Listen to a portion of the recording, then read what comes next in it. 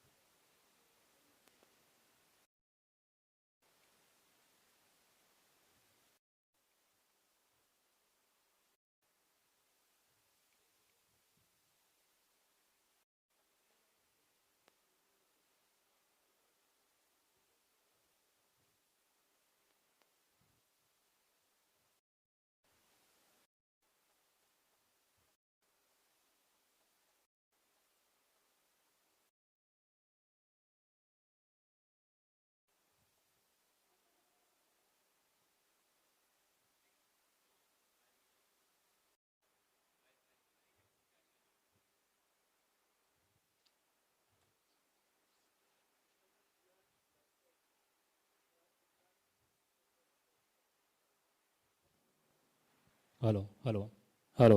Check check. इसकी सही है, इसके बढ़ाओ। Hello hello hello hello hello hello hello. Gain कर दो थोड़ा सा। Hello hello hello hello hello hello hello hello. Hello. ये तो राइट पे ही चल रहा है ना, राइट है तो ऑन है। ठीक है। अभी ऑफ कर दो तीनों।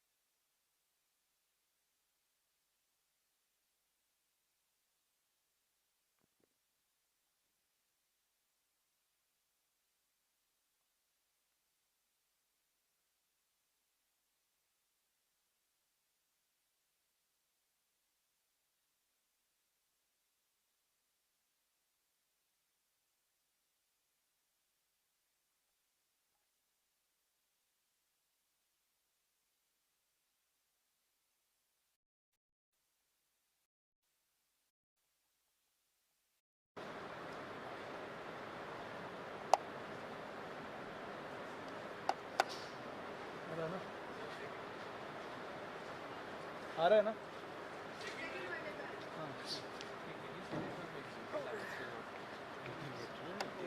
ऑडियो या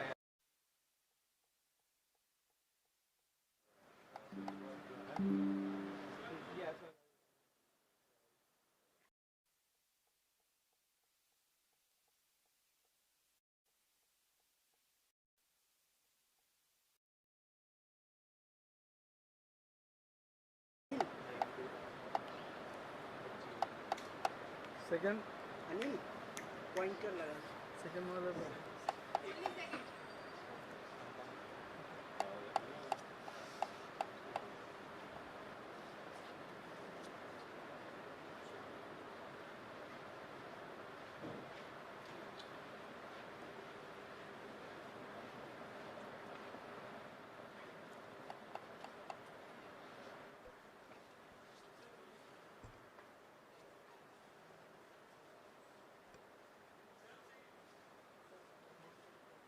hello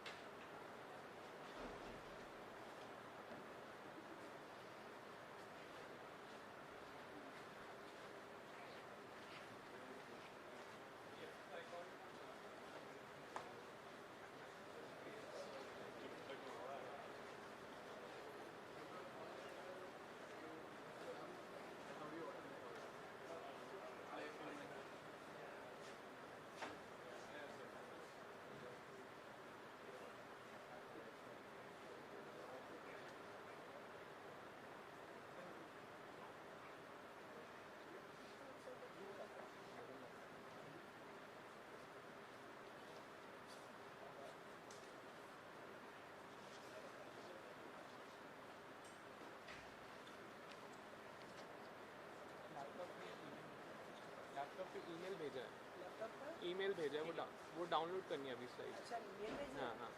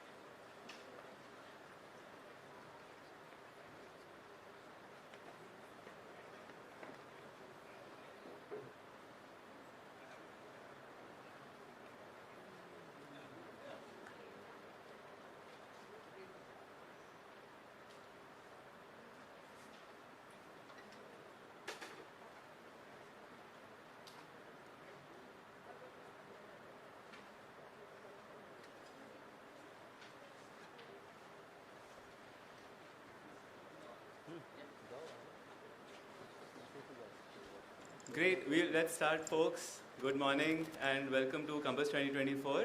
I'm Adi. And I'm Pushpendra Singh. Great. So for those of you who might be new to the Compass community, we'll just take a couple of minutes to tell you more about who we are and what we've been doing, and to welcome all of you to be a part of this growing community. Well, first of all, thanks to our sponsors. So we've been supported very generously by the Bill and Melinda Gates Foundation, by Microsoft Research India, by Google, by the Infosys Center for Artificial Intelligence at IIIT Delhi, by the Center for Design and New Media at IIIT Delhi, and by the School of Information Technology at IIT Delhi. Yeah. So this is the 7th ACM Compass. We started in 2018. And before that, there was another iteration called ACM Dev that ran from 2010. So we've actually been around for 15 years.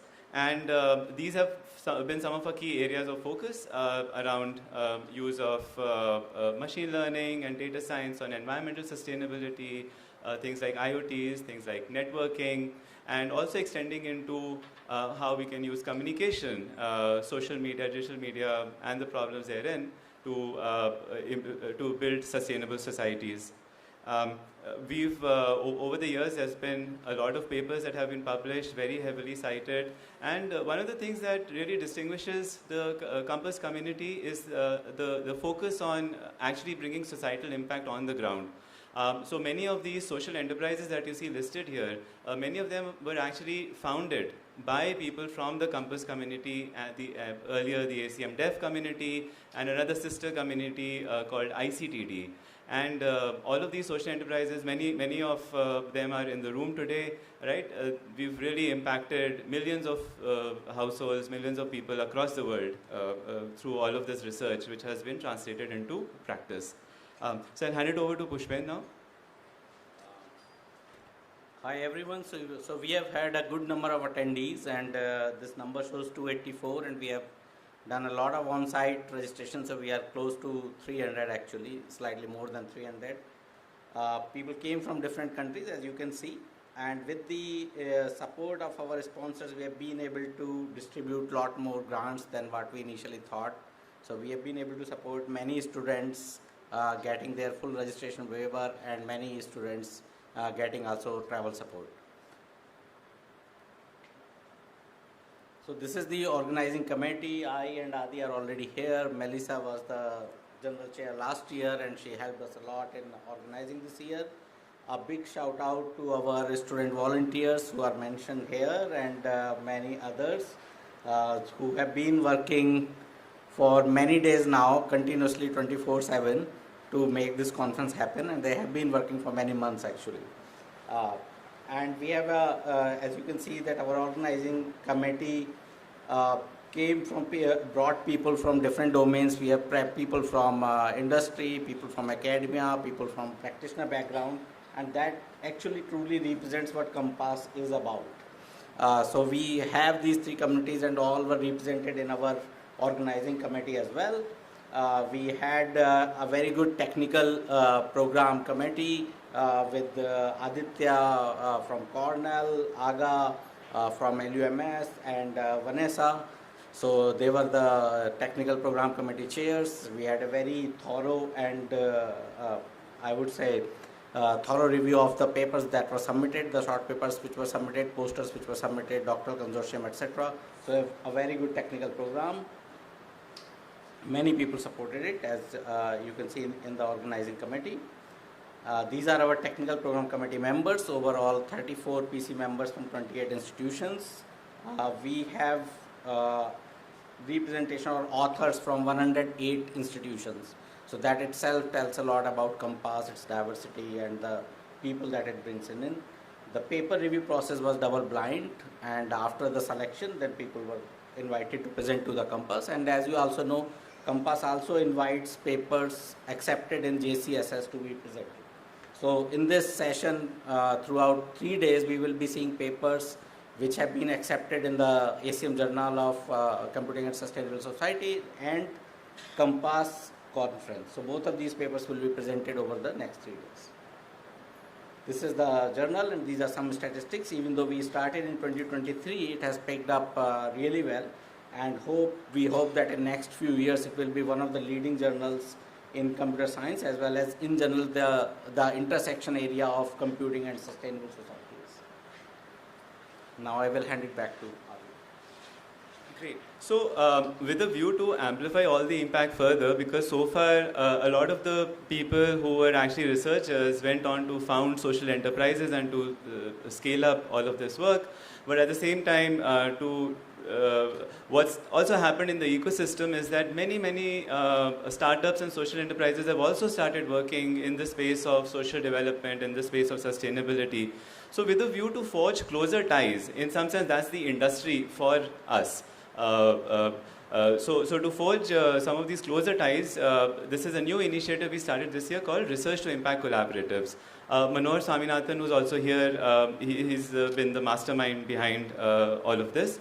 The thought process with this was that collaborations between researchers in academia and practitioners and social enterprises and startups, right? How do we make that happen in a sort of a slightly more structured way? Because if we can accomplish that, then hopefully there'll be a much faster acceleration of translating some of the research and taking it to scale.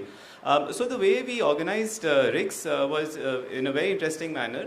We basically came up with a call for proposals that anyone who already had some ongoing collaborations or wanted to start these collaborations could submit specific ideas, right?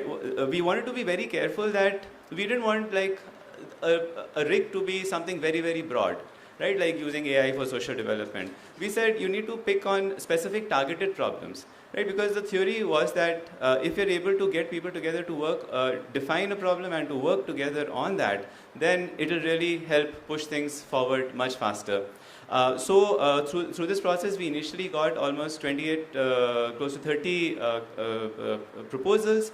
And then an internal committee reviewed all of them. Many of them had some commonalities, so we put different people in touch with each other. And eventually we came up with these 8 RICs. And they span areas on accessibility, climate change, pollution, agriculture technologies, and many more.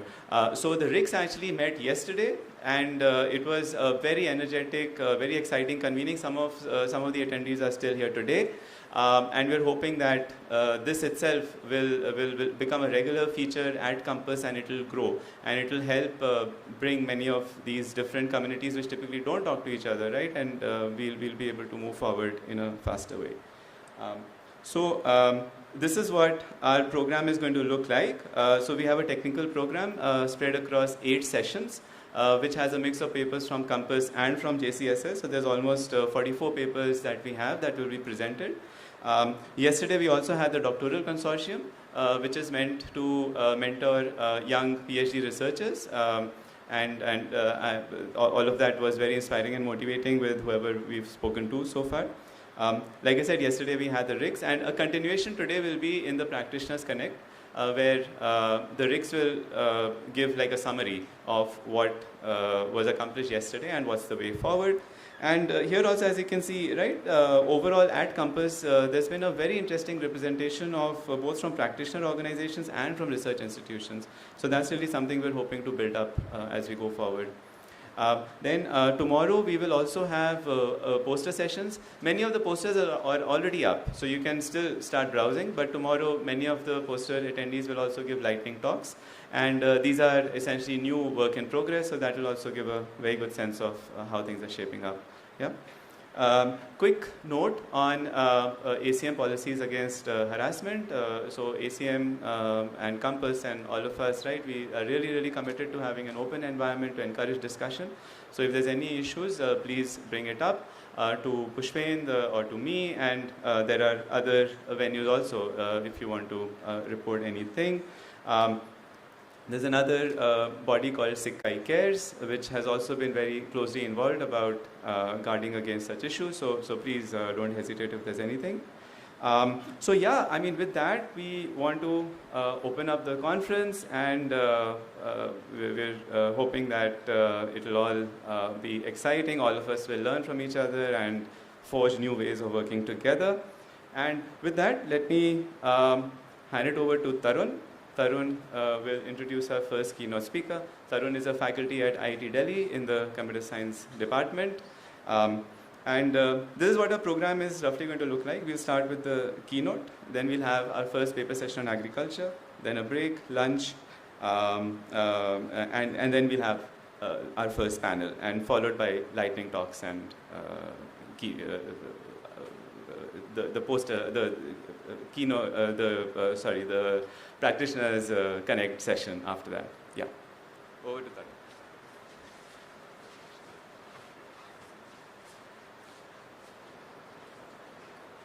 Okay. Yeah. Good morning, everyone. So let's get started with the keynote. So this session is going to be 60 minutes. We'll have some time for questions at the end. So people who are participating virtually, they can send questions on the Slack channel. I'll be monitoring the Slack channel, and then there'll be a mic going around for people who are present here for questions. So I'll start. So it's a pleasure to introduce today's keynote speaker, Mike Jensen. So Mike is a specialist in digital infrastructure policy and access technologies in developing countries. He grew up in South Africa, studied in UK, and then spent 2 years as a journalist working on a leading South African national daily newspaper. He then moved to Canada, where he founded The Web, which was Canada's first non-profit internet provider for environmental and social justice organizations. And then with the help of Web, he helped founded the Association for Progressive Communications, with which he is still associated today. And then finally he moved back to South Africa, where he has helped many organizations across Africa gain access to internet for the first time. A fun fact, in 1995 he co-wrote Nelson Mandela's inaugural speech for the ITU's Telecom 95 International Exhibition in Geneva. So for his contributions to the growth of internet, he has also been inducted to the Internet Society's Internet Hall of Fame in 2017. So in today's keynote, Mike will draw from his extensive experience and will share insights about the global trends and the knowledge gaps where applied research can support improved connectivity and digital tools for the unconnected. So over to you, Mike.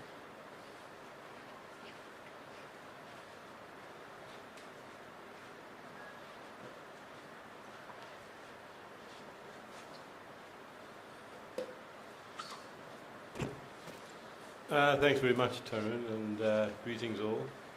I'm very honored to be here, and I hope my presentation will give you some food for thought if you're interested in researching connectivity issues for the marginalized and unconnected in particular. But I think even today, many people in urban areas still face a number of connectivity problems. So I hope this will resonate with you all.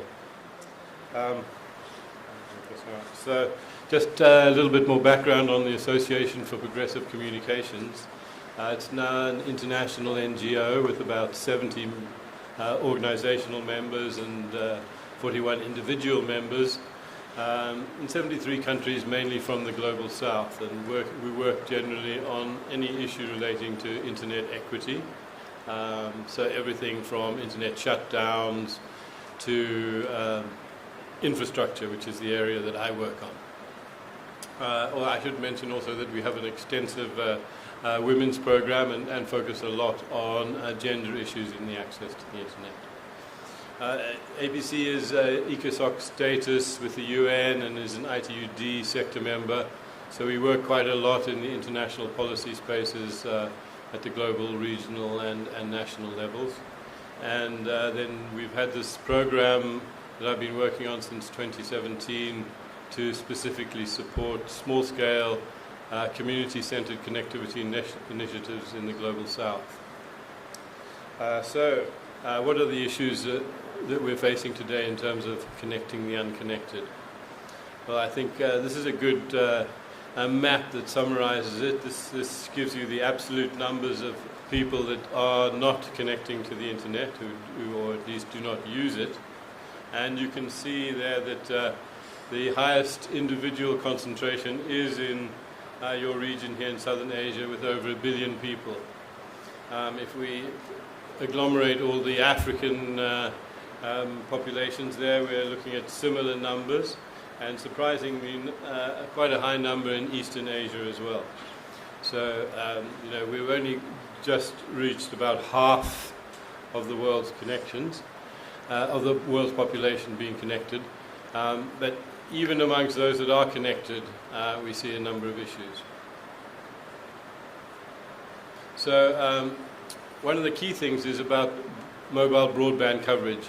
Obviously, this isn't the sum total of the internet, especially for people in urban areas, but in terms of reaching the remote and rural populations that are unconnected, a mobile broadband has obviously been seen to date as being the key tool, and has generally been the narrative that's been adopted by international policy bodies such as the ITU Broadband Commission, and also many national regulators continue to focus purely on mobile broadband. But the problem is that coverage is still a big issue, and although it may not appear it on first sight, I've got a map here which I made yesterday from crowdsourced data from a group called OpenSignal. And the map on the left is a kind of zoomed out map which shows a large part of India. And it looks like there's quite good coverage over most of the country and a few white spots there. Then if you zoom in even to the area around Delhi, you can see there's some quite significant areas of lack of coverage, and also areas where there's poor coverage, the red areas. Now, the problems with this kind of crowdsourced data is that it's dependent on reporting by people. So some of those gaps might just be because there's absence of reporting of the data, because what happens is you run an app on your phone and it reports to the OpenSignal site about the quality of your connection.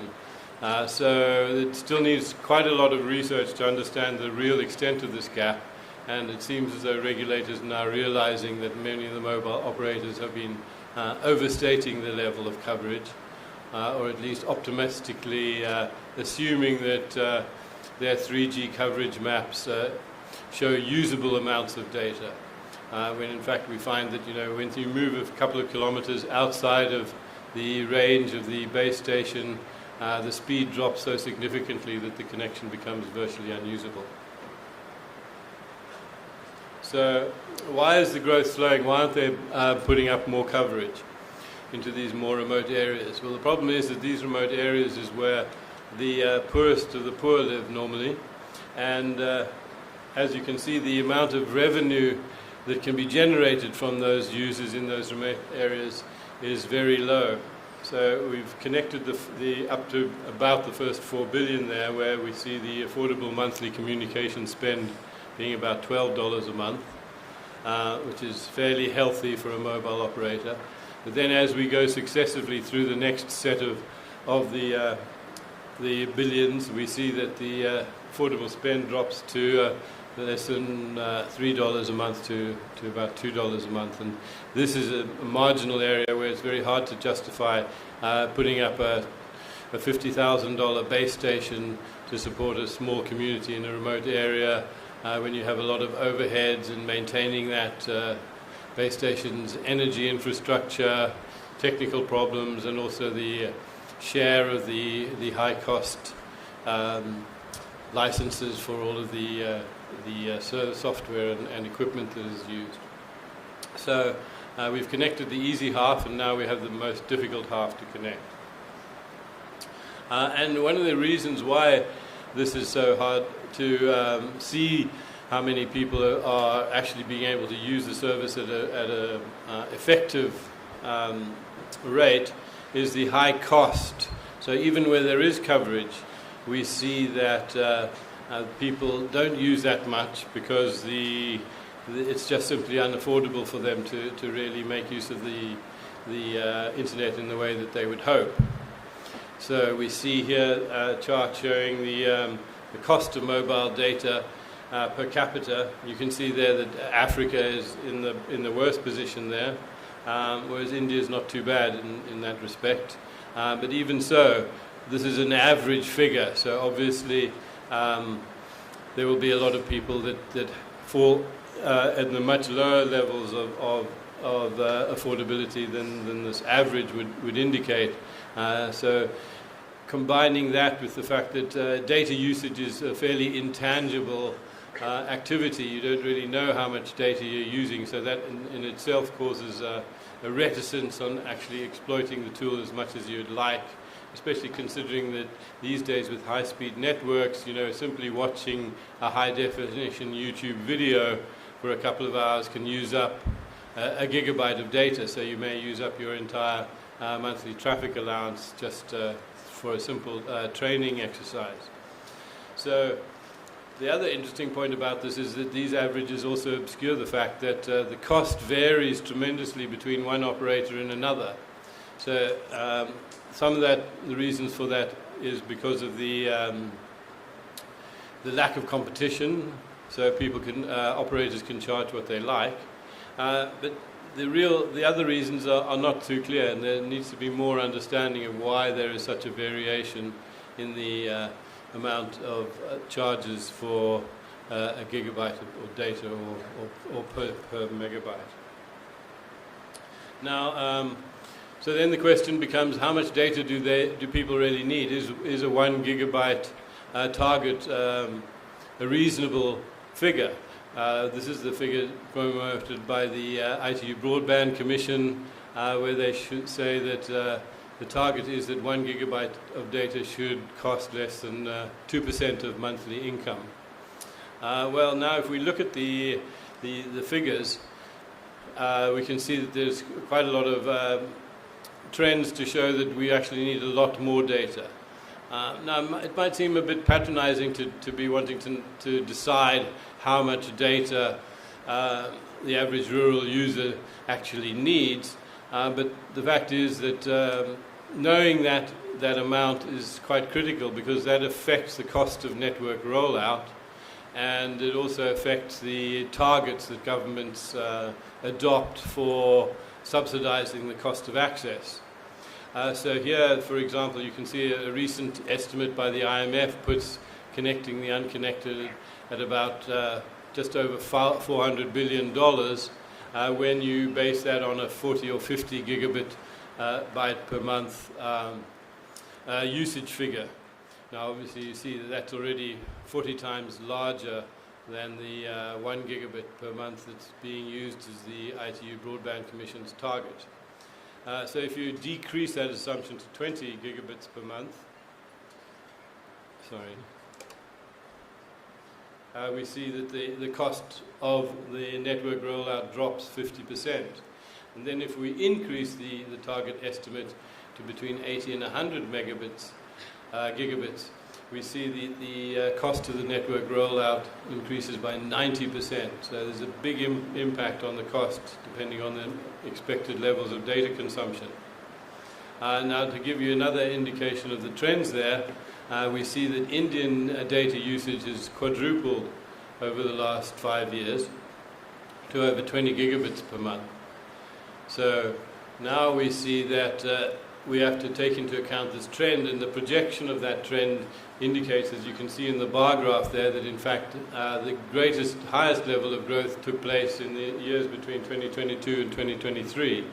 So if we're going to continue to see these high increases of data consumption, we would probably expect to see that these estimates based on 40 or 50 gigabits per month aren't really realistic, because they won't be sufficient in the next 5 to 10 years.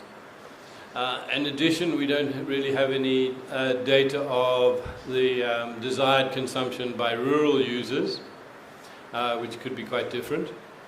And in addition, the mobile figures that we show there that are based on most estimates of data consumption don't include Wi-Fi offloading, which of course is particularly important in low-income and price-sensitive markets, where people will refrain from high levels of data usage until they get close to a Wi-Fi hotspot somewhere, which gives them a better rate. So just to give another indication of where we might be going in terms of data consumption, looking at the US figures there, the average household consumes over 500 gigabits per month. And the average household size in the US is now down to about 3. So we're looking at the individual household use in a non-price constrained environment of over 150 gigabytes per month. So clearly these figures need revising in terms of what the targets are for governments and also for network operators. But we don't really know to what extent they need to be revised, and we don't have any good tests of unconstrained use in rural areas which would give us a better idea of how much data is really required. So touching now on what are the optimal technologies for broadband in remote and sparsely populated low-income rural areas. There's quite a lot of technological development still happening, and I'll just go through these 5 options here briefly.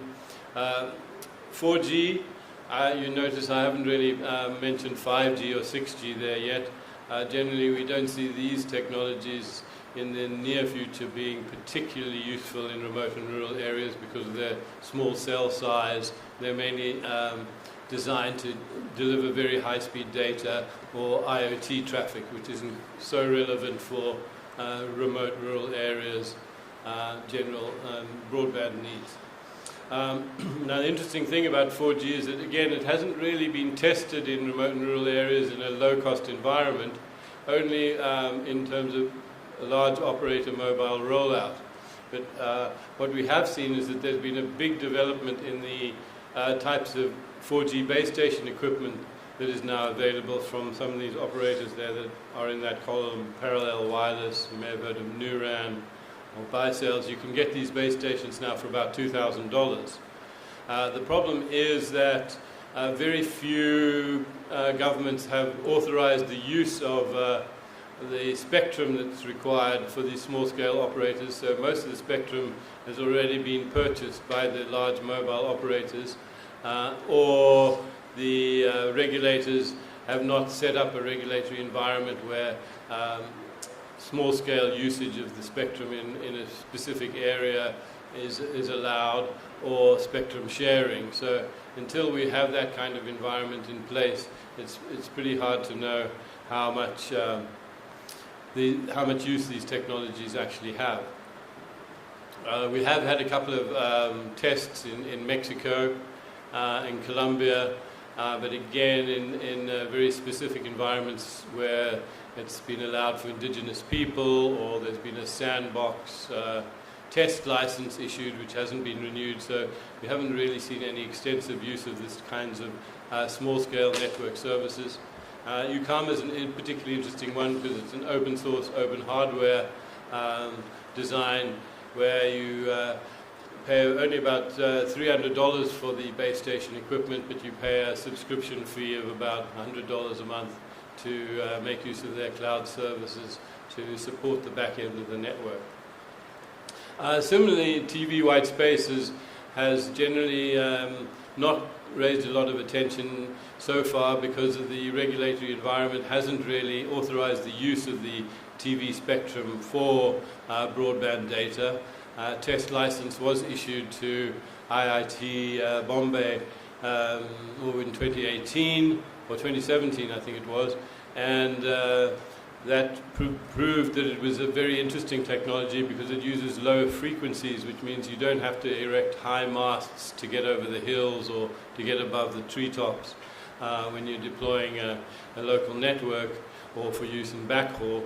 But we're hopeful that this type of technology can be demonstrated in more situations if we can get some more test licenses, and there have been some new developments in terms of the cost, which has often been seen as a barrier here, so we're seeing costs of this kind of technology reducing. LEO satellites are another area that have been focused on in a big way. Generally, it's been dismissed as a solution for the individual in a remote and rural low-income area because of the high cost of the terminal equipment. $400 or $500, and then the monthly fees of about $50.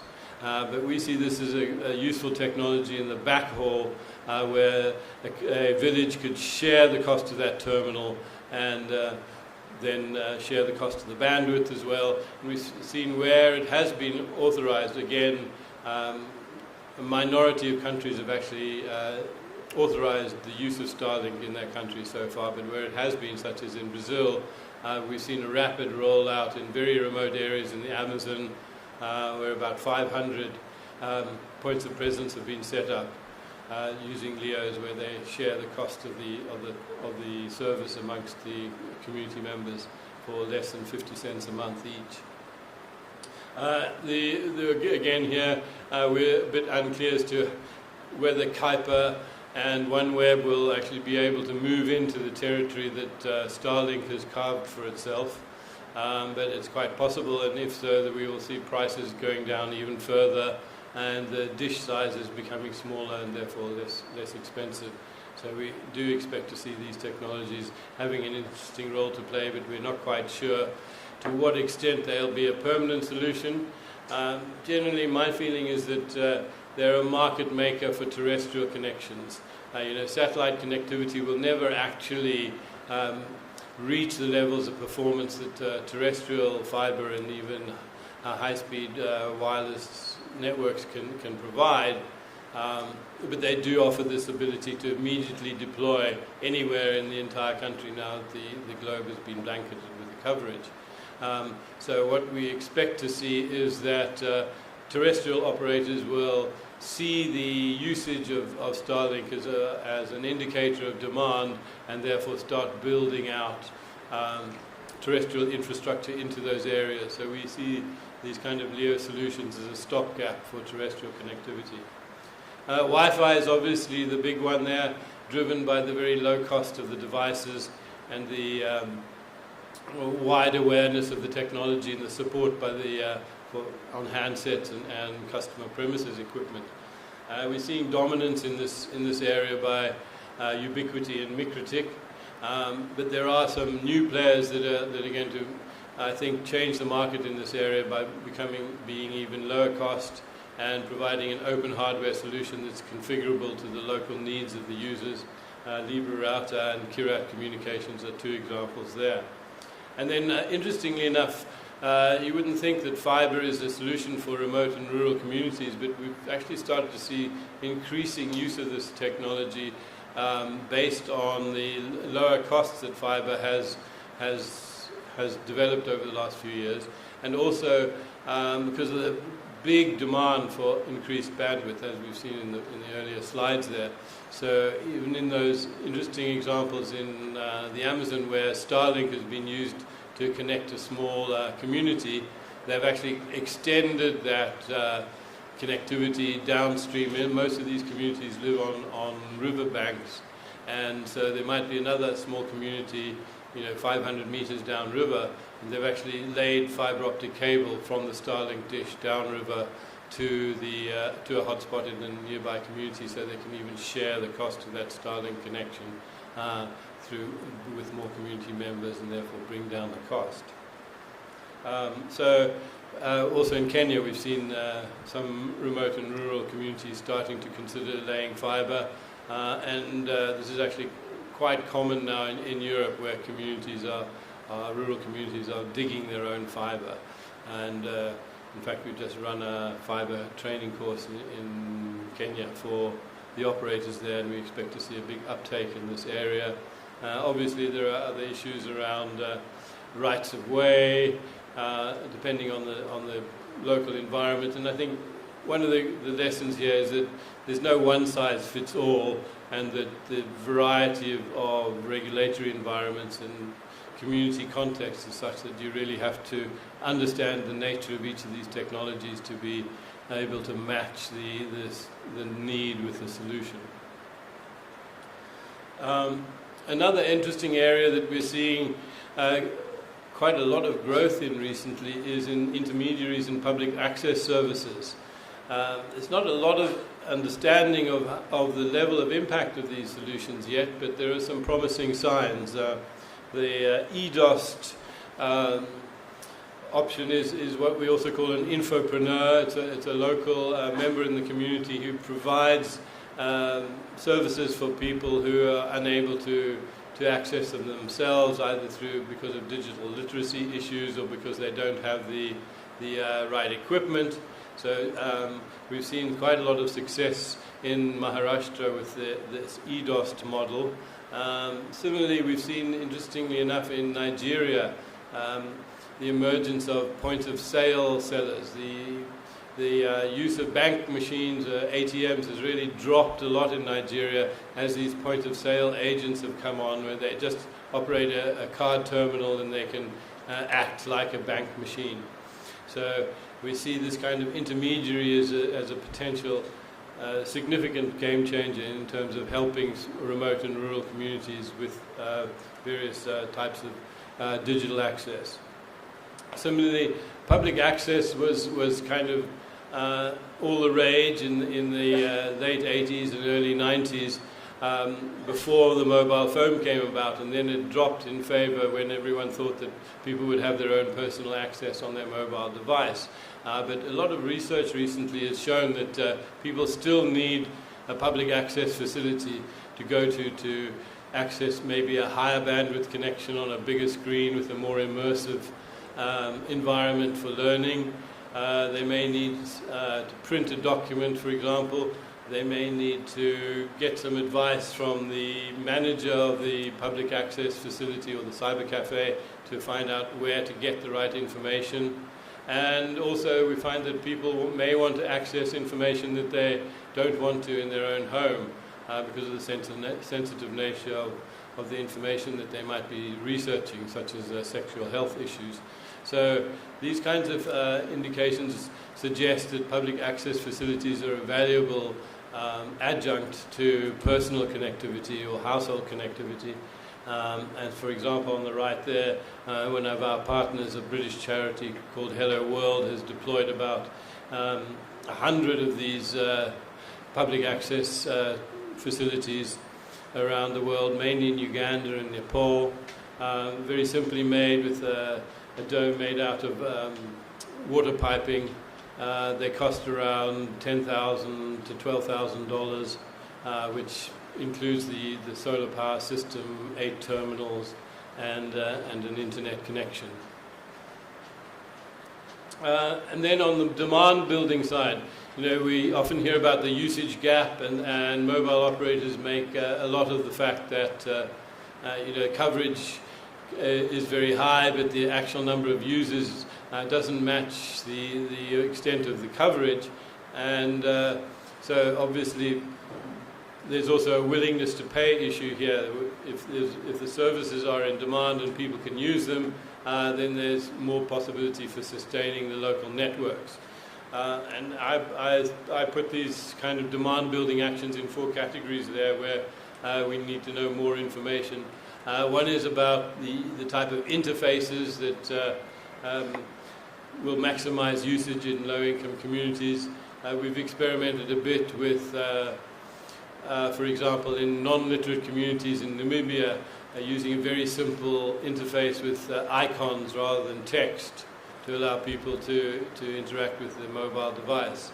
But these experiments have been very few and far between. We don't know quite how important they are in terms of changing the game in terms of demand. Similarly, there's been quite a lot of interest in local applications as a way of building demand and also meeting the needs of the communities for local information and local services. But will they have a significant impact on uptake? We're not sure. Generally, we see that when an offline network, which has been deployed in many cases because there is no upstream connectivity available or it's too costly, when they do connect to the internet, usage goes up tremendously. Obviously, there's a big demand for social media access and international news and national services, but we don't really know to what extent how important local services tailored for the community will be in terms of meeting their community's needs. Digital literacy training is often also mentioned.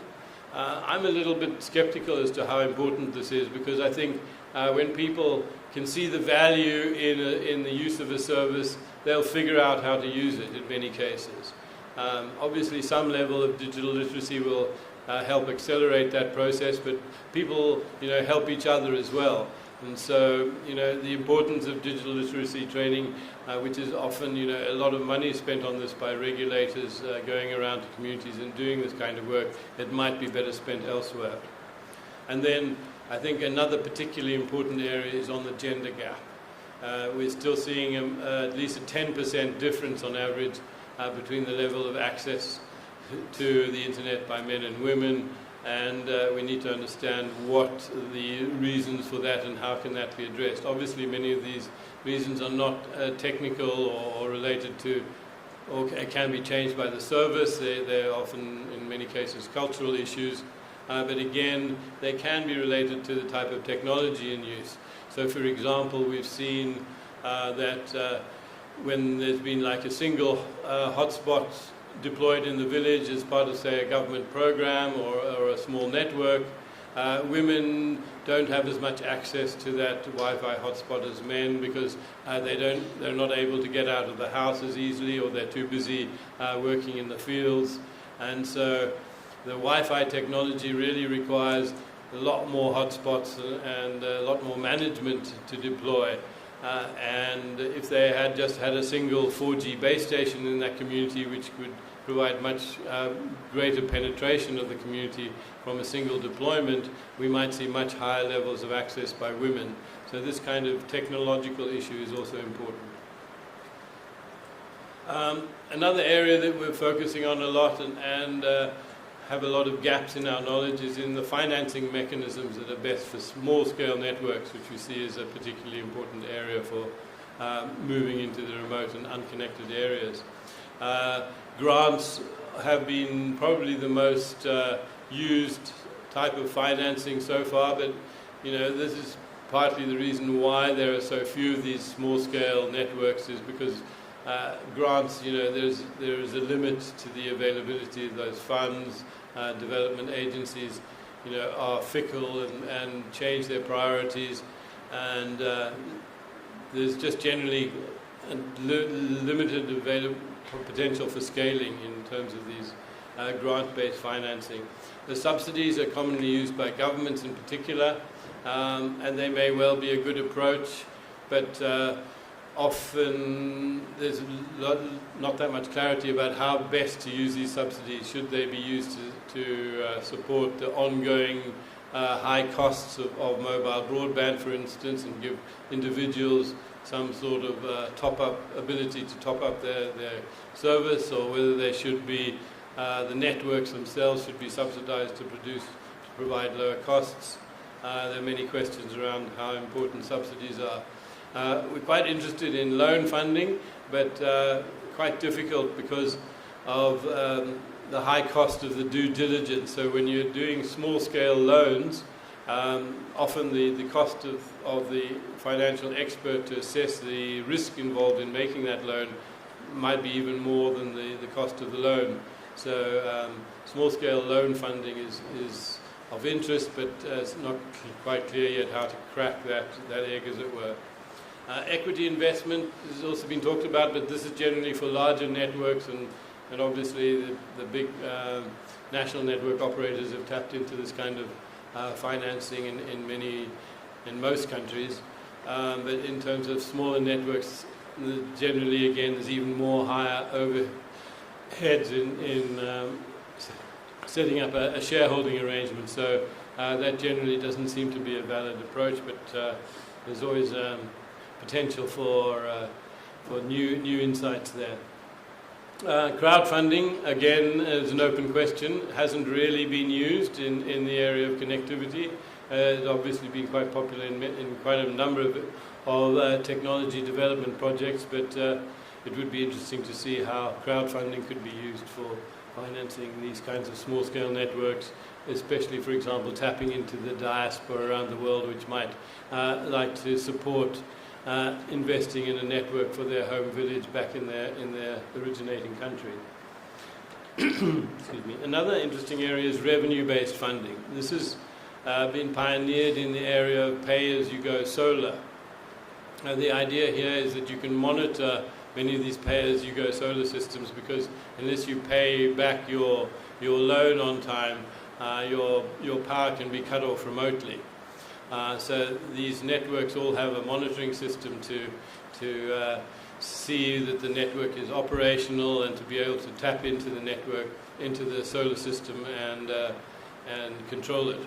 So you can see in real time the usage of the system, and that gives the financer much more confidence and lowers the risk of any financing. And so this has been an area of interest that we think could be transferred to connectivity services as well as energy services, particularly considering that many of the two of those go hand in hand with each other in remote and rural areas where there's often no power and no connectivity, so the two could be rolled out at the same time. We haven't really seen too many examples of that as yet. Interestingly enough, what's come up recently is something called connectivity credits, which is being pioneered by UNICEF's GIGA program, which is a joint venture with the ITU to connect every school, and they're researching the potential for some sort of credit-based system which kind of can create a market like carbon credits, where these might be tradable, so a school could, in a remote area, would have a high credit that could be redeemed by an operator connecting that school, and that credit could then also be used to, say, get a tax reduction or a discount on spectrum use, for example. But there are many other issues around overcoming the financing challenge. I've mentioned four of the big ones there. Small scale means, high overheads, and low economies of scale, meaning these small networks are inherently difficult to finance, as I've suggested earlier. Often with the kind of informal nature of their operation and their governance structures, again causes traditional lenders a bit of pause in terms of how risky their investment might be. But probably the biggest factor that we see is the limited business and technical skills. And how to improve those in remote and rural areas is a tough question to answer, because as soon as people acquire these skills, they can find a better job in the city somewhere. So there's a constant need for training, but also some way of trying to ensure that people that have received those skills stay in those communities through getting better incomes through the network, for example, and the services that might run on the network can increase the local economies there and improve the financial and the technical human resources available to manage a loan, for example. And then, as I mentioned, there is quite a high risk. Many of these small-scale networks don't necessarily last because of these other limitations and barriers that they face. And also there's an even higher level of perceived risk than actual risk, just because of the lack of familiarity that most traditional commercial funders have in terms of how confident they are that they will get their money back. And then I'll just leave you with another kind of interesting peripheral area that we're interested in here, because towers are a big cost for any network development. So we've been researching and supporting research into different types of bamboo towers, where we have an idea that you can grow your own mast, as it were. But we're not quite sure what the best strategy is for this. Here are three examples of recently supported. Common Room in Indonesia has made use of the Institute of Bandung's expertise in general bamboo construction to construct that rather elaborate mast on the left.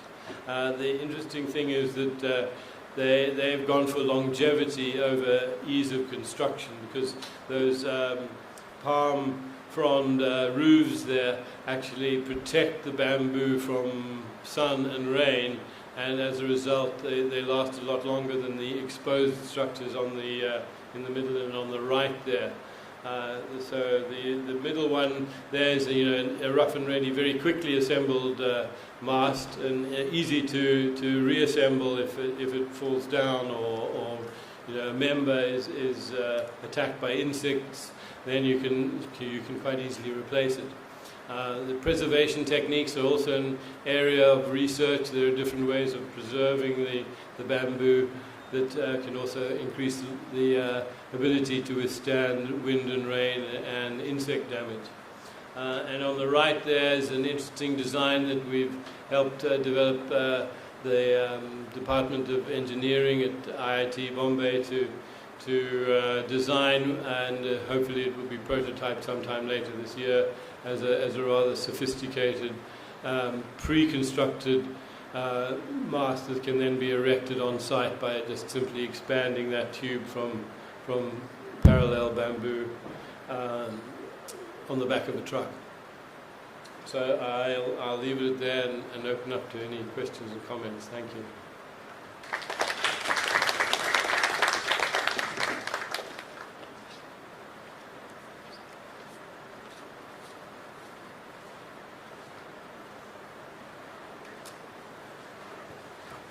All right, so we have time for questions. Is there a volunteer? Oh, yeah. Yeah, maybe we can start with Bill. Yeah. Maybe people who have questions can come on towards the aisle and ask questions.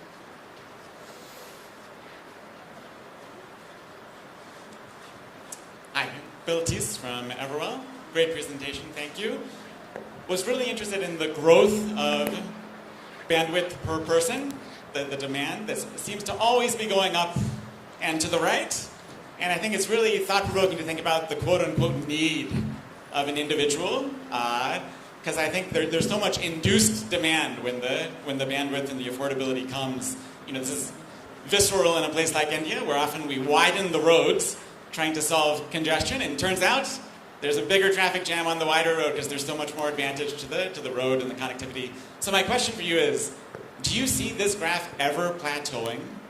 I mean, the amount of data that is desired or needed by any population, how far are we away from that? Is that in the next 5 years, 50 years, or is this always up and to the right? That's a very good question. I think the short answer is I don't know. I remember back in the late 80s having to go to the board to argue to increase my hard drive from 5 megabytes to 20 megabytes, and they said, what are you going to do with all that space? Now I'm using a 1 terabyte hard drive. So it seems that there's just an insatiable need for more data. And interestingly enough, this is what's also driving 5G. 6G is IoT. So it's not just us as individuals that's going to be consuming all this data, but supposedly it's your fridge as well, but I'm not sure it's going to really be the fridge. Obviously those kind of IoT applications are lower data traffic than video and the types of media that humans can consume, but there's going to be so many more of them. So I think it will ultimately plateau, but it's anyone's guess as to what point. If I had to put a figure on it, I would say it'll probably double again before any real signs of that curve starting to become horizontal. Thank you. Thanks for a great presentation. Kathy Holloway from Global Disability Innovation Hub at University College London. I was interested in your 10% gap for gender, and thinking about, we did some work with GSMA before on the disability gap, and trying to look at whether people with hearing impairment, visual impairment, speech impairments, what happens when they get access to phones. Oftentimes they become power users because they actually need a lot more data, for example, the deaf community, to communicate. So I wondered if in any of your projects you have an overlap on, for example, accessibility training or inclusive training, and or have you looked at that gap? Very good question also. To tell you the truth, not yet. This year we've actually just started to focus a little bit more on that. I guess it's, trying to work on the low-hanging fruit first, and to just get the general network out there has been such a struggle. To look at the even smaller groups of individuals who have special needs hasn't yet been part of our general focus. We have worked with a couple of organizations that have had more interest in this area, but this has generally been on interface design, and we haven't really had any experience in the impact on network usage or traffic demand, for example. It would be a great area to explore further. I mean, it's interesting because, you know, the immediate perception is that those communities probably need less data. But I think when you look into it, they may well need more data than the average person to compensate for their problems. So it's an interesting and open field that it would be great to have more information on. Yeah. Sorry, I can't give you any good insights there. Hi, I'll go next. On the other side of the room. Hi, Nikki Dell from Cornell Tech. Thanks for the very interesting talk. I'm curious if you've experienced or know much about sort of adversarial behaviors around the connectivity. So I know, for example, in Zimbabwe, the government's taken a number of measures to try and shut down or outlaw or otherwise threaten Starlink and Starlink users to try and prevent them from gaining market share. Like, are you seeing much in the way of governments kind of trying to control or oppose these other solutions? Yes, I think the clearest indicator of that is the fact that there are only about 5 countries out of the 54 in Africa that have authorized Starlink. And I think a big reason for that, and also if you look at the Starlink map, it'll become immediately apparent that authoritarian regimes have generally avoided authorizing Starlink purely because it's out of their control. I'm actually not entirely sure the extent to which it is out of their control, but it's a perceived issue, because in fact the Starlink network can be controlled such that you can require the traffic to terminate in country, and also every Starlink dish comes with a GPS. Again, apparently you can actually hack the dish so that it doesn't know where it is. But if that is the case, well, I guess you could program in that it's in some country that is allowed. Now, we are seeing a lot of this kind of smuggling of Starlink dishes even into places like Iran. Myanmar is another example that's made extensive use of Starlink, but the army has now responded by having drone flights that monitor areas to try and spot these dishes. So in fact, we actually advised some of the activists there to take the Zimbabwean strategy of printing what looks like a solar panel on top of the dish, so that it actually appears to be a solar panel. So there are some ways around it, but yes, there's a lot of reticence to use these services because of the fact that they're perceived to be out of the control of these authoritarian regimes. Hi, I'm Dhruv, a PhD student at Cornell. Great talk. On one of the slides you mentioned that maybe the best way to get internet access to a wider population is by creating demand. I was wondering, doesn't that create a sort of a circular problem? So are we trying to provide them internet access because there's a demand? Or are we trying to create demand in order to provide them internet access for, say, financial reasons so that internet companies can make money? I haven't heard that question raised, frankly, before. I think everyone assumes that it's a human right to be able to communicate as freely as possible. And I think one of the issues here that we tend to forget in a connected environment, there's a lot of talk about information censorship and what sort of information is available on the internet, and there's a lot of bad stuff out there too. But in fact, the chief benefit for these remote and rural communities is the ability to talk, to make a phone call that doesn't cost anything or costs such a trivial amount that they can actually communicate with their family in the city or their uncle abroad at no cost. that kind of no-cost communications on a one-to-one basis is, for me, the primary benefit of the access to the internet.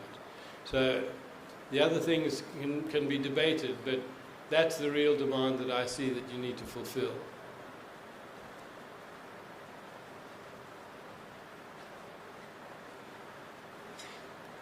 Any more questions? Hello, Mike. Thank you for the great presentation, and thank you also for sharing the current challenges that you see from your experience in this space, since it used to be called ICT for development and all of that. So one thought I had was in relation to what you were talking about with regards to actual risk and perceived risk. So some of these problems may just be problems because maybe we are misunderstanding them. For instance, we see it as perceived risk, as if we know what actual risk is, but ideally we are experiencing risk as a kind of user experience. So it's a user experience from, say, a Western perspective that may see something as a perceived risk. So for instance, privacy is seen as something to be protected in the West, whereas privacy can be perceived as a risk, say, here. That privacy is a space of risk. So oftentimes, how privacy is secured in spaces like India can be different from how privacy is secured in the West. So maybe what we need to do is to treat these as experimental problems, privacy as user experience. So I feel that sometimes we tend to operate in what is essentially an experimental space as if it is a mature industry. So we have much of our prior methods locked in, and there is less room to rethink from the foundations. So that's one thought I have. Yeah, thanks for that. I think that's a really interesting area to debate and to research further. My initial reaction is that this perception of risk, and I think privacy is a good example there, a foil to look at this. You say that privacy in the West is kind of, you implied in your intervention that it's treated in one uniform way. But even between countries within the West, privacy perceptions are very different. In Scandinavia, you can look up the tax returns of your neighbor. It's all public. That's assumed. In many other countries, that would be anathema. You would just would not do that. And I think part of the problem is that in developing countries, focusing on a national level, doesn't take into account that there's so many different cultures and language groups in many of these countries that each might have their own particular values around risk and privacy, for example. But I think many of these issues are subsumed by the day-to-day struggles that these people have in these remote and rural areas, and we're seeing this in terms of these kind of free Wi-Fi services that will take all of your personal data in return for giving you free access, and people in the West say, oh, that's terrible, that's terrible. But for someone who doesn't have any money, that's not even a question for them. They'd be very happy to give away their personal data so that they can get internet access. So, these variations between countries and regions are something that we kind of don't take into account enough in our broad brushstrokes about how we can solve this problem. So thanks for bringing that up. All right, we have time for a couple of questions. Yeah. Hi, Mike. Thanks for a wonderful presentation. My question is related to this data. So as you said that there is no reliable data for rural areas. But now question is for urban data also. Say for example, like we have this mobiles, so where that you can have the two SIMs, two service providers can be used. So even in this room also, like many people are having the two SIM cards, they are using data. And now obviously this will be concentrated. Okay, and then you say like per person use of this data, whereas this is the concentration of this data. So how you see this difference? And connected to this, so many part of this the rural area where that like many people use not smartphone, that the basic phone. But there's the service providers, when they give this a recharge coupon, that comes with is the preloaded data. Okay, so again, that can be seen as a uses of a data, and how you see these two different things. Thank you. Thanks for bringing that up. It's a very key issue and a key problem for regulators, because yes, they get the reporting from each of the mobile operators, which states, how many gigs have been used on their SIMs and how many SIMs they've sold. And then they get the other operator providing that similar data, and they're kind of assumed to be two separate groups. But as you pointed out, especially where there's more than one network present, so many people in developing countries have more than one SIM, and they often will switch between one and the other depending on what special offer is available that month. So again, this is why we need more research to be able to get a finer granularity on this kind of broad data that's submitted to the regulators. And as you say, I'm glad you brought up just the urban dynamic.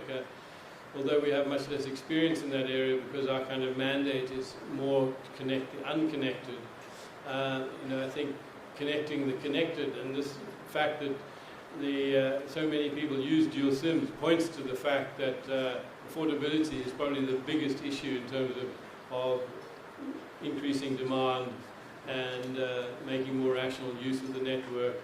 There are interesting tweaks on this. One suggestion has been a universal basic data idea where everyone can get at least 64 kilobits per second regardless of whether they have any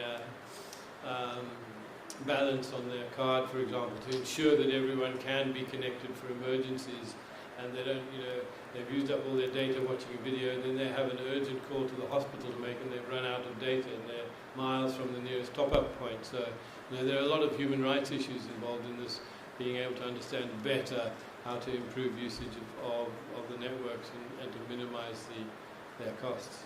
Thanks. Right, one last question. Here, I'm on the right, Hi Mike, this is Ambika. I'm a PhD student from TU Vienna. And I'm also interested in the huge gender gap that you talked about. So it seems that the most unconnected population is female and diverse people. And what are the strategies considering the large-scale impact and also the scale of the project that you guys are working on and the diverse cultural background? So what strategies do you put in place or can you think of to bridge this gender gap? Well, for me, I think the most immediate impact would be to work with the regulators to demonstrate the fact that not allowing the use of spectrum in areas where the mobile operators are not using that spectrum would have a huge impact on women's access, because then these small-scale networks would be able to deploy mobile broadband infrastructure and reach all of those women who are confined to their households or out in the fields and unable to access because their only availability for connection is a low-cost hotspot. And then again, the affordability issue is a big one there. Again, often women don't have control of the budget, and so if the devices cost a lot and the usage costs a lot, then you're going to see less women having access to the network. So for me, those would probably be the two most important big steps, but they're also both very hard ones to tackle. So I think the next step would be about making selective support for women in terms of training, applications, and interestingly enough, the public access facilities have also pioneered some interesting strategies in this area where they've, for example, the community has decided that on Mondays, Wednesdays and Fridays, the mornings are just for women to access the facility. And so that can kind of help balance that out, and also, it promotes a more congenial environment where they're all together and they can share their problems and share solutions to their use of the network. Another area is in terms of dealing with the risk that happens through online violence against women. And this is harassment is a huge issue, and it's not an easy one to tackle. There needs to be more support facilities available for women to turn to be able to deal with this issue, more sensitization of men, and and laws, I think, need to be in place that can crack down on this kind of behavior so people realize that it's not socially acceptable. Thanks. Thank you. All right, so we'll end here. Thanks, Mike. That was a great talk. Let's thank the speaker once again. Yeah, sorry to cut any questions. I do have a lot of questions. That was a great summary of all the open questions around internet access and equity. But yeah, we'll stop here in interest of time. So yeah, as a token of appreciation for for Mike to come here and give a talk, we have planted a tree in his name. So this is an initiative by 14 Trees. It's a non-profit located in Pune, which is doing great work in restoring local biodiversity in Pune. They do a lot of work on for reforestation, water management systems, and also creating employment for tribal people. So Mike, so we have planted a beautiful palash tree in your name. There's a QR code where you can track its progress.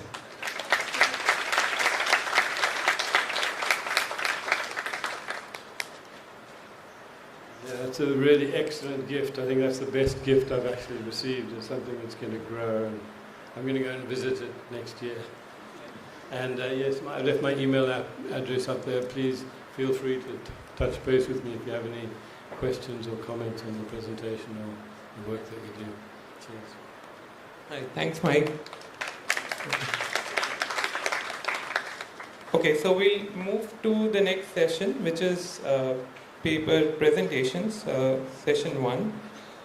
So I'll request the chair to take over. Yeah.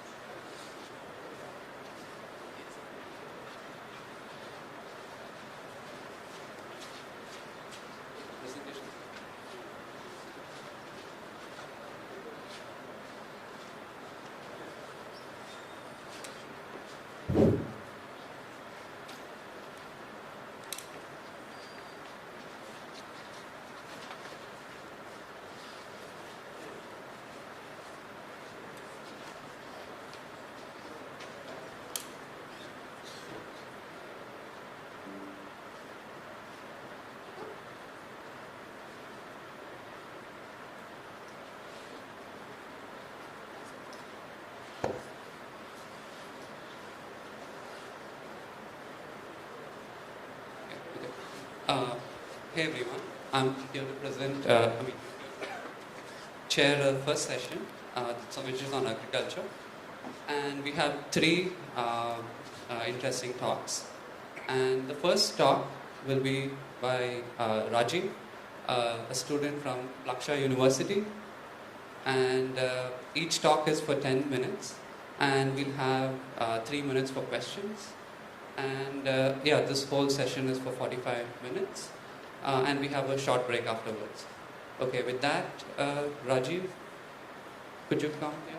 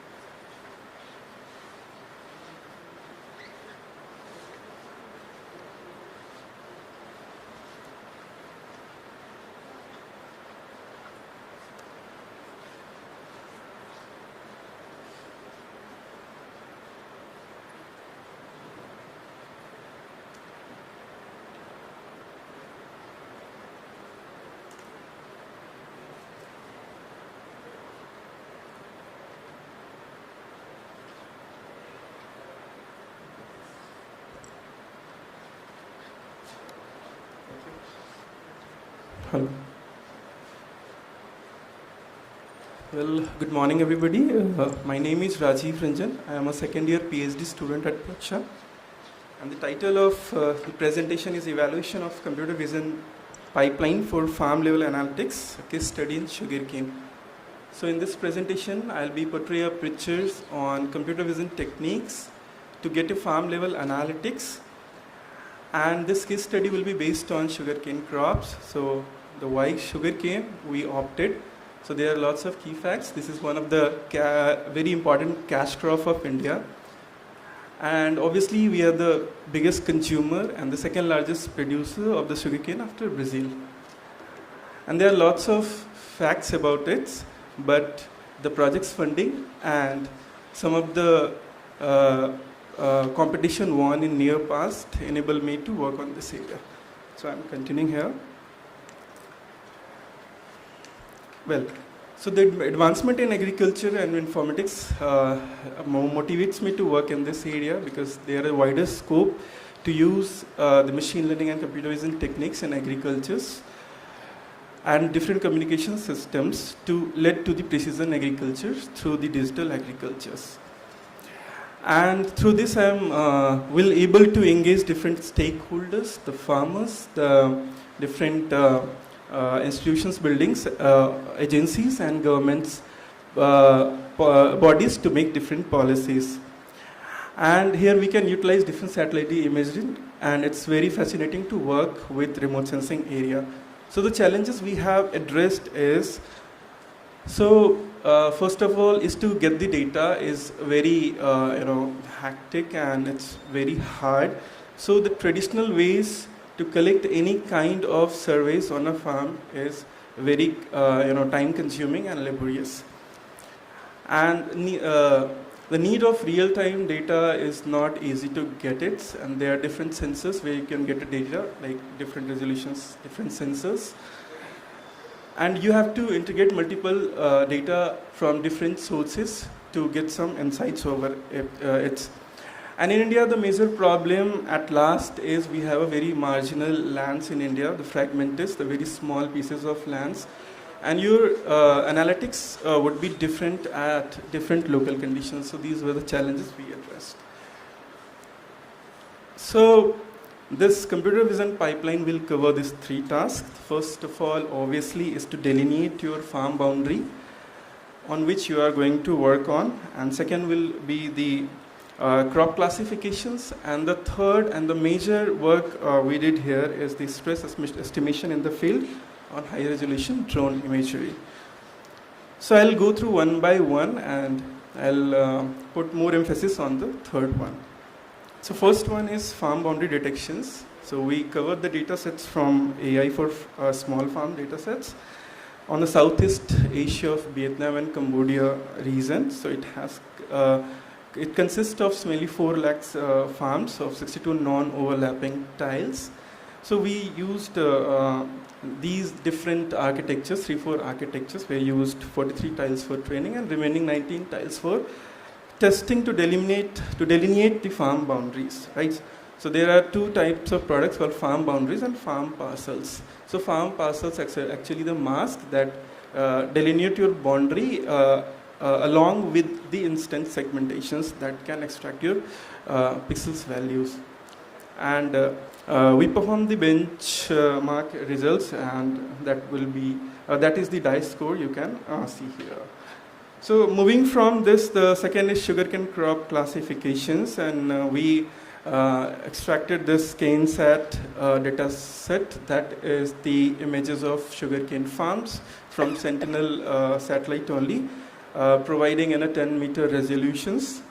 And we train a time series model by utilizing this random forest model, and by learning this temporal NDVI features, it able to distinguish between the sugarcane farms and non-sugarcane farms by plotting the spectral signatures of both the classes.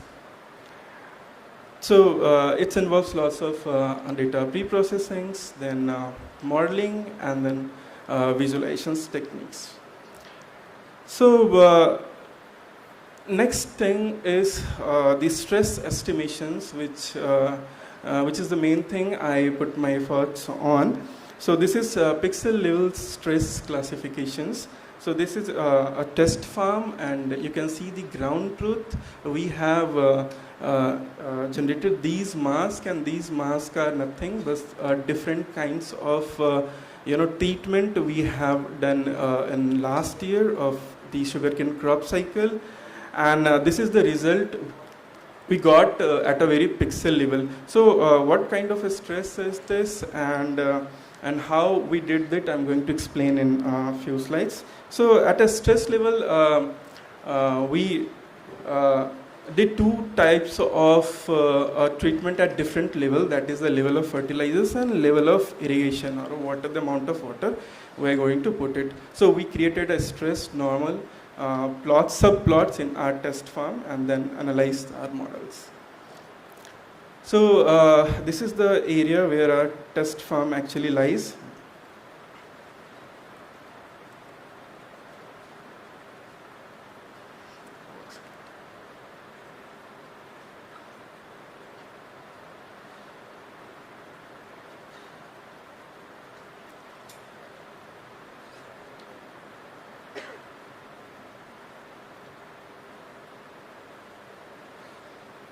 Somebody help me, it's not working actually.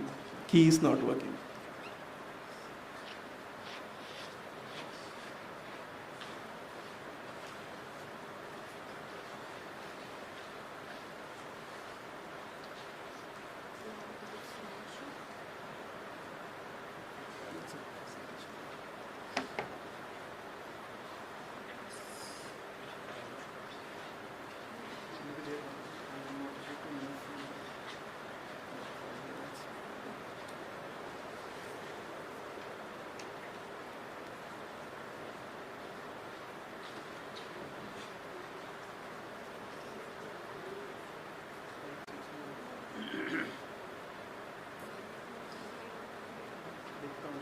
Next slide, I think this one.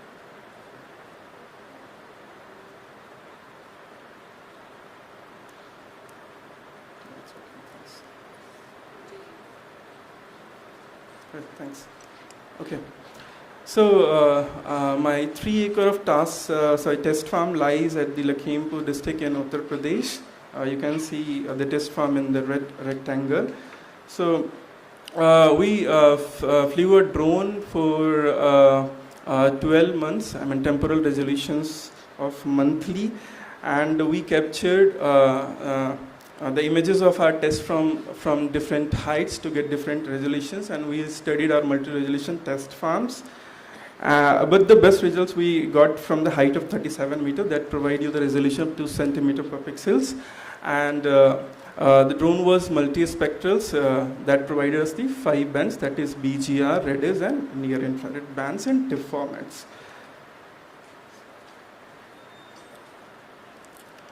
To set up our farms, we did all kinds of plottings, measurements, and the level of fertilizers we used, the controlling of water level we put there.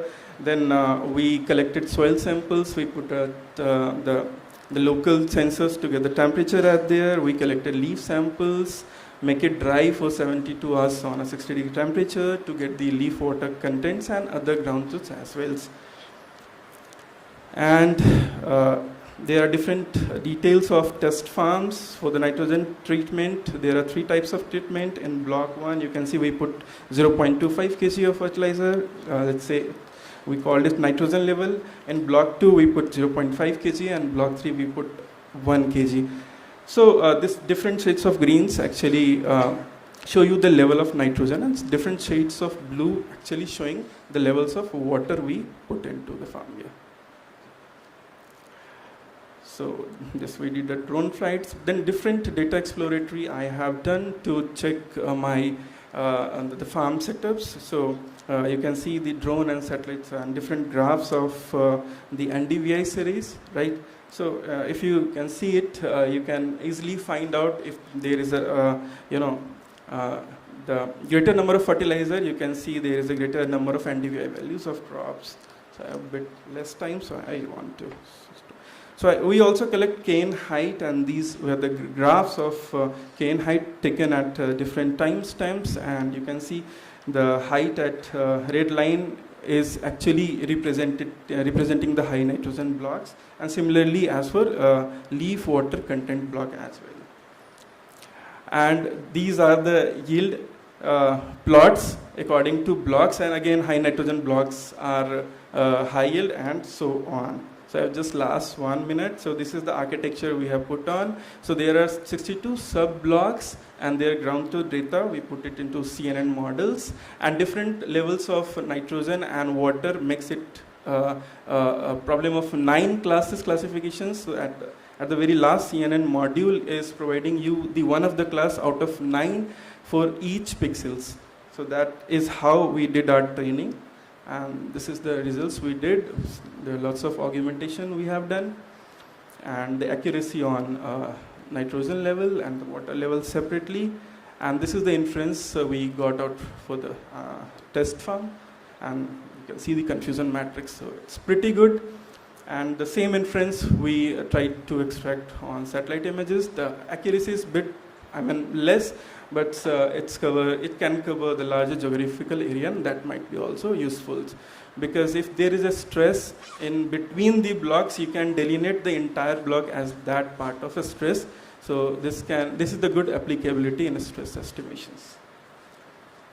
So I'm now into the conclusion page. So this work actually analyzed 3 pipelines, like delineating of farm boundary, then classification of sugarcane crops, and then stress estimations. So we can provide at the very pixel level or sub-block level the stressed analysis of the sugarcane farm. So I want to stop it. I think time is up. Yeah. Thank you.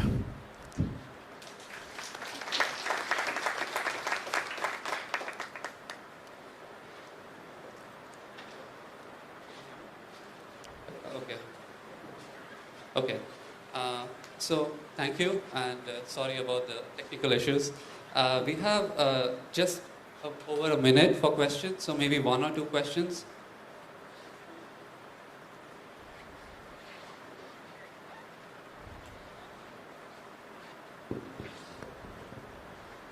So while you're setting this up, I can ask a question. So very good work. I felt that one of the hardest part of this would have been to convince the farm owners. How did you do that?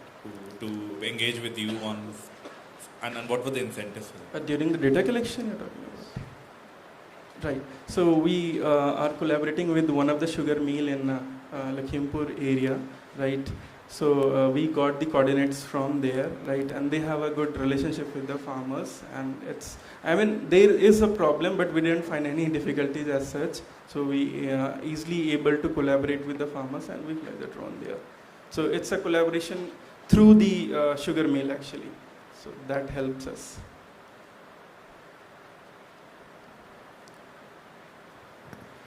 Hi.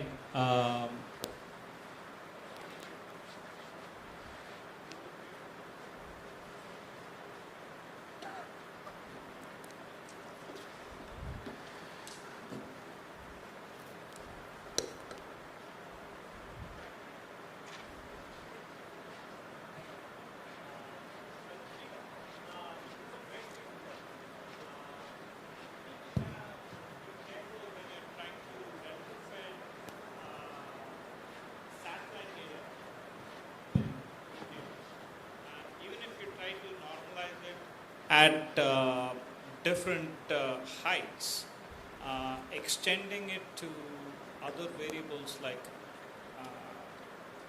even if you have infrared imaging and so on, the resolutions that you might getting the same type of resolution is going to be very difficult. So I'd be very surprised if you're able to replicate the same type of results with satellite and drone type of imaging. And maybe if you're thinking about extending it via satellite, you have to derive sort of an approximate measure for a much larger area as opposed to just a single farm. So just a food for thought. But overall, this is phenomenal work. So good, congratulations. Yeah, so while training our model on drone data on a pixel wise, in that case in Midway, we created a patches that actually transfer the 2 centimeter per pixel data into some meter of pixel. That makes it compatible to train on 10 meter per pixel data. And when I said about this satellite imagery, so while estimating the stress, I used planet data that comes with 3 meter per pixel resolutions, right? So I converted the pixel level into patches that is very much compatible to the 3 meter pixels, and that's how we got the accuracies, the reduced accuracy, but still useful.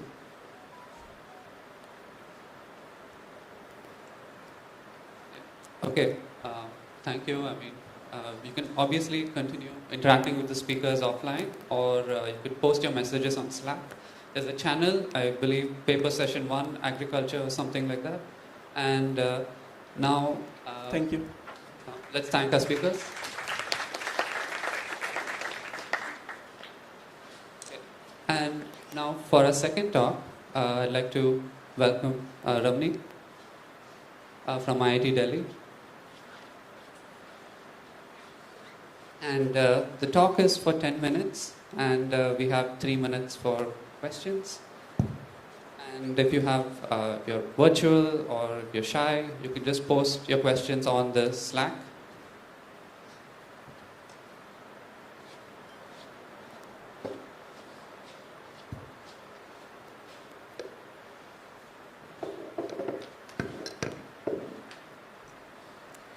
Hi everyone, I am Ramneet Kaur. I am a postdoc fellow at IIT Delhi, and today I will be presenting our work on assessing the impact of farm ponds on agricultural productivity in northern India.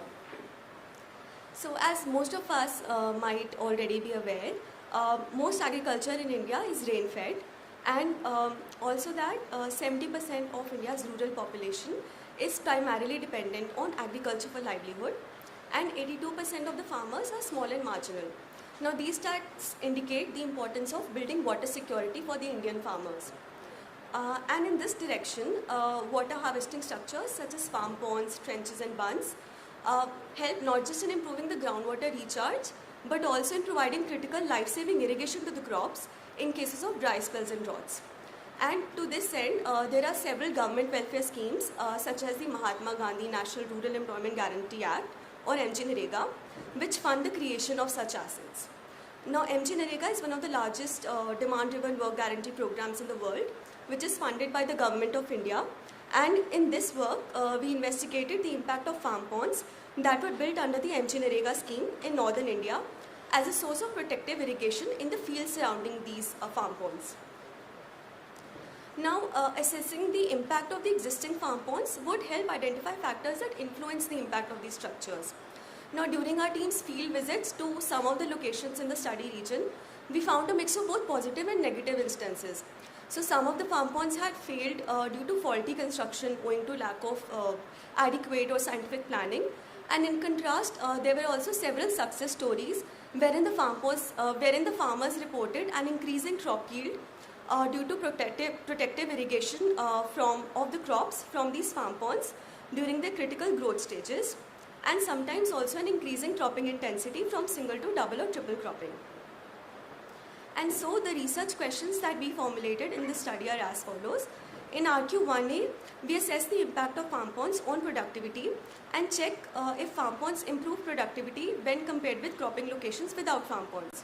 Now for this research question, our results show that farm ponds do facilitate in improving productivity during the monsoon season, and therefore in RQ1B, we check whether this productivity increase is also significant during drought years. In RQ2, we assess the impact of farm ponds on sensitivity to droughts. Now reducing sensitivity to droughts is an important goal for farmers because it implies steady productivity and resilient livelihoods even in drought conditions. And therefore in RQ2, we check whether sites with farm ponds are less sensitive to droughts when compared with cropping locations without farm ponds. So we performed this analysis on the agroecological zone 13 of India, which is shaded in red here. So there were a total of 3,000 farm ponds in this area, and we had to do a manual cleaning exercise to clean some of the duplicate entries or non-existent farm ponds.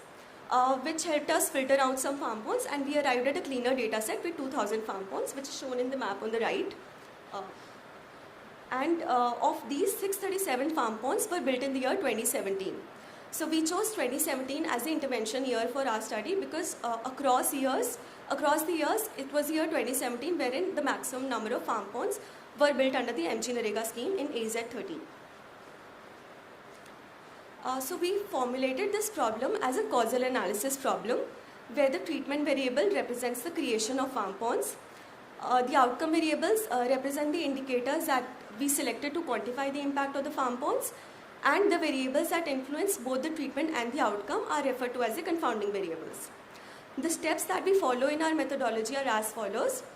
So first we identified the treated and control locations, and then for these set of points we computed the confounding and outcome variables, and finally we compute the average treatment effect using the difference and differences approach.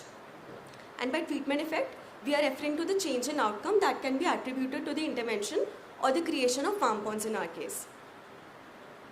So this table shows a list of confounding variables that we considered for this study, which can be broadly grouped into 3 categories. So we included terrain-related variables such as the elevation, the slope, the drainage density, flow accumulation, and so on. We included soil-related variables such as the hydrological soil group, soil organic carbon, and so on. And we also included climatic variables such as drought incidence and seasonal precipitation. So all these confounding variables were computed using remote sensing data products. For the outcome variables, an ideal outcome to choose would have been changing crop yield and cropping intensity. However, since data on different crops being grown in different regions is not available, and also that their specific crop growth models are not known yet, we selected spectral indices from remote sensing data as outcome indicators, which are known to closely proxy crop yield. So for crop yield, we considered the indicators NDVI and GCI. So both these indicators measure the greenness of the vegetation, but we included both for the purpose of, for the sake of robustness of our results. And to proxy crop water stress, we included the indicator NDMI, which is known to closely proxy crop moisture content. So all these outcome variables we compute using remote sensing data products on a seasonal basis. So we compute aggregated values for the Kharif, Rabi and Zaid seasons. To identify the treated and control locations, so we crawl the farm ponds data from the MG Narega MIS and the Bhuvan portal, and we created a multi-level masking strategy to identify the treated and control locations. So basically we created masks to ensure that both the treated and control sites belong to cropping regions, and also that the control locations were not within a 500 meters radius of any water body. To compute the confounding and outcome variables, for example, for the outcome indicators, we consider the Landsat 7 and Landsat 8 multispectral imagery, 30 meters resolution. To aggregate the temporal variables, we consider the means of their time series values, because studies show that both means and maximum value are good predictors of crop yield. For spatial aggregation, we consider a buffer of 100 meters around each treated and controlled site, and we aggregate the confounding and outcome variables within this buffer neighborhood. So essentially we assess the impact of farm ponds at a site level within a 100 meters radius of the farm ponds. So before I share our results, so I'd like to repeat that we consider the year 2017 as the intervention year for our study. We consider the year 2016 as a pre-intervention year because for some of the variables, the satellite data products were available from the year 2016 onwards. And we consider the years 2018 through 2022 as the post-intervention years. For the research question 1A related to the impact on productivity, we observed positive and statistically significant effects during the Kharif or monsoon season, which shows that farm ponds do facilitate in improving productivity during the monsoon season. However, for the Rabi and Zaid seasons, we observed negative treatment effects, which we believe is due to unobserved covariates such as farm access to other sources of irrigation. So it is likely that some of the control points identified by us have access to borewell irrigation, and therefore they show higher productivity than rain-fed sites, which typically leverage farm ponds and do not crop during the summers.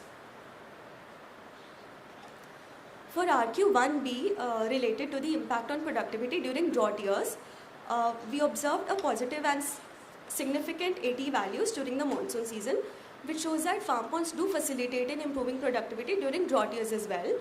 However, during Rabi and Zaid, we observed negative or insignificant effects, again which is likely due to access to borewell irrigation at some of the control points. For research question 2 related to the sensitivity to droughts, so we checked the variation in the treatment effect as we increased the number of drought weeks that were incident. And for the indicators NDVI and GCI, we observed a positive and significant effect only until 3 weeks of drought incidence. And our results show that beyond this limit, the crops would need supplemental irrigation and that farm ponds would not be enough.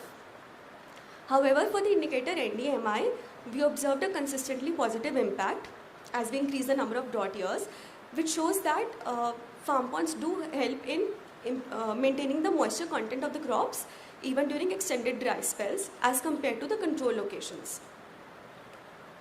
So with that, I'd like to conclude. So our results show that our farm ponds have been instrumental in improving productivity and providing support during drought years in the Kharif season. Our results are consistent with our findings from our field visits, wherein we interacted with farmers and validated our methods and results. So currently we are working on extending this study to other AZs in India. So for this AZ13 region, the class of farm ponds that are prevalent are ones that are not lined, that are unlined farm ponds. However, in some regions such as the state of Maharashtra, the farm ponds that are prevalent are lined farm ponds which are lined with a sheet of plastic. Now this characterization impacts how the groundwater recharge happens, how the subsurface flows happen, and subsequently the soil moisture also. So far our results have been in accordance with this characterization, and we hope to wind this study up soon. And in future we are also planning to conduct a landscape level study. So in this work we did a site level study for which the effects are expected to be mostly positive. But at a landscape level, if we consider all the water structures in a landscape, the effect might be either positive or negative depending on multiple factors such as the location of the structure, whether it is constructed in an upstream region or a downstream region, the type of structure, the groundwater extraction pattern of the community over time, and so on. So with that, I'd like to conclude and thank everyone for patiently listening about our work.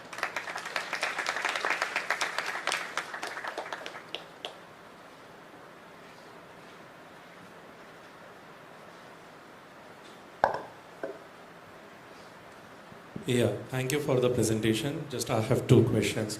So when you have considered this the treatment and the control, what was this the distance between this the treatment and control? Because if you have this the farm pond and then it is not lineated because there is a difference. So obviously the water will be recharged in the water, like in the land, and obviously it can be used.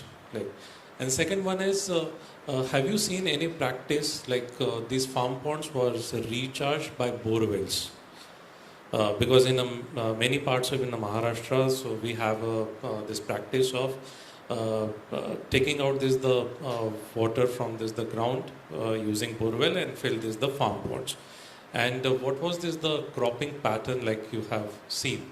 So before 2017, what was this the type of crops that they were taking, and after this the farm ponds, what was this the crops that they were taking? Thank you. So regarding the distance between the treated and control locations, so as such for the control locations, we ensured that they were not within a 500 meters radius of any farm pond or any water body. So for that we considered all the works that were did under NREGA also, all the water structures and the water bodies that we could sense remotely, so that there was no influence of any water body and we could isolate the effect of the farm ponds. So that is one. Regarding the practice of abstracting groundwater and using farm ponds as storage structures, so for the AZ13 region, from our field visits, we could see that unlined farm ponds are being used, are being constructed, whereas in Maharashtra we do know that lined farm ponds are constructed. And for Maharashtra region, our results show that the treated sites in fact become more sensitive to droughts, and so that's a study we are doing currently. And So the third question was regarding crop. So we have not collected qualitative data as such regarding the change in crop types, but from farmer interactions, we did find that there has been increase in cropping intensity at like people who have got farm ponds constructed through NREGA or as such farm ponds constructed. Hi, very interesting talk. So I had one question, like how do you know what was the output, what was the yield of a particular farm field? Like, is this data available somewhere? Right, so that's a good question. So currently crop yield data is not available as such. There is on data.gov.in. I think it has been published recently for some years, for some regions.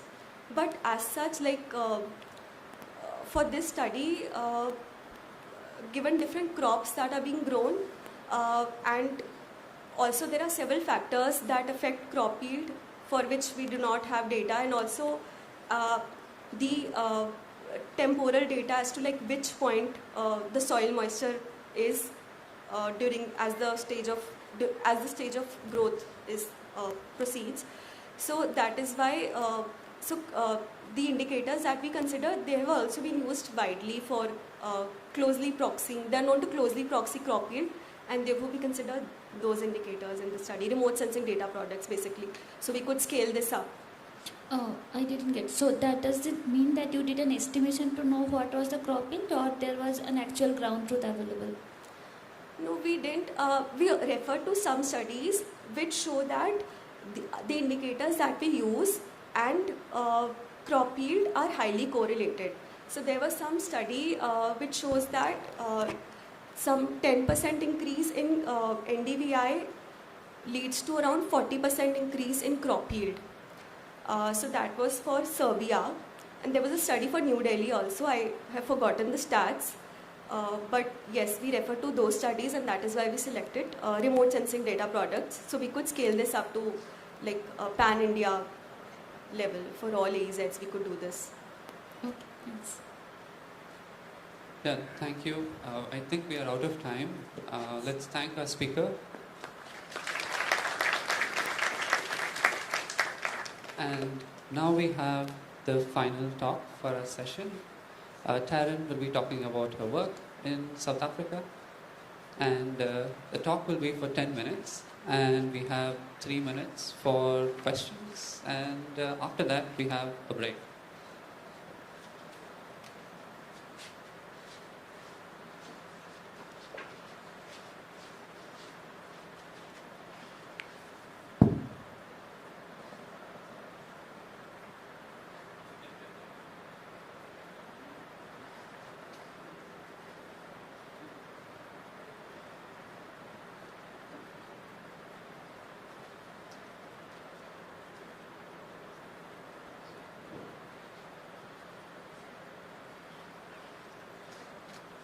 Hello everyone, I'm Taryn Walton and I'm from South Africa, the Independent Institute of Education. And I'm here to talk about our paper, The Devil is in the Deployment, the lessons learned while deploying an AI and IoT-enabled hydroponics grow tent with rural subsistence farmers in South Africa. I'd like to thank my co-authors, Afeni Mtoko, Yusra Adnan, and Serena Till.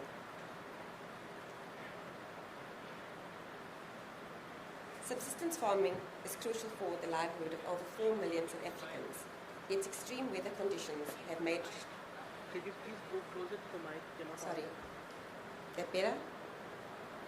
No?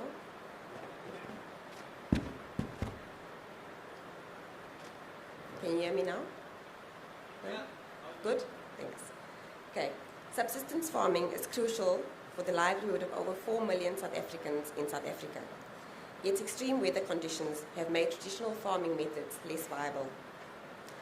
The communities we work with consist of elderly farmers, and the eldest farmer is 72 years old.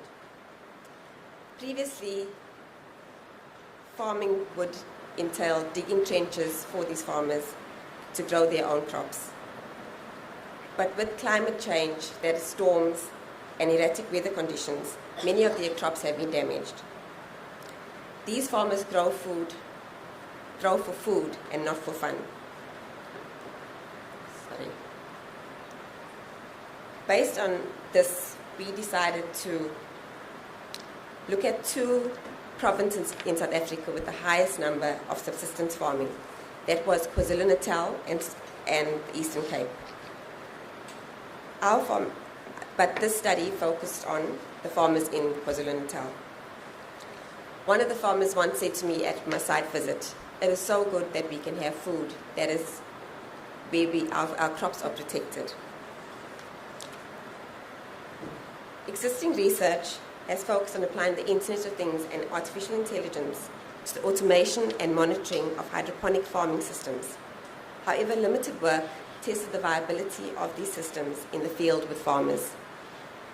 This study focuses on including rural subsistence farming in an ongoing 7-month deployment of AI and IoT-enabled hydroponic system following a qualitative approach that entail focus groups of the farmers and observations of the hydroponic systems. This paper discusses the lessons learned regarding unpredictable and uncontrollable weather conditions, equipment failure, and pest infestations, which often have all unplanned and unintended consequences for the crops. We argue that more deployments are needed to better understand how these systems function in real-world settings. The objectives of our study were to assist the rural subsistence farmers in mitigating the erratic weather challenges which are currently present in South Africa due to climate change, understanding how rural subsistence farmers can co-grow alongside AI, and exploring design requirements of AI in rural Africa. And finally, the real-world testing of previously simulated studies. And you can see on the slide, that's the map of South Africa, and where the star is, that's where our study was in KwaZulu-Natal. Our study took on a co-design approach with technology probes, working alongside subsistence farmers to co-deploy and explore hydroponic grow tents in South Africa. We set up the grow tent and developed a mobile application for the farmers. A session followed where the farmers told us what worked and what didn't work, and what they want to change in the app to make it more understandable and comfortable when monitoring the tent. We use the mobile application during each site visit to monitor the pH levels and nutrient solution, and we also check the connectivity and functionality of all the components, including the grow light, extractor fan, and fan. The plants were inspected for pests and fungal infections, and any brown or yellowing leaves were removed. A considerable amount of helpful information regarding the functionality of the tents was gathered during these site visits. If the farmers happened to be there by coincidence, informal conversations would happen with the farmers as to what they thought of the grow tents, what the experiences was. More formal meetings were arranged in the form of focus groups, where we inquired about farmers' perceptions of the AI and the experience of the grow tents. A WhatsApp group was also set up where the farmers could ask any questions that they had about the tents when they went to monitor, or any time as to what they needed. So we deployed a fully enclosed hydroponic system which included temperature, light, and humidity control. And this system, if you want to see more about it, has been demoed by our student Yusuf Ismail later today. We used a dark hydroponic grow tent which contains a 72-hole hydroponic food-grade PVC grow stand. The humidity and the tent are controlled by a fan and extractor fan. And for the necessary lighting and heat, we made use of a full LED grow light. The necessary nutrients are supplied by an 8-liter water tank fitted with the water pump, which pumps the water up to the top tier of the stand. To enable farmers to visualize and help monitor and maintain the controlled environment, we installed a temperature and humidity sensor, a light sensor, as well as pH and electrical conductivity sensors. These sensors submit real-time data to an Arduino microcontroller. And there's a picture. It shows in the picture. The Arduino microcontroller is in the middle, and you have your temperature, pH sensor, EC sensor, and ambient light sensor with your Wi-Fi enabled, your app. And then you have your light, your fan, your extractor fan, and all your peristaltic pumps that pump in your pH solution or your nutrient solution. A random forest classifier was trained to automate the system by classifying whether the parameters in the grow tent were in an optimal or suboptimal state. The validity of the dataset was achieved by looking at the F1 score, which was 70%. The classification report for the module, the area under curve, and receiver operator curve were all in acceptable ranges, which indicates that the module successfully discerns. This slide shows a fully set up tent with your hydroponic stand, your box which has all your sensors connected to your Arduino microcontroller. The green bucket is your water reservoir, and then you put your plants into the 72 holes of the stand.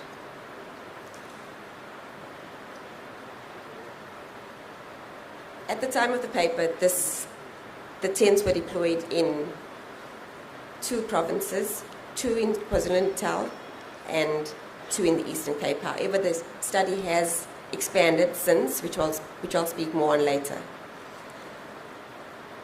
So what lessons were learned during the study, which is ongoing? The system showed accelerated crop growth, reduced labor requirements, and how we could mitigate climate impacts for crops. However, we are aware that human intervention is necessary for optimal performance by monitoring the tents. Despite the controlled environment, external factors like pests and equipment affected the outcomes of our plants. Feedback from the farmers was that this was technical stuff and they needed more time to understand the system, to become more comfortable with the project. But what they did say was that they could see the benefits of the system and wants to stay involved in the project. We've had successful harvests since, where the farmers were able to see and taste the benefits of the tents. What is important is where you place your tent is very important. What we saw was, at one point, our tent was badly damaged because of a storm, where we had placed our tent under a shelter, in a corridor, a shelter corridor. But what the wind, it was a wind tunnel, so when the storm came, it blew our whole tent over, so that damaged our crop. Another point of damaged crops was when our extractor fan came loose because of the winds from a storm. And a resounding lesson learned was that even though we have AI systems in place, frequent human intervention suggests that AI should assist rather than fully automate the farming process.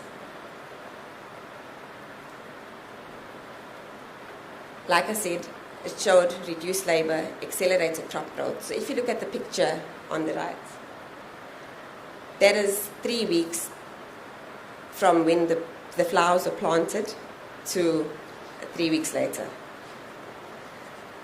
Okay. Future work of the project. Tents have been deployed to another province in South Africa, the Western Cape, and also in Namibia. We have a current study on convolutional neural network, where we have a student exploring integrating pest and fungal detection. And we also have a student doing his postgrad on precision dosing using linear regression module to identify exactly how much nutrient solution needs to be pumped into the system. To end of this presentation, I just want to say this project is in its infancy. We know that there are many more lessons that we need to learn as we go along. and we will make the necessary changes. But keep in mind that the farmers are our main goal, and building what they need is our top priority. Thank you.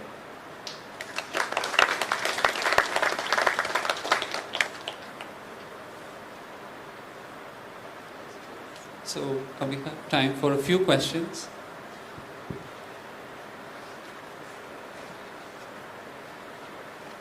Thank you for the presentation. My name is Deepak and I'm from Indiana University.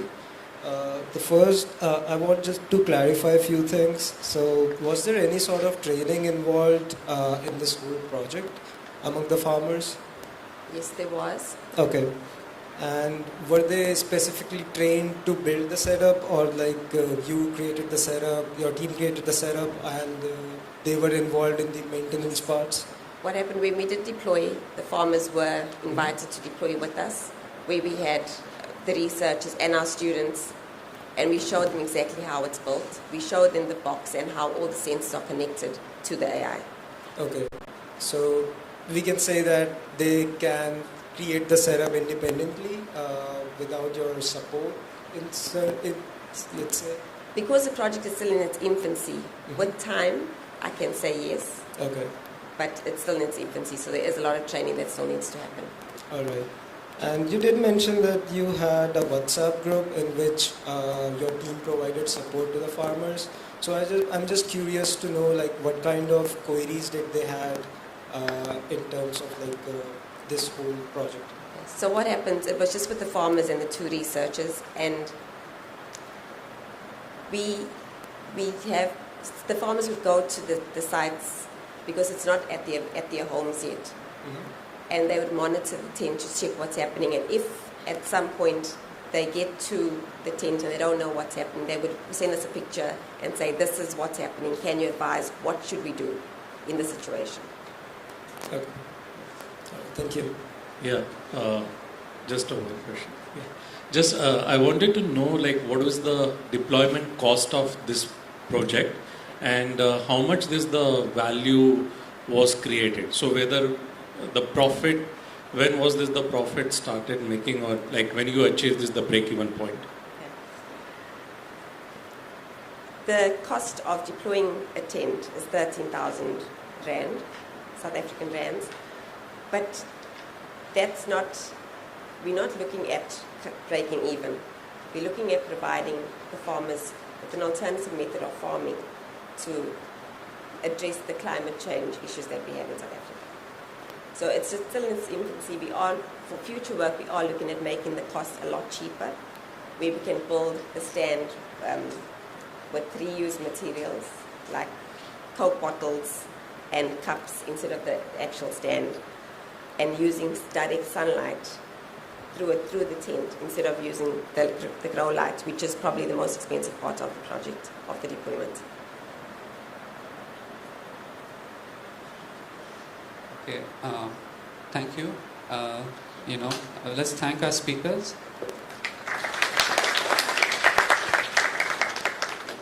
You're welcome to continue talking during the break with the speakers, or post your questions on Slack. Our next session will start at 12, and I request the speakers for the next session to just show up 5 minutes early and reach out to Bill, I guess, to the next session chair. Thank you, everyone.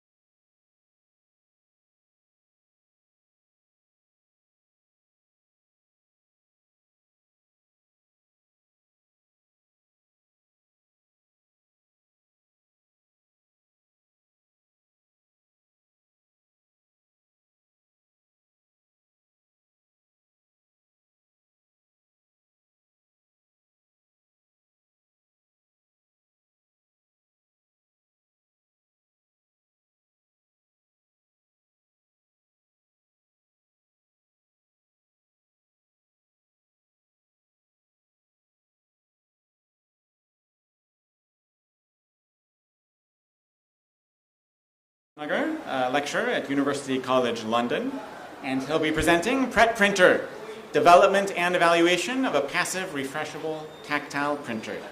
Take it away. Hello, good afternoon everyone. It's a pleasure to be presenting here, and thank you so much for joining this session today. Before I begin the development and evaluation of this new product archetype, I would like you all to please close your eyes for a moment and imagine the shape of the Taj Mahal, if you have ever seen that, or the outline of your country, wherever you come from. Now you can open your eyes. You had a very clear visual image or a representation of that subject that I just asked you to visualize. But imagine for a person who may not have seen this because of a visual impairment, how might they visualize the shape of a monument or of a geographical concept, or for that matter any visual abstract concept such as physics, such as the things that we learn in mathematics, in physics, chemistry, and biology.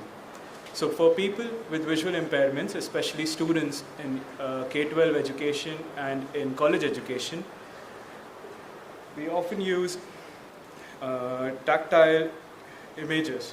So tactile images are nothing but a tactile translation of a visual image that can help in comprehending the concept of any subject through the sense of touch. So instead of vision, students are able to touch and explore a particular object or an idea. And these are two-dimensional images, basically, as I said, a translation of a visual concept. Now there are two ways in which these images can be created. The first way are through passive mediums, which are basically through the use of molding thermoform paper or a chemical process where we can expand a thin layer of alcohol that is deposited on top of a paper called swell paper, or using sort of craft-based means such as Fevicol or a 3D printing pen or thread or other things directly onto paper that can create a tactile effect and hence create the understanding of a concept. The other way to create tactile graphics is through the use of refreshable devices, where there is an array of thousands of pins that can reciprocate on their location in order to create a tactile effect. And the systematic reciprocation of these individual pins can actually create a tactile image, as you can see on the slides over here. Now the challenge of refreshable tactile displays is, as you can imagine, the mechanical complexity of reciprocating thousands of pins. But the advantage is that with a single device, we are able to generate a lot of different graphics, which is not possible through some of the more static or passive means, and hence enabling a greater access to important concepts through such a device. So our work explores the development of a new technology which reduces the technical complexity of refreshable tactile interfaces by creating unique tactile pixels from a single component, a single sheet of shape memory alloy called nitinol. We cut these U-shaped cantilever beam pixels on that single sheet and use specific areas to heat those pixels in order to bend them out to create a tactile effect. So in this way, we are able to develop any sort of a tactile graphic refreshably on tessellum, which is this reconfigurable display made from just a single sheet of nitinol. In order to heat specific spots in this particular work, we start using a laser. So with the laser, we can direct focus of heat onto very specific pixels so that we can convert any digital image into a tactile image with the scanning of that laser. Hence, you can see that in this video, an image of a building or a monument can be created, which can be explored through the sense of touch by a student with visual impairment. We specifically use in this particular proof of concept an off-the-shelf laser which has a 1.5 watt power output and works at 5 volts and 2 amperes. So it can be basically run using a power bank or an off-the-shelf phone charger. There are no external moving parts to this particular laser, as the beam is internally deflected inside the mechanism itself, and hence it covers an approximate area of 100 by 100 millimeters. So that's a constraint for now, where we are only able to print that specific area. It has a 200 millimeter focal point, so the laser needs to be kept 200 millimeters away from the sheet, but can be controlled using a simple smartphone app, where we can control the power and the depth parameters of the laser. We also tried to sort of optimize the power and the depth parameters through a trial and error process, in which we changed the power ratings and the depth ratings systematically to achieve maximum height or maximum deflection of the pixels in the minimum possible time. The creation of these tactile images happens through currently a manual process, which can be easily automated by utilizing the principles of pixel art. So by translating the graphical principles of pixel art to create tactile images, we are able to create into a sort of like intelligible tactile graphics that can be read on the tactile display. So with this workaround, any sort of a tactile graphic can be converted into a pixel art graphic, which then needs to be uploaded to the LaserPecker software, where it gets processed for the laser engraving. We have created this proof of concept prototype, where the laser is kept at the 200 millimeter focal distance, and hence it sort of like maps to the pixels of Tesselia in order to print the digital image directly onto that refreshable tactile display. Now, an important thing to note here is that this is a passive display, so there's no energy required in order to keep that tactile image consistently on the display. And in order to refresh or reconfigure it, we just need to mechanically push it back with a bit more force than what is required to read directly on this display. So we demonstrate the possibility to create a wide diversity of refreshable tactile graphics, which can be useful for bespoke creation of tactile media, especially when a student wants to do independent learning. So imagine if they have no access to the books for a specific topic, or the lead time to print tactile sort of information using existing means is quite long, then such a concept can be really useful for students at their homes or in their schools.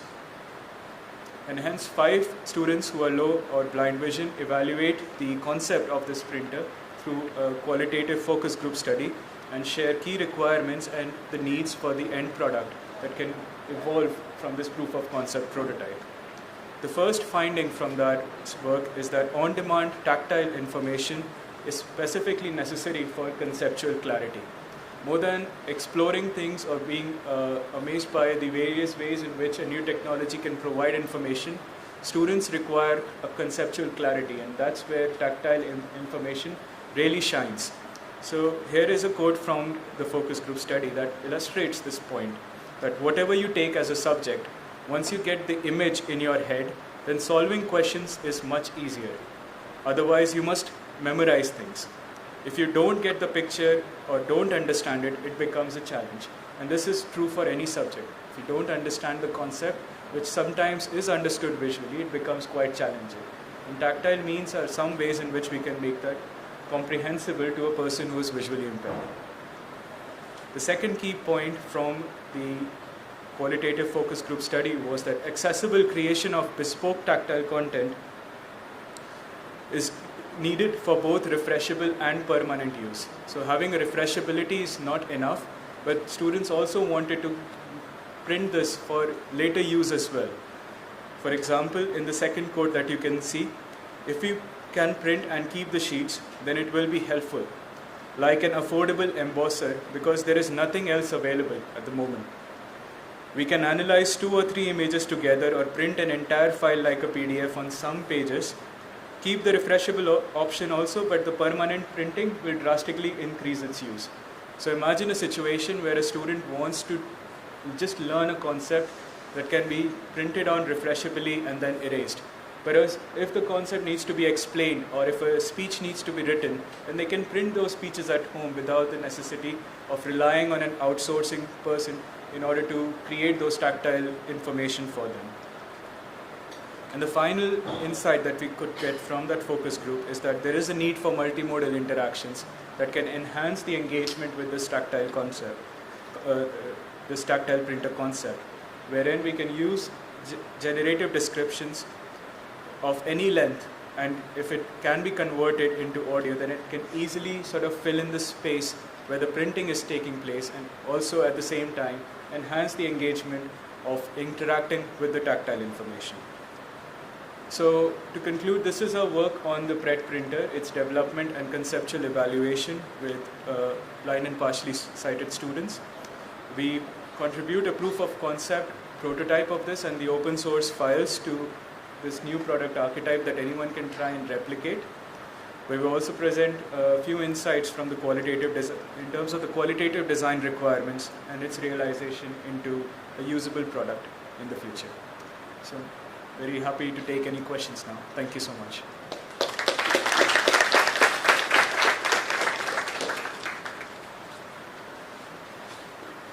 Thank you, Timanchu. We have time for a few questions.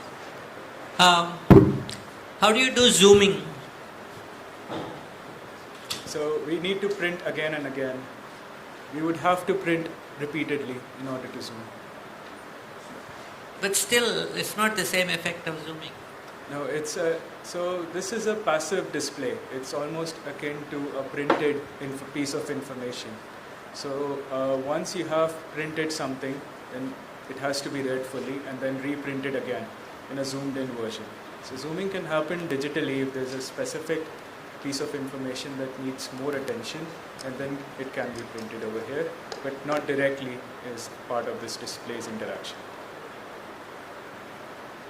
Hi.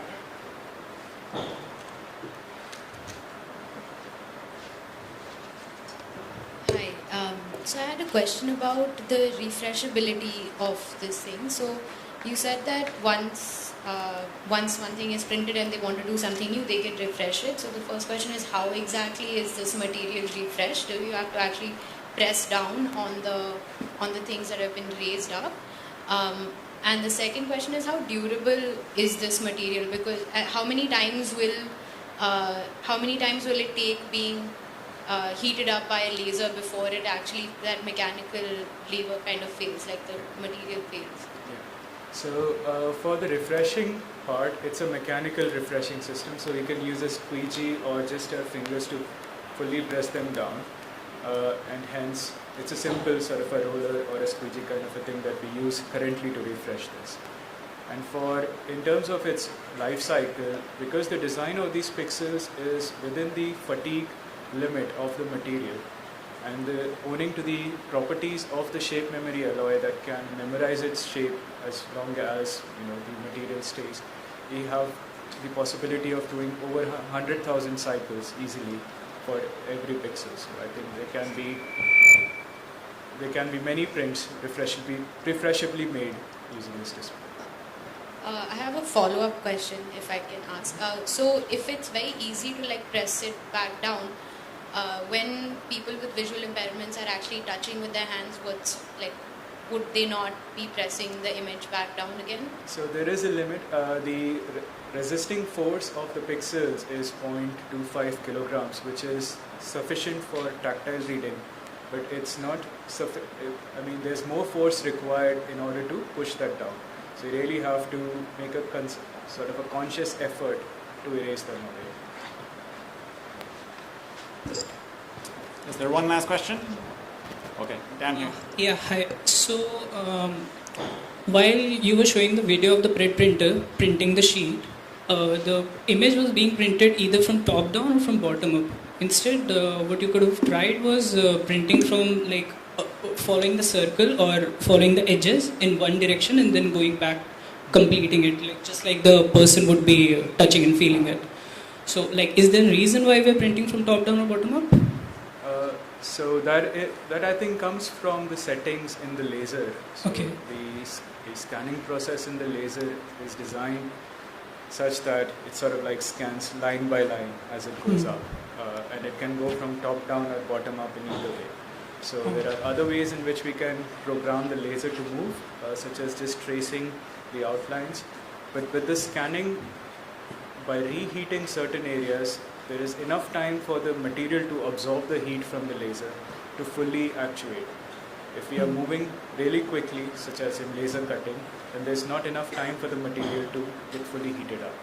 And hence the printing time with the current laser configuration is in the order of minutes rather than seconds. Otherwise, if we use a more powerful laser but control the sort of like the time it takes on a specific pixel, then we can possibly reduce the time and increase the sort of like efficiency of the print. But that's something we will explore in future work.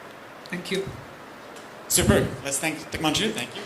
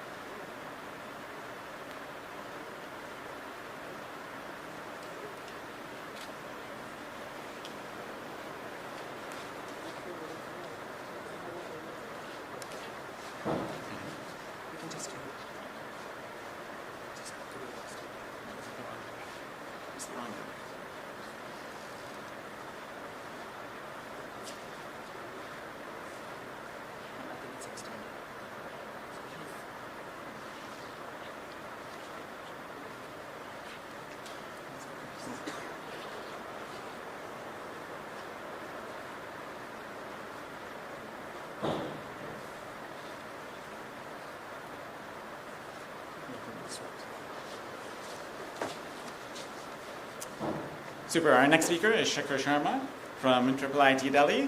We'll be presenting Communica, exploring large language models for improving English speaking skills. Good afternoon, everyone. Today I am excited to present Communica, aimed at improving English speaking skills using large language models. This represents a significant step towards achieving Sustainable Development Goal number 4, which is providing quality education for all, especially for individuals who may not have access to human experts. I am Manas. I'm a research fellow at Microsoft Research. And I'm Shikhar. I'm a recent graduate from IIIT and previously worked with Microsoft and Blend. This research was made possible thanks to support from Microsoft Research, IIIT Delhi and BlendNet AI. So yeah, as we all know, spoken English plays a vital role in an individual's personal, professional and academic settings. Particularly in India, spoken English has now become an essential life skill for multiple aspects of life. It is often key for better job opportunities, for higher education prospects and effective social interactions. However, many non-native English speakers still face significant issues while trying to practice their spoken English. So traditionally, people use several methods to try and improve their speaking skills. You have public speaking courses where you can learn in a structured manner. You have human experts who can provide you personalized feedback. You can try out self-assessment where you can record your own voice and then listen to yourself and try and improve. You can do peer practice or enroll in language exchange programs where you can practice in a supportive environment. Or lastly, you can choose to consume music or podcasts or watch movies to try and improve your vocabulary and your pronunciation. However, despite their benefits, these traditional methods come with several problems and limitations. Scalability and accessibility is a major issue. Not everyone can access high quality training due to geographical or resource constraints. Students may need to travel long distances to attend classes, which can be impractical and costly. High quality teachers are often concentrated only in urban areas, leaving the rural areas with a lack of quality educators. Students living in villages and not having access to English classes often have to migrate to cities and travel long distances to enroll in such classes. In large classes, there's especially a lack of personalized feedback, which is crucial for targeted improvement. Traditional classroom settings, which have more than 50 students, often provide generic feedback to students. This approach then fails to address the individual strengths and weaknesses of each learner. Also, teachers in such traditional settings have limited time on their hands, so that they cannot, they are not able to provide detailed and personalized feedback to each student. Maintaining consistency while practicing on your own or in large groups is also a problem. People often lack motivation to continue after a certain point. Affordability, as we discussed, is another barrier, as personalized coaching and formal classes can be very expensive. Add to that the cost of textbooks, traveling, this all can further limit accessibility. Lastly, while studying in large groups, many learners face fear of judgment from their other peers, which can also hinder their progress. So, to bridge this gap, we developed Communica, an LLM-based or large language model-based system designed to provide instant feedback on various speech metrics. So users can log into the application, record their voice, and receive detailed feedback on a bunch of speech metrics. These metrics include pronunciation, fluency, grammar, coherence, emotion, sentiment, and confidence. The app's interface is designed to be user-friendly, providing clear icons and charts for each metric and scoring metrics, making the feedback easy to act upon. So yeah, this is how the user journey looks like. The user can log into our application. He can select questions from a predefined set of questions for different use cases, such as for TOEFL, IELTS, or for interview prep, or the user can also add his or her own question. Once the user records his voice, he gets detailed feedback on a bunch of speech metrics. So this is how the pace and pitch graphs look like. This is the grammar. So the grammar is evaluated by an LLM. Emotion is also done by an LLM. We feed the user's transcript along with a question to an LLM, along with a fixed prompt, providing the LLM with structured inputs on what to output. Pronunciation is done by Azure Cognitive Services. Vocabulary we calculate statically. And this is how the overall report looks like. After each of these metrics is done, calculated through an orchestration engine, we generate an overall report that is also LLM generated, with giving the user feedback to act upon on each of these individual metrics, and also an overall summary. So yeah, our app generates data-driven insights that can help users understand their improvement areas and track their progress over time. We give almost immediate results after the user has recorded a speech. This is a cost-effective, affordable, and scalable solution for the masses. It is highly scalable and accessible. Is also non-judgmental and unbiased. We provide consistent and structured feedback for the users to act upon. And lastly, Communica offers a personalized learning experience tailored to each user's individual experience. So with the recent advances in LLMs, we developed this prototype, and we particularly wanted to address these two particular research questions. What will be the strengths and weaknesses of such an LLM-based system as compared to human experts, as seen by the participants? And also, how can such an LLM-based system help or assist the human experts in evaluating spoken communication? Thank you so much, Manas. So in order to address these research questions, we conducted a user study which started with a pre-study, and then the study that went for a span of 2 weeks, followed by a post-study. We selected around 34 students, and we divided them in 3 groups, namely Group 1, Group 2, and Group 3. The Group 1 was equipped with Communica app, the Group 2 had human experts, and the Group 3 was uniquely combined with Communica and the human experts together. In Group 3, users had the flexibility to choose between these tools. They could go ahead with the Communica app as well as book slots for human experts. This is a summary table of what every group did. So in Group 1, when the users were using Communica, they were using around 20 minutes. And in Group 2, there was no Communica involved. And in Group 3, the students were flexible to use either the human expert or the Communica app. All of them had around 4 sessions. And all of them had around 4 tests taken, and they ranged from 2 per session or 3 per session, depending on the availability of the human expert. as all studies have pros and cons, in our case, we came to a summary where we understood the benefits of human experts and the benefits of AI tools as well. We found that AI tools were unmatched in providing audio prosodies compared to human experts, while human experts provided far better, qualitative and personalized feedback. We also saw that humans were capable of giving more nuanced feedback compared to the AI, but AI gave a very non-judgmental environment for the student to think, frame questions and answers, and then answer back. As well as AI is always accessible. You just need to pick the phone, pick the app, and start speaking into it, compared to human experts, where we will discuss that in the next slide. So limitations, of course, if there are pros, there have got to be cons as well. So the most biggest problem with human experts is scheduling difficulties and potential of judgment. On the other hand, AI tools also have limitations, such as AI tool often, they struggle to provide cultural nuances and context for better engagement and understanding of language efficiently. Limited interaction with AI makes it feel like a very script-based communication, which is very essential into developing conversational fluency. And also AI almost fails to understand a lot of slang and context-specific language usage. Well, moving on to the conclusion, it's evident that while LLMs excel in scalability, accessibility, and are cost-effective, they cannot replicate the empathetic and cognitive abilities of human experts.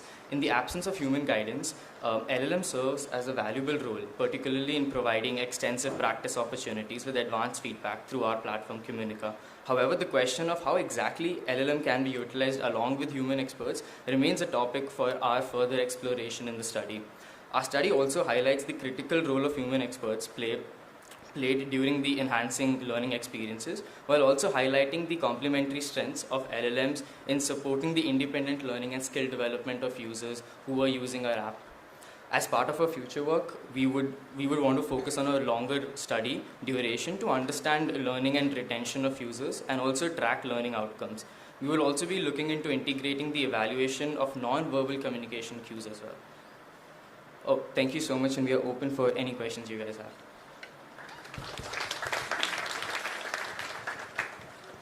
Super. Questions? Do we have mics? Here, you can use this one. Thank you so much for the interesting talk. This is a very good application of LLMs, first of all. My name is Amaya Patil. I'm a PhD student at the University of Washington, Seattle. My question for you is, you mentioned about lack of cultural context as a limitation in the AI-based, LLM-based tool. Did you do some kind of fine-tuning on the LLM before using it for correct giving suggestions about vocabulary, or did you just use the LLM off the shelf? How did you do any steps to counter for that lack in cultural context or lack in pronunciation, any kind of biases? So for this particular study, we did not fine-tune the LLM. For pronunciation, we used Azure Cognitive Services. For pronunciation, we used Azure Cognitive Services, which has an option to choose Hindi or English speakers based in India. So they understood the speech pretty well, but the LLM components itself, we did not, for this particular study, we did not do any fine-tuning for the Indian context. Hi, I'm Dhruv. I'm a PhD student at Cornell. I also have a question about the cultural context, the lack of cultural context. Could you give some examples of the lack of cultural context?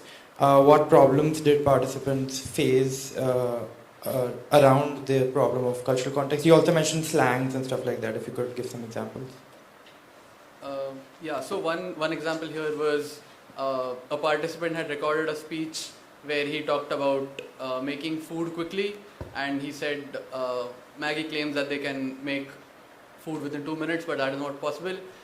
So the human expert, he had the same speech with the recorded app and the human expert. The human expert picked up this well and gave him tips on how to improve, but I think the context here, I don't think the LLM can pick up context like this here. So this is one example that we saw. I think there will be more there, given the lack of Indian context in the LLM training. Is that a follow-up? Or can we do one here, and then maybe Sarisha if there's time? Yeah, please. Hi, I'm Ritika. I'm from BITS Pilani. I'm a disability studies scholar. So, great concept from the point of view of making those people feel comfortable who want to learn English in their own spaces. But starting from the user journey, what I see that you need an input from someone who's learning to speak English. So, two questions. First one is people who don't know English at all are going to start with your application, and then clearly the results are not going to be great at the start. Obviously, going at the top. So, how are you going to retain those audience who are going to be demotivated with the negative results that they see at the start of the journey? And a follow-up to that is the user groups which you have considered, right? Have you considered the diverse user groups, people who have the expertise of spoken English and they want to go to TOEFL and IELTS and exams like that, whereas people who have to travel really far, they are in some other spaces where there was never a culture of spoken English, but they do want to pursue that. So, yeah. Yeah, so to answer your first question, we plan to integrate some sort of gamification, like you have a Duolingo where you can have streaks, such that the app prompts the user to carry on and show them consistent progress over time. So if the user has 3 tests on the home screen, we wanted to add some gamification. The user can see, okay, oh, you have improved your scores by suppose 10% or 15% over your last 3 tests. That through gamification only, I think we can prompt users to continue using the app, giving them reward coins or stuff like that. To answer your second question, for this particular study, users were from all diverse sets. We picked participants who were also did poorly in tests, and also users who excelled at tests, and we divided them equally through the 3 groups. We did not specifically track how users who performed poorly did, but I guess for a longer study that is an interesting use case. Also, just an add-on to your first part of the question, while the user is getting onboarded, we would actually assess the user's level of English at that particular time, and then with respect to that, give those kind of questions to the user so that they can build on top of that. I hope that answers your question. Okay. Sorry, we'll have to cut it off. Sorry, that was a great discussion. We'll have to cut it off and continue over the break. Short on time.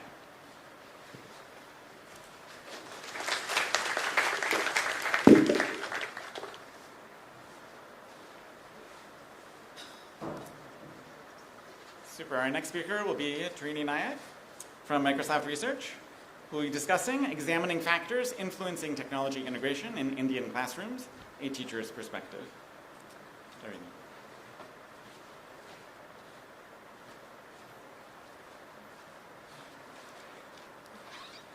Hi everyone, good afternoon. And today I'll be talking about the changing landscape of Indian education through a study examining factors influencing technology integration in Indian classrooms, a teacher's perspective. So this study was conducted by a team at Microsoft Research India, and it reveals the key role teachers play in this digital transformation. So India, as we know, is rapidly transforming into a digital economy with technology influencing every aspect of the society. So our study explores teachers' perspective on how technology can significantly enhance educational outcomes. Yeah. So we aim to answer 2 key research questions. One was what drives teachers to adopt technology, and how do they navigate its use. To answer these questions, we used a mixed methods approach, and we conducted a survey with 1,355 teachers across India, and we also conducted 20 in-depth interviews.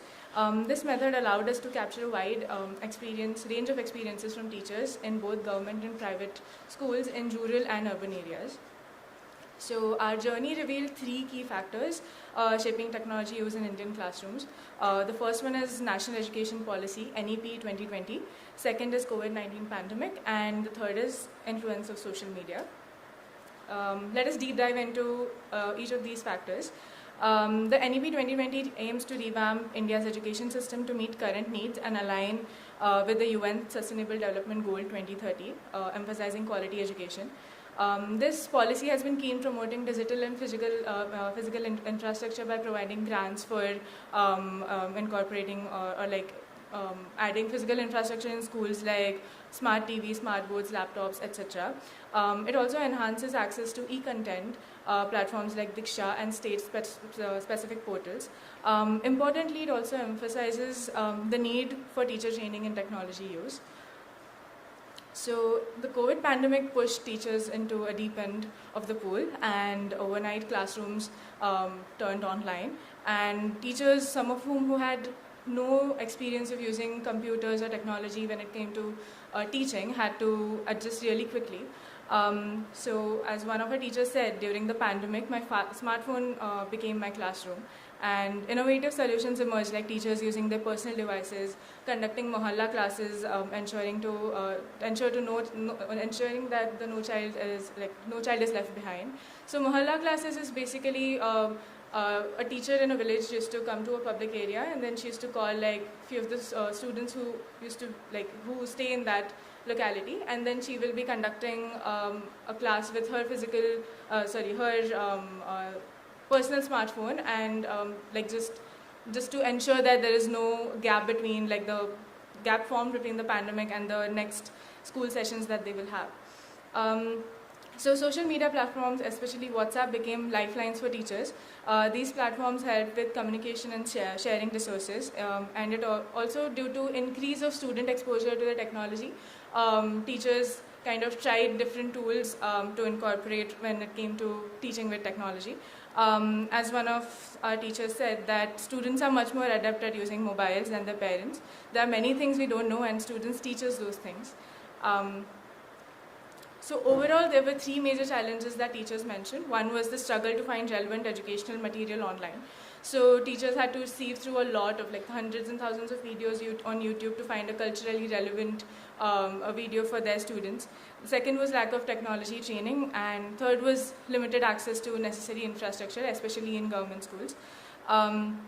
So while WhatsApp has been beneficial for communication and resource sharing, it also created additional stress by increasing the demands on teachers' time and attention, especially in private schools in urban settings. Despite these challenges, teachers recognize the importance of integration of technology, and one teacher said that nowadays if we don't use technology, we are like educated illiterates. So based on our findings, let's look at three recommendations for researchers, policymakers, and practitioners in the education sector. First, providing equitable opportunities for teachers is essential. The NEP 2020 aims to provide equal opportunities by emphasizing technological infrastructure. Teachers, especially in rural areas, are using platforms like Diksha and social media to innovate and create localized content.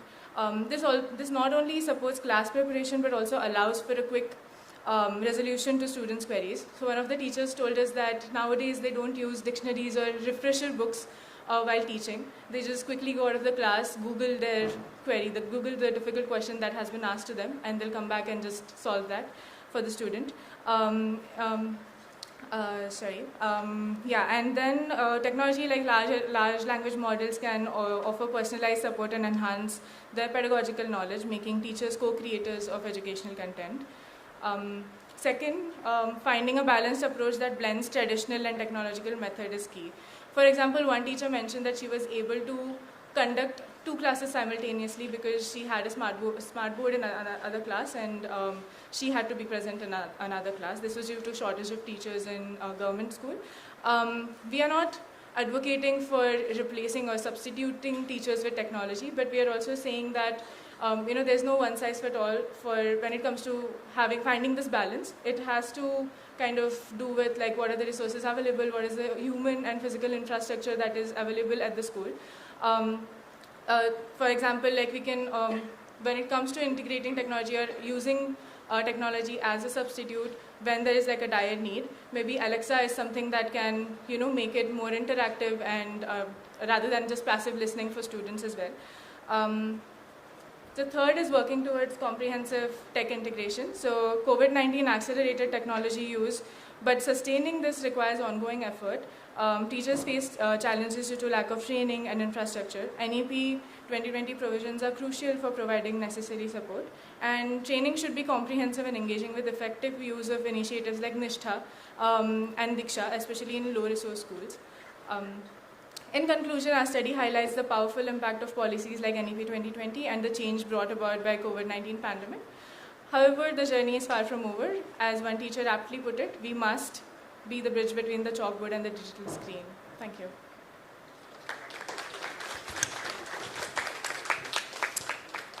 Questions for Tarini?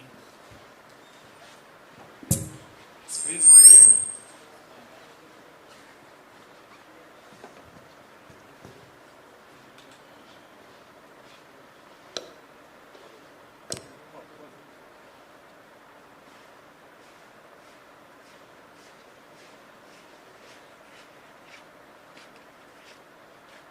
Hello. I thought that was a question. I can ask a question. So I think this talk admirably managed not to talk about AI very much. Congratulations. I like that. Did you, however, discuss any aspects of AI with teachers? Was anyone aware of emerging large language models, aspirations? Or, we definitely asked teachers if they're aware of ChatGPT. And a lot of teachers mentioned that their students actually introduced them to ChatGPT, and that's how they started to form question banks with the help of ChatGPT. But this was more from in the private sector, private schools and urban areas, not in government areas. So I think, rural areas. So that was the difference that we saw. But definitely we did ask them about if they know about the new technology that has been going around for a while now. Yeah. Questions, please. Hi, this is Arjav. Do you think the increased implementation of technologies in the classroom? I can't. I'm over here. Oh, hi. Yeah. Hey. So do you think the increased implementation of technologies in the classroom can raise concerns over the quality of teaching and also the quality of student-teacher interactions? Because some of the cases you raised up, it seemed like there was a distancing going on. So just wanted to know your thoughts on that. Yeah, definitely. A technology cannot replace a teacher, but like I said, in the rural areas, in government school where there's shortage of teachers, something is better than nothing. So technology is providing them the little bit of what they can learn instead of just sitting idly in classrooms. So that is where we were coming from, not really advocating for replacing teachers completely with technology. Yeah, thank you for your presentation. I have two questions. Just when you have conducted this study, what was your results in whether you have conducted this the pan India and from different parts, what was the results? So whether there was a difference between the male and female adopting of the technology, whether there was a age, obviously. So the age difference, how that they have adaptability and the geographical locations. So your results on that one. Yeah, so we conducted the study pan-India. So we had conducted the survey responses from almost all states of India. And when it came to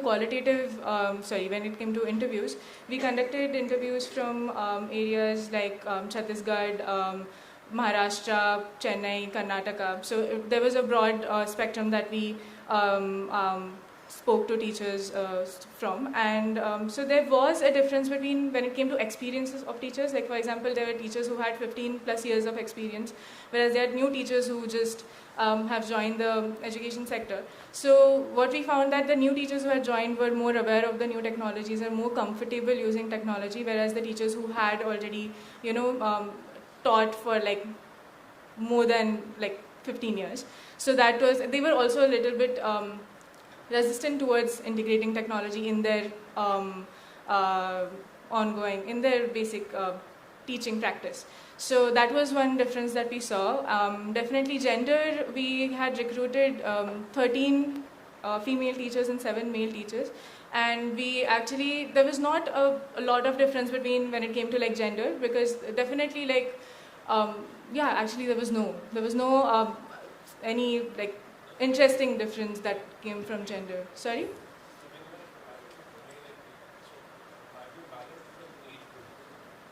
No, we didn't really think about the age group when we looked at the gender. We were more focused on the experience. Yeah. This different balance. So obviously that your results can be varied.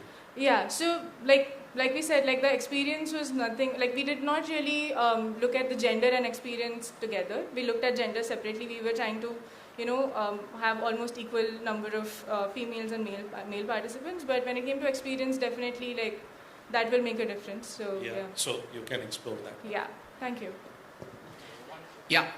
1 minute left. Last question. Yeah, here.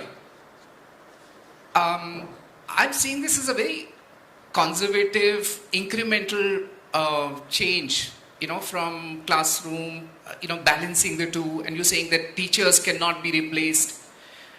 My experience actually has been very different. Okay. My own daughter has been homeschooled, and I have a lot of parents, who have adopted to homeschooling or, self-paced learning, and they are turning out to be far better learners, in terms of being able to understand what's happening in the classrooms. And I would say also to children in the villages or wherever else. So why are we so hesitant somewhere to say that, the same kind of teaching is not really required today, given the kind of AI-assisted learning, personalization, customization, that's possible.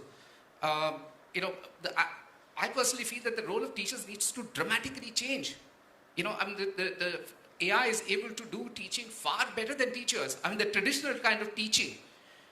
So the role that the teachers should start to adopt is that of being mentors, being able to understand learning styles, being able to see what are the gaps that need to be filled up, rather than going there on the board and, putting something there, which, AI-based learning is going to do a far, far better job than what they've been able to do so far.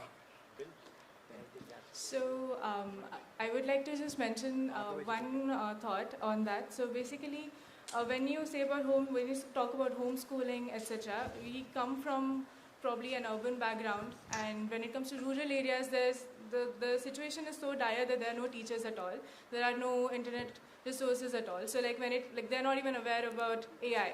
So we can definitely make them aware about AI, but I feel like there we need the human infrastructure more to get this change, to bring this change, and that change will happen slowly. But I think right now in urban area we can see that, and we can definitely try it out. But I think in the rural areas it still needs, it's a very long way to go. Just a short response.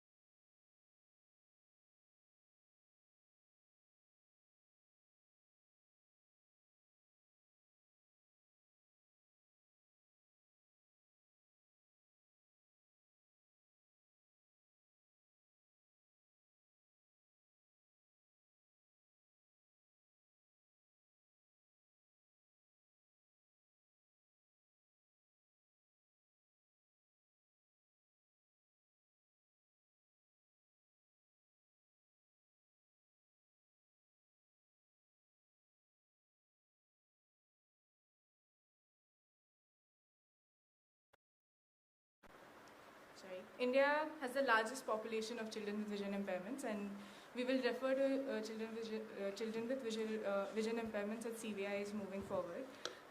So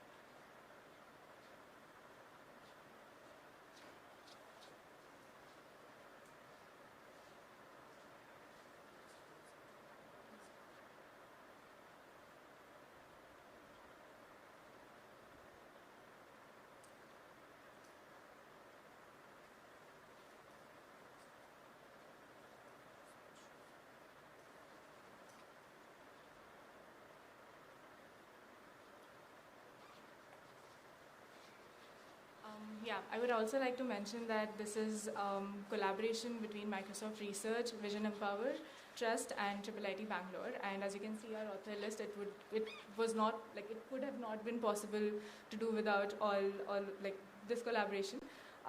So India has the largest population of children with vision impairments in the world. We'll be referring them as CVIs moving forward. Okay. So as you can see in this slide, so we have been working with Vision Empower for almost 6 years now, and we have identified several challenges that students face. So for example, in the first image, you can see that there are a lot of books kept in the library or library/staff room, but hardly any student would have ever read one of these books. And this is because they're just like, teachers are a little paranoid about the children spoiling the books. It's also fair because it's really expensive to print a Braille book. Yeah, and as you can see, there's lack of infrastructure in these schools as well, and there's also a tremendous amount of teacher shortage that comes in this area as well. With this, COVID was basically the biggest motivator for us to come up with the solution seeds. So the onset of the pandemic was especially challenging for CVIs, as most of them lost contact with the schools for almost 2 years. And Vision Empower tried to continue their sessions with a small subset of their students who had access to a smartphone. But overall, these were the challenges that motivated us to build seeds. So with Seeds, we aim to deliver educational experiences to children. So now what do I mean by educational experiences? So educational experiences go beyond narrating textbook content. So they include variety of interactive activities that make learning engaging and effective. For example, teachers sharing fun stories, students solving riddles and quizzes. This basically kind of playing these or participating in these gives them like a side. The side effect of this is that they learn some concept. So Seeds, which stands for Scalable Educational Experiences with Digital Scaffolding, is a voice-based platform that includes an Android teacher app, an interactive voice response system, and a website for content management. As part of Seeds, CVIs are provided with a feature phone to interact with different Seeds components. So why did we choose a feature phone? So feature phone is tactile, so it has a lesser learning curve for a child with vision impairment to learn. It is cost effective, it is robust, and it also has a longer battery life. So there are 3 major touch points to Seeds. First is the Android teacher app, which enables group sessions via call. So this is an Android app for the teachers where they can initiate calls. Then they can also manage content and interact with students via this application. Second is IVR, which is Interactive Voice Response System. IVR is basically press 1 for this, press 2 for this kind of a service. And this enables students to engage independently with the content via their feature phones. And the third is Content Management Website. It lets the teacher to upload, manage, update the educational content for both teacher application and the IVR system.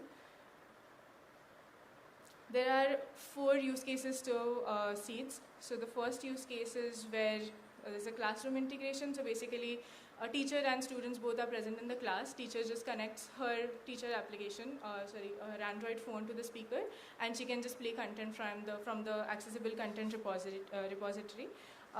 Here they can, after playing the content, they can have like a interesting discussion around it once they are done playing the content. Second is group IVR session. So in this, there is no teacher. There are several students, and there will be one leader appointed. So that a leader will basically connect his feature phone to the speaker, and he will play the entire session for the rest of the kids. So here, this setting supports like collaboration and competition, like a healthy competition among children. Third is independent IVR session. So here the children, this setting is basically when they go back home for the summer vacation or after their school hours, they can just use the IVR session. They can listen to whatever they like, whatever content they would love to listen to. And the last one is remote teacher with remote students. This is kind of a COVID scenario, but basically the teacher will be in her house and all the children will be there in their respective houses. And this is also the use case in which we piloted seeds. Next, Roshni will be explaining the seed system architecture and the study that we conducted. Hi, good afternoon. I'm Roshni. So let's start with the system architecture. It's quite simple. So there's a teacher phone on the left. When the teacher initiates a call, then there is a request sent to the seed server. The seed server is a server that manages all of the classroom stuff and the content metadata. It interacts with all of the MongoDB databases that we have. Once it fetches the content that the teacher wants to play on call and any other information that it might want, it forwards the request to the IVR server. The IVR server communicates with the third-party communication service that we are using called Vonage. Vonage is the sort of the lifeline of this whole architecture because it manages everything that we want on a call, to add kids, remove kids, play and pause content, whatever we want, record something. All of that is managed by Vonage, and all of the interaction with Vonage is carried out through the IVR server.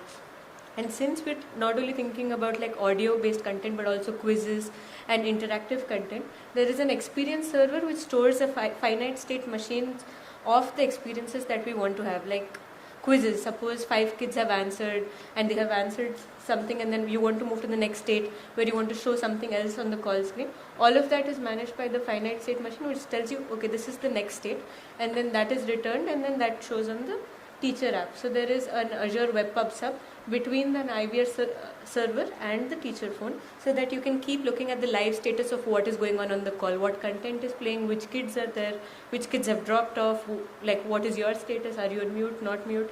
So this is the whole architecture. There's some audio processing on the side so that we have a bunch of like speech rate settings. So this is a pretty simple architecture. So let's go to the interesting bit, which is the study. So we did a study last summer with 29 kids across 5 schools with 5 facilitators from Vision Empower, some of whom are there here. And so what used to happen in the study was that the facilitators used to have these group calls all of the weekdays, and they used to play some exciting content which is actually recorded by radio jockeys, and it was in Kannada. It was really fun and engaging, and then there used to be discussions, and there used to be at the end of it there used to be instructions about talk to your parents, talk to your neighbors, get some riddles for the next session. So it used to be very interactive. So there was a lot of strong student engagement, and the sessions used to often go over time. There was a lot of collaboration between the facilitators where they would discuss the challenges amongst themselves. They used to sort of get feedback on their accessible examples and the cultural examples that they were about to present in class.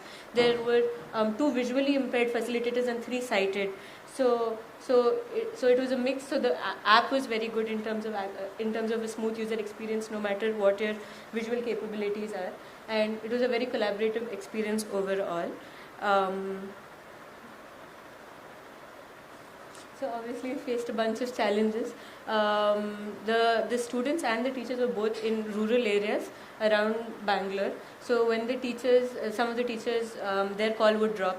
When they would drop, all the kids would drop, and then the kids would be frantically calling the teacher like, oh my God, please call me back. And then it used to be on busy for somebody, not busy. And then so we figured out different ways, and teachers figured out different ways around this to sort of like calm down the situation. Students used to fidget with the phone during the call. Sometimes they used to just accidentally hang up. And then we added some announcements on the teacher apps to like automatically add them. And also so what happened is that visually impaired teachers did not face problems with understanding how much the kids have understood over call. But one of our sighted facilitators mentioned that over call I cannot see the kids' like facial expression, and that was like in the initial few calls I was feeling a bit like uncomfortable with that. So they used to look for other cues, and they used to talk with their partially sighted peers and see like try to understand better how to like overcome that.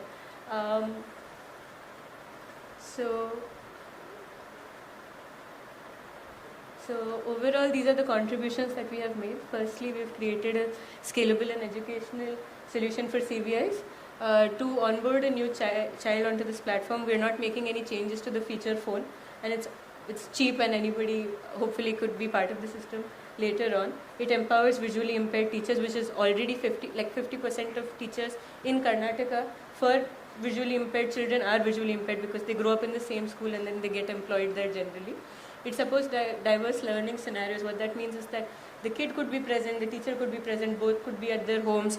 A child may not even be enrolled as part of the school. Maybe they could find out the IVR system's phone number and just listen to educational content, interact with somebody.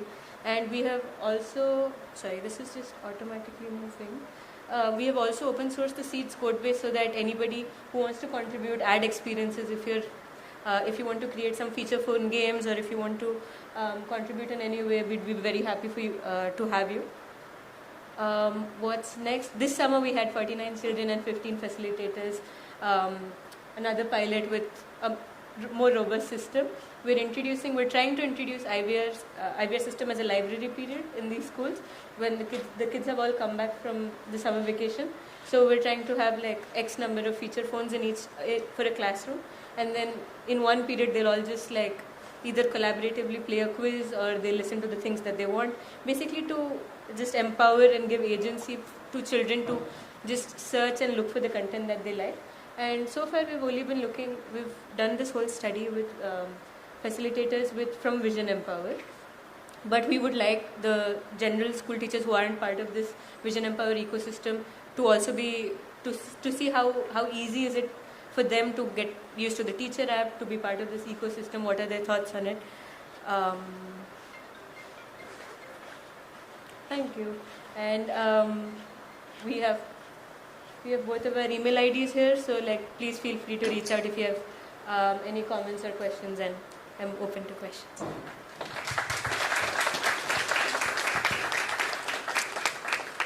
Questions? Any questions from ladies, please? From the left side of the room or the right, depending on how you... That side of the room? Okay, Hi. One question in the front. Sorry, I just had one quick question. In this kind of a setup, what is the ideal or the optimal student to teacher ratio? I think like 5 kids. 5 kids. 5 kids, because you have only so much of an Android screen. You have the list of kids, you have a content, and then it's just 5 to 7, and that's actually the size of a classroom in typical Indian special schools for blind. So we're not cutting down. That's the norm as well. Yeah. Really interesting point made. Yeah, I'm here. Okay. Yeah. Few points actually about it. One is, was there any kind of measurement, even qualitative, about learning outcomes, like how it helped the children? So right now we were sort of looking at this from a more feasibility standpoint, and also like this whole project was under this ludic design for accessibility methodology, where we were sort of like we need to have more discussions, more play, more engagement, and we're looking for some implicit learning to happen instead of like a pre-test score where you write a quiz and then post-test. Yeah, I understand. Not in a quantitative sense, but like I think the student feedback itself might have been the indicator. So that's what we were looking for. So at the end of these sessions, the facilitators called each of these, in the next study, in this summer study, that's why it's not reported, the facilitators called each of the kids. They were like, what was your experience? What did you learn? What did you feel nice about? And we sort of noted all of those things down as a form of understanding what they learned. Right. The second point is essentially about taking it perhaps slightly earlier in the kind of phase, like where the parents of such children are like kind of parents or someone in the community of these children is able to use it in the early age, right? Where the perhaps some critical learning happens means. So that can be perhaps another point that can be considered. Like this perhaps happening in the school, right? When they're 6-7 years old or something. So they are from like 4th standard to 4th standard to 7th standard, so not really 6-7 years old. And also for the previous question, the Vision Empower facilitators also asked, had a discussion around the topic that they were going to introduce. So they had a sense of like what is the understanding of the students before the session starts, and then they had like a discussion after the session. So they understood if they retained any knowledge, or that's how it was measured in this pilot. Yeah. So my second point was like, sorry. yes. We'll have to cut it off here, so sorry. We can take it offline. Thank you very much, both the presenters.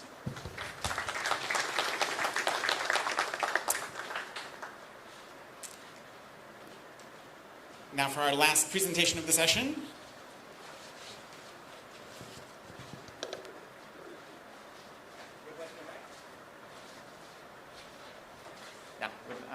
The last presentation is titled Understanding the Longitudinal Impact of a Chatbot to Facilitate a Virtual Community of Practice for Teachers in Rural Ivory Coast. And our speaker is Vikram Kamath Kananur. He is currently a postdoc at Saarland University and will also be interviewing for academic roles in the coming years. Off to you. Thank you, Will. As Will said, I'm Vikram, and I'm here to talk about. Just move the mouse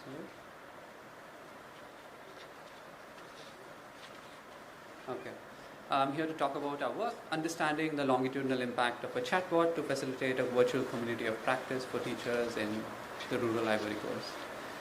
And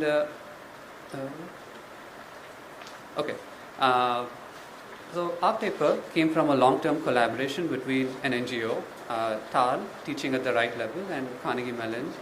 Our goal was to design technology to support teachers implementing a new pedagogical.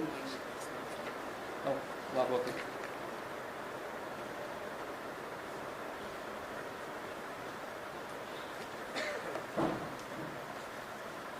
Okay.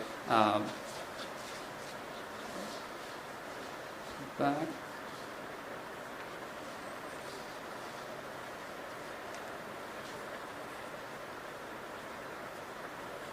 Okay. So as I said, there's no. Oh, okay.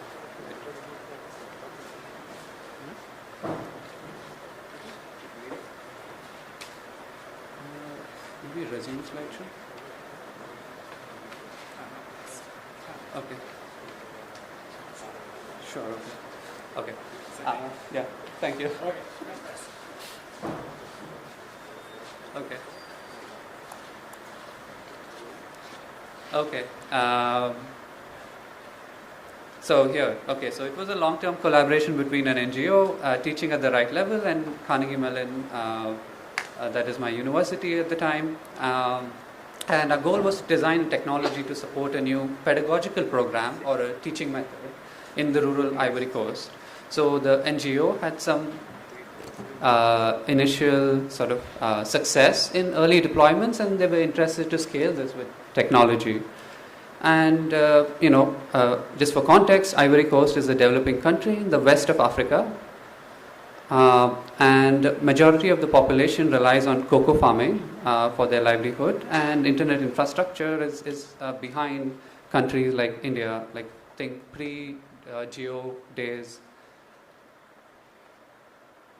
And a brief introduction about the new method.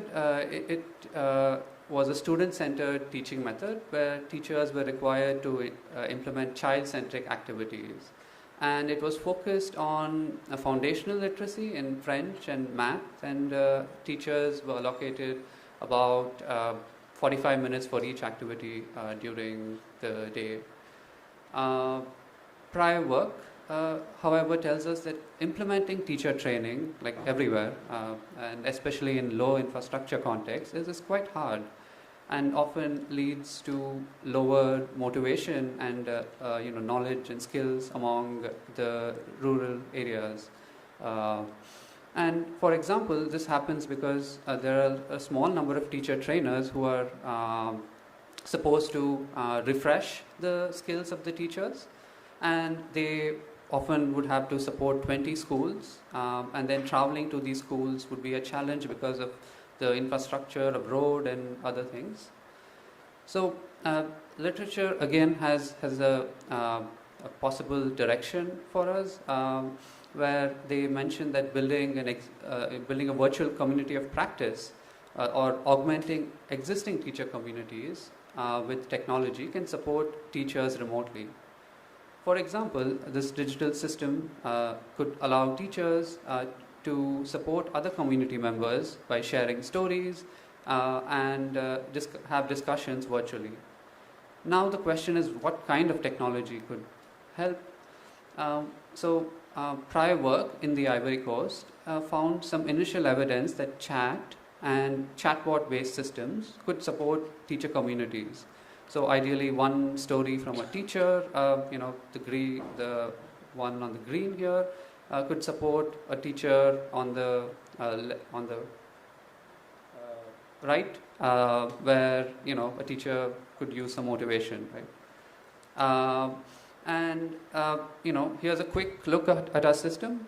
We designed a chatbot on Facebook Messenger, and we had to sort of contextualize it for teachers because they were new to using such systems, and we found that they were using USSD menus, which are basically numbers, coupled with particular options, and each option would take you to another menu. You could obviously type in and ask questions, but teachers had different limitations, like often the phones were not well equipped, or they were learning how to type and so on. We also had a semi-automated conversational agent where the AI would answer if the answer was there in the database, and then a human would provide answer if it wasn't. And the important part here is we had something called community support, where teachers could share stories into the chatbot, and this would be visible to other teachers if they access the right menus. So our main research question, like prior research had conducted some pilot deployments, but our goal was to understand the impact of these technologies. So our research question was, how does a conversational agent that supports a virtual community of practice impact teachers? And we were interested to understand the impact in technology adoption, measured through chatbot logs, teacher motivation, and teacher knowledge and skills. The motivation was through some standardized scales, and then the knowledge and skills were questions provided by the NGO. Okay, so we deployed the chatbot to 313 teachers for over an academic year, and we had two versions of the system that we deployed in two regions. One version had the community condition, basically a menu that would show up only in this version of the system, and the teachers could share stories and jokes and even ask questions to other teachers. And the other one was control, where teachers had the traditional version of the chatbot. Okay, and we trained the teachers, supervisors, that is the mentors, and the teachers on the chatbot during the new method training sessions. So for about 30 minutes, teachers had some training on this chatbot, and then we collected data throughout the year through surveys, interviews, and chatbot logs to understand, to answer our research question. Quickly moving on to different hypotheses. So for technology adoption, we did see some increase in usage in community condition, but the difference was not significant. So in qualitative interviews, we found that teachers use the chatbot to ask some questions only when they had some issues, and they often used it when they were making lesson plans. They would make this lesson plan once a week.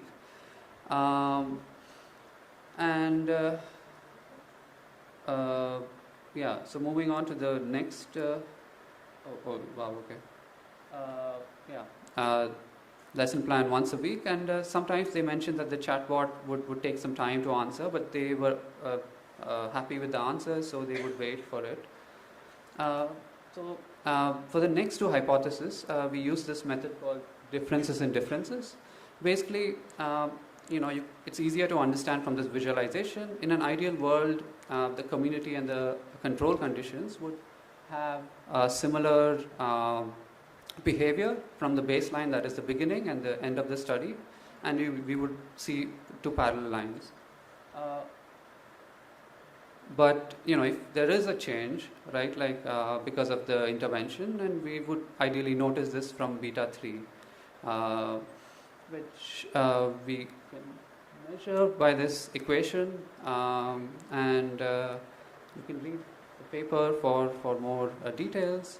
And specifically for the knowledge hypothesis, we had multiple time points, so we could use some covariates there. And we clustered this by village and school level. Okay, so yeah, with that, moving on to the second hypothesis. Okay, so we saw a 5% increase in agency in the community. That is one of the scales, and this results were significant. We also saw some changes in some of the subscales. That is, these scales were like a combination of these scales at the bottom. And we also conducted an analysis of active users versus the control users, and we saw like the change was slightly higher. So people who use the chatbot more saw a 8.4% increase compared to the control condition. From interviews and stories, we found that teachers mentioned the benefits of stories and the content shared on the chatbot. Like, for example, some stories were funny and teachers used it in their teaching activities. There were some stories that mentioned how students were motivated, and teachers mentioned that these kind of stories inspired them to continue working on the new method. We also had some scales on self-efficacy and burnout and stuff, and we observed less or no statistical significance there. From qualitative feedback, we learned that teachers had to put some extra workload into implementing this new method. For example, this method required them to take the students outside or rearrange their benches, which disrupted their classroom, like even for conducting the session and closing the session as well. So despite these limitations, teachers were happy when they observed some improvements, not just in the activities, but also like in the classrooms sometimes. For the last hypothesis, here's a quick look at how the data looked. We had 4 different data points and 4 different categories. So before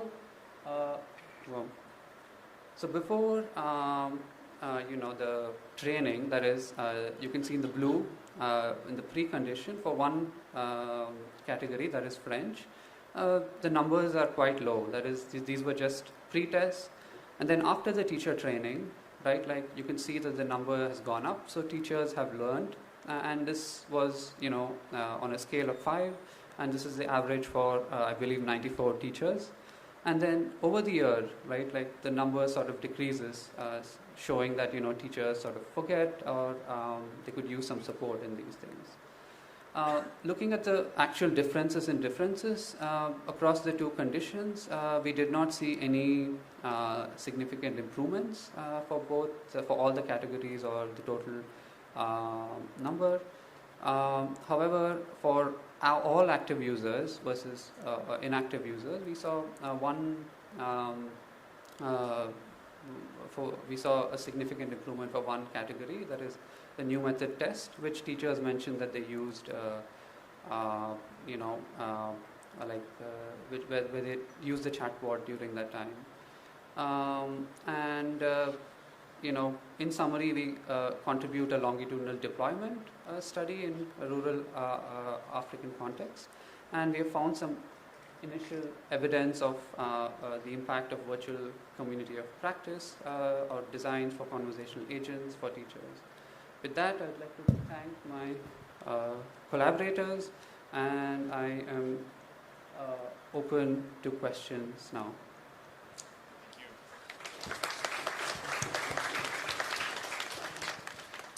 Questions?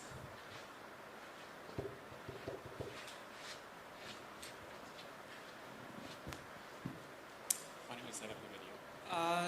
Around slide 10, you shared that the stories and jokes that teachers were sharing amongst each other, there was a degree of anonymization over there because they were sharing it with the chatbot and then that was sharing it further. why was this mode chosen, and what effects do you think it would have on community building? Because I would imagine if it's more personalized, it would have more of a community building effect.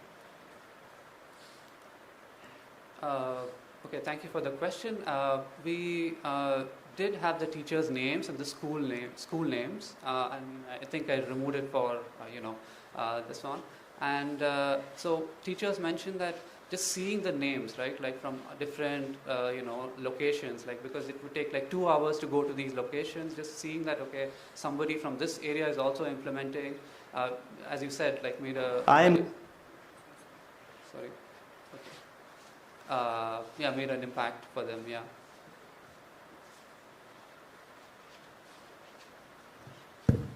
Last question. Anyone? Okay, last one. So how you control the spillover effects? Because these two communities, so one you have a control and the treatment, and they are using this the chatbot, so which is online. So how you control this the spillover effects? Yeah, thank you for that question. These were conducted in 2 regions, and you had to travel like by car. So you are using this your smartphone. So I can send it to someone who is known in a control group. So from treatment group to control group, I can send that same stuff, and they can use for their community. So how you control that one? But because you don't have to travel physically. Yeah, so here when you register, you had to type in your name. Like in the beginning of the chatbot, we had to type in your name and then your region, and we use the region as a way to sort of like control for that. But also, as you said, right, like theoretically it was possible. Somebody could, no, because you are using this Facebook, okay? Yeah. So I can just copy it and I can go to my WhatsApp and paste it, and I can send it to my friend who is in treatment control group, and then if he's using, then. May I just intervene here? I think from the paper, they're separated regions, so there aren't many friendships between treatment and control. Is that right, Vikram? And we had like around 500 or so teachers, but we had like data points for 300 of them which we were sure of, right? Like which were in region A and region B. So if somebody secretly used it from region B, right? We're not using this for analysis here. And I think. I suggest maybe we can close here because we're over time. But thank you for the questions. Great session. We have 1 3-minute video, and then we will leave you for lunch. But this is a remote video presentation for 3 minutes. And we are presenting our paper called Evolve UI, User Interfaces that Evolve with Users' Proficiency. This work was done in collaboration with Taha Zakir and Agha Liza from LLMs and Mustafa Naseem from the University of Michigan. Let me tell you a little secret. I am only 15. Still in grade 10 and still in school. And not only am I the youngest author in Campus this year, I am also the go-to tech support guy for my grandmother. Most of the time, I get conned in to find the button that sends a voice message or to find that lost image that she couldn't find on Facebook. But the biggest problem she faced was trying to understand a new application. Even WhatsApp, for example, has a plethora of complex menus and options, which are incredibly hard for someone like her to even understand. I noticed that she'd just give up and couldn't even grasp the core functionality of such apps. Of course, this is not very dissimilar to users who have not used technology at all, either due to low literacy, affordability, or access. This is very common in developing countries like Pakistan. While working with my grandmother, I often wondered if I could simply reduce the app to just one button, which would allow her to use the core functionality of the app itself. But as she learned how to use that button, the app would systematically introduce more complex features. That approach led us to Evolve UI, which starts with a single node or a single navigation point and gradually and systematically evolves according to the user's proficiency. However, such adaptive interfaces have been tried before with mixed results. A wealth of prior research warns us about the cognitive overload faced by users due to the constant changes in the UI. Therefore, our proposal is not as much to adapt the interface, but to gently evolve it as per the user's proficiency. An application implemented by Evolve UI aims to minimize the cognitive overload typically faced by novice users. Once a UI evolves, It is no longer reorganized or further adapted to avoid confusion for our users. To validate our approach, we implemented a mobile health application using Evolve UI and evaluated it using a small-scale user study. We designed two versions of the application, a conventional design that presents all features upfront and an Evolve UI variant that introduces features gradually. We conducted usability tests with 36 participants from rural Pakistan, most of whom had no prior experience with smartphone applications. Participants were divided into two groups, each testing one version of the application by completing a list of tasks relating to the application's functionality, such as recording a question or listening to community stories. We measured key metrics, such as task completion times and system usability scale or SUS scores. The mean SUS scores of both groups were comparable and fell into an acceptable usability category, despite the user's limited experience with smartphones. Interestingly, we observed that users with some modicum of education who had at least completed middle school found the Evolve UI application 30 to 40% more usable than the conventional design. Thus, for semi-literate users from rural backgrounds, Evolve UI seems to be a very compelling approach. By offering a gentler learning curve and reduced cognitive overload for first-time application users, we aim to make smartphone applications more accessible and engaging for users with limited literacy. In the future, we are planning to build more complex applications using Evolve UI and performing a more rigorous evaluation of our approach using larger user group, and hopefully replace myself with Evolve UI for my grandmother. Whatever picture, sound, or graphic that I can imagine, Envato Elements has the thing to bring.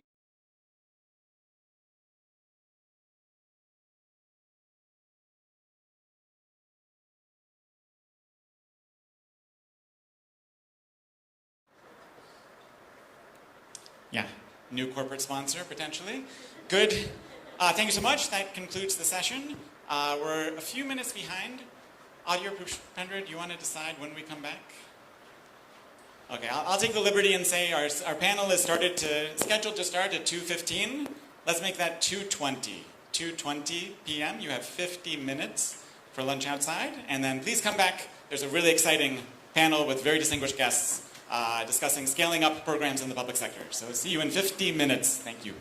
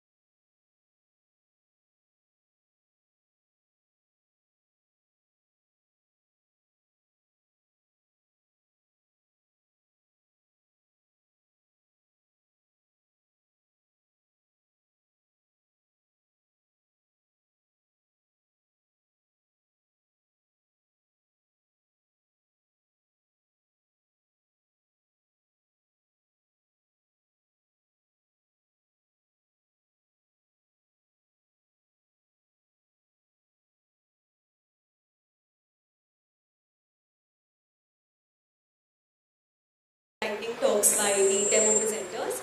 So it's a 20-minute session. We have 4 presenters, and each presenter will present for 5 minutes. So there will be no Q&A because we have time designated for us to connect with the demo presenters and practitioners between 5 to 6 p.m.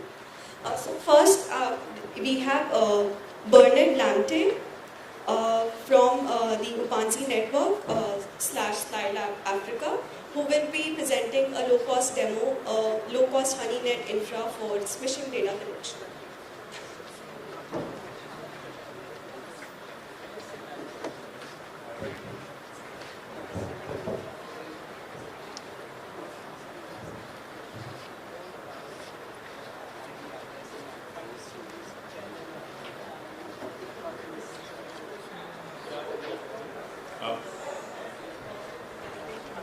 Good afternoon, everyone.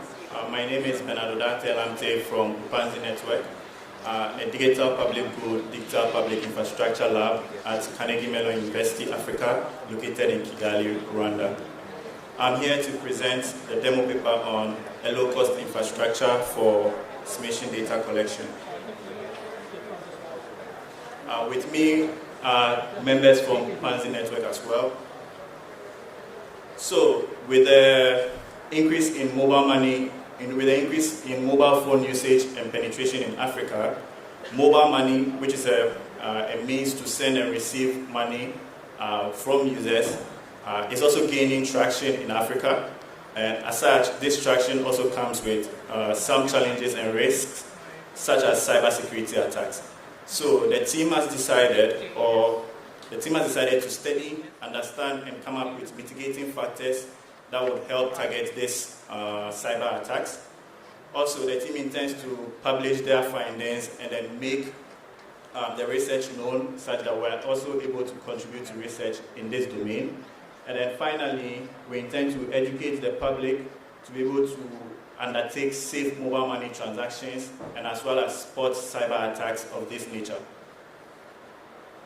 So how does the infrastructure fit into all this? So the infrastructure is going to enable us to collect organic messages. Now, these messages will then undergo some form of analysis. Now, insights gained from this analysis will enable us to know the prevalence of cyber attacks for this kind of transactions. It will also enable us to know whether these cyber attacks are targeted, and then also finally give us an insight into what kind of subscriptions services make you vulnerable to these attacks. So this is the setup of the infrastructure, basically made up of Raspberry Pis, multipliers, modems, and then SIM cards. Now we have scripts running on the Raspberry Pis which read messages from the SIM cards. Now this entire setup mimics our feature phones or our normal phones that we have, such that they are active and can receive SMS messages. Now the multiplier is very crucial to our setup because it enables us to have a low cost setup and enables us to scale at a very faster rate. So these are the software versions we are using. So now one of the main use cases of this infrastructure at the lab has to do with smishing. Now smishing is a form of cyber attacks that uses SMS messages to confuse or convince users to undertake certain actions that they've not intended to do. Now in our case, we have an attacker sending an SMS message in the form of a mobile money transaction to a user. So this approach is usually followed by a phone call by the attacker, whereby the attacker claims to have sent money, so presses on the user to resend the money. Now, a user who is oblivious of this form of attack will proceed to send the amount of money and then end up losing money in the process. The image you see there is a purported mobile money transaction. Now, this is not a legitimate transaction, so because it doesn't have the full complement of a mobile money transaction. So these are some of the messages we hope the infrastructure will collect for us to analyze. This is the Raspberry SMS interface, which is responsible for showing all the messages collected by the SIM cards. This is a dashboard built by the lab. So this dashboard is able to show whether the modems are in the right state. Also, for a modem to be in the online state, it means that it is in the form that's capable of receiving SMS messages. Now we want to have this dashboard to be able to monitor the process and monitor the entire setup at one sitting. This aspect of the dashboard also talks or shows us the number of messages collected by each Raspberry Pi in the setup. So now I want to talk about the relative cost of a conventional setup. Now when I talk about a conventional setup, I'm talking about a one-to-one setup between a Raspberry Pi and then a modem. Now if I want to scale such a setup and I want to have, let's say, 6 modems or 6 SIM cards, it means I need 6 Raspberry Pis as well. And this is very costly, around the range of $2,417. Now this is our proposed setup. So with the same amount of modem, I only need 1 Raspberry Pi and then a USB multiplier that can host 6 modems. So with this kind of setup, you realize that the cost is around $566, which is a drastic reduction from the conventional setup. We currently have the steps for coming up, or the step for setting up this infrastructure at a public GitHub repo here. Thank you. Thanks, Colin. So our next presenter is Sriram Chelapan from the University of South Florida, who will be presenting his solution on SensiTrain, a crowd-supported platform to understand context and improve sensitivity in online communication. Thank you, Ramandeep. Can you hear me, everybody? Yes. So my name is Sriram. I'm from the University of South Florida in Tampa. I'd like to tell you a small event that happened in my life that led me to SensiTrain. I don't work on this area. I do AI for public health. But we had a faculty meeting and we had a bunch of candidates, and my department chair wanted my opinion on a very particular candidate. And I said something like this towards the end. This is a very good girl, and we should not afford to miss her.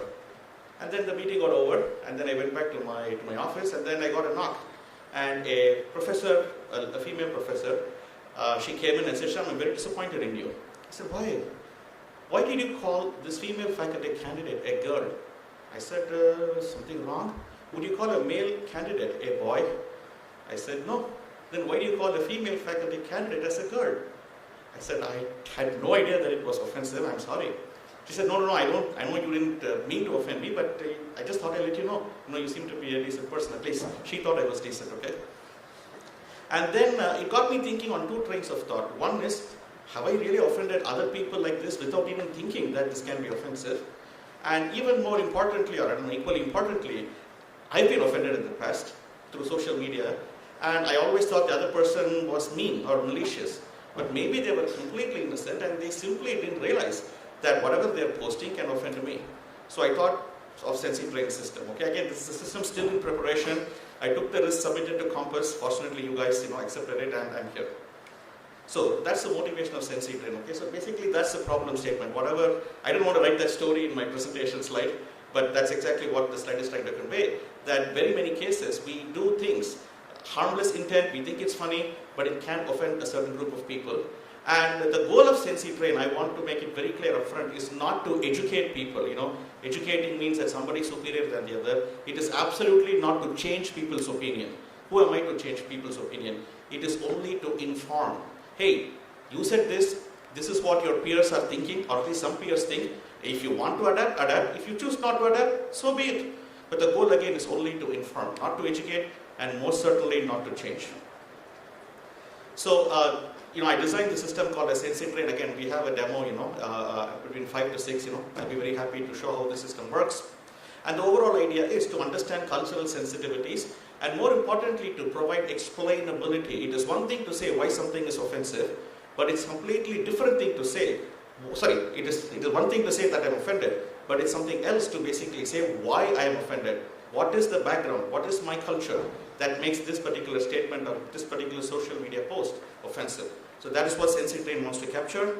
So how SensiTrain works is, we are planning to open up SensiTrain to everybody. And, as and when people see something on social media that bothers them, they can basically take a screenshot, copy the text, come to the SensiTrain system, annotate it. We've made it very, very user-friendly. And the goal is to collect as much data as possible about diverse cultures, about expectations, and what can be funny and what need not be funny for a certain group of people.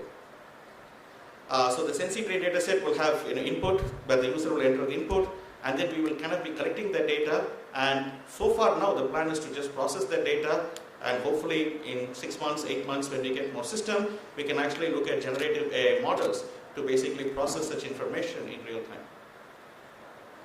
And the outcomes basically is to make the internet a safer place, a more friendly place to communicate. That's all. So this is a small demo, just a couple of screenshots. So user can basically, this is an actual message, people of Asian descent are bad drivers. This is a very common joke in the United States, okay? White people, black people, they all say this joke, right? It's not funny for me. I'm an Asian driver. I think I'm very careful. But again, things like this, somebody can annotate and say, this is kind of racial. This really bothers me. This is another one, again, very standard, that old people are too out of touch to understand modern technology. Again, it bothers people. And I'll tell you something, I didn't post it here, but there was one gentleman I met while discussing Saturday. He said, Sriram, what's the question I hate the most? He's an 80-year-old professor, still doing research. I hate it when people ask, when are you planning to retire? Very common question, right? Hey, when are you planning to retire? You see somebody with a lot of old hair, whatever, right? I don't want to offend anybody here, okay? My intent is not to offend. But he hates that question, and I never even realized. That's when I thought, oh, maybe when I see a senior citizen, I'm not supposed to ask such questions. When are you planning to retire? As if just because they have grey hair, they're supposed to retire. So you get the idea, right? Little things. And then here's another, post that is kind of, discriminatory in terms of sexual orientation. So in the interest of time, I'll conclude here. That's the goal of Sensi Train. And if you have more questions, I'm more than happy to talk to you in the demo. Thank you very much. That's quite relevant. So next we have Yusuf Ismail presenting his solution on developing and deploying AI and IoT-enabled hydroponic grow tents with subsistence farmers in South Africa. So Yusuf is a postgrad at the Independent Institute of Education.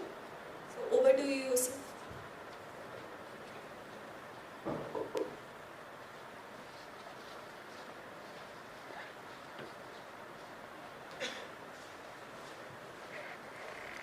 Hello everyone, my name is Yusuf Ismail and it's a pleasure to meet you all. Before I start, I'd like to mention that the farmers we work with have specifically requested that we not blur out their faces in any of the photos posted within the slides.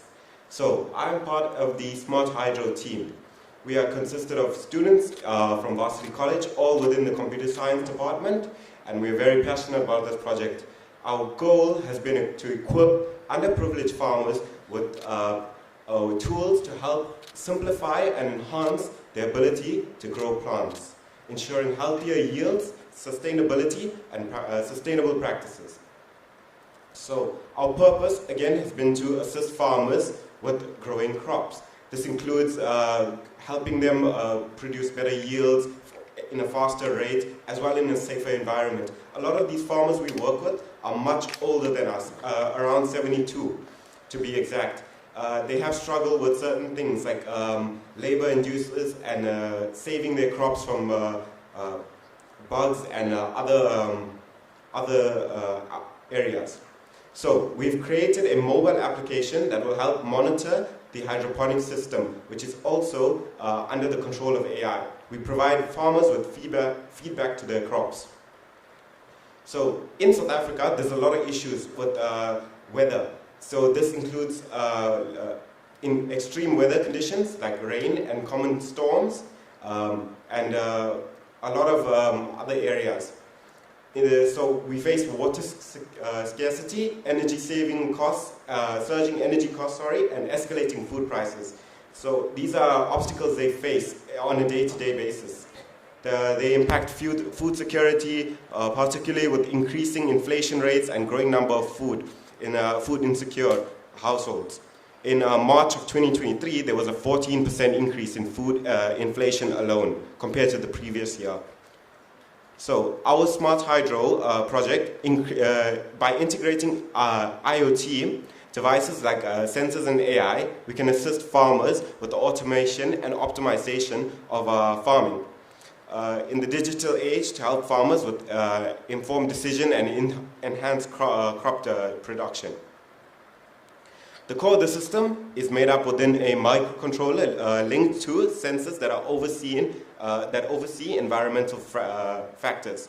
The microcontroller can control fans, pH and EC pumps, lights, and this is all done through a mobile application. This is all under the control of the AI as well. The mobile application is a fail-safe in case the AI does not pick up a mistake within the system.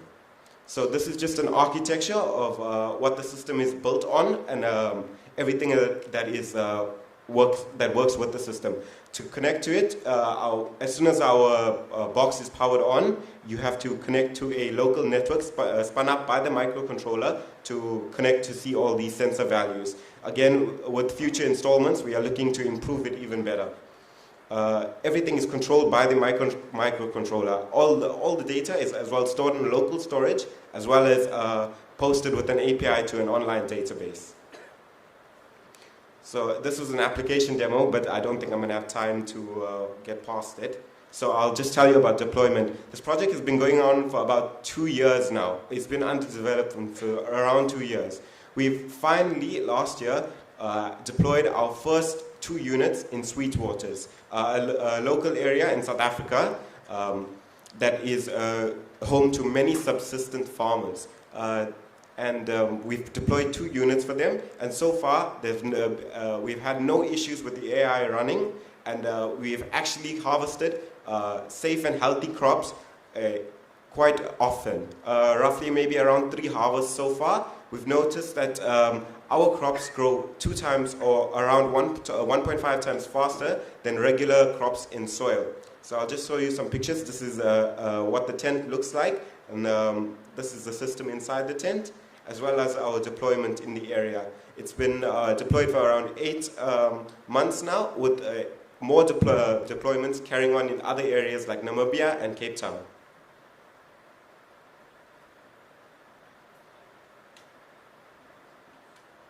Thank you so much. Thanks for the presentation, Yusuf. So our last presentation for this session is by Khagendra Joshi from IIIT Delhi on enhancing wireless connectivity in skip zones via energy-efficient reconfigurable intelligent surface.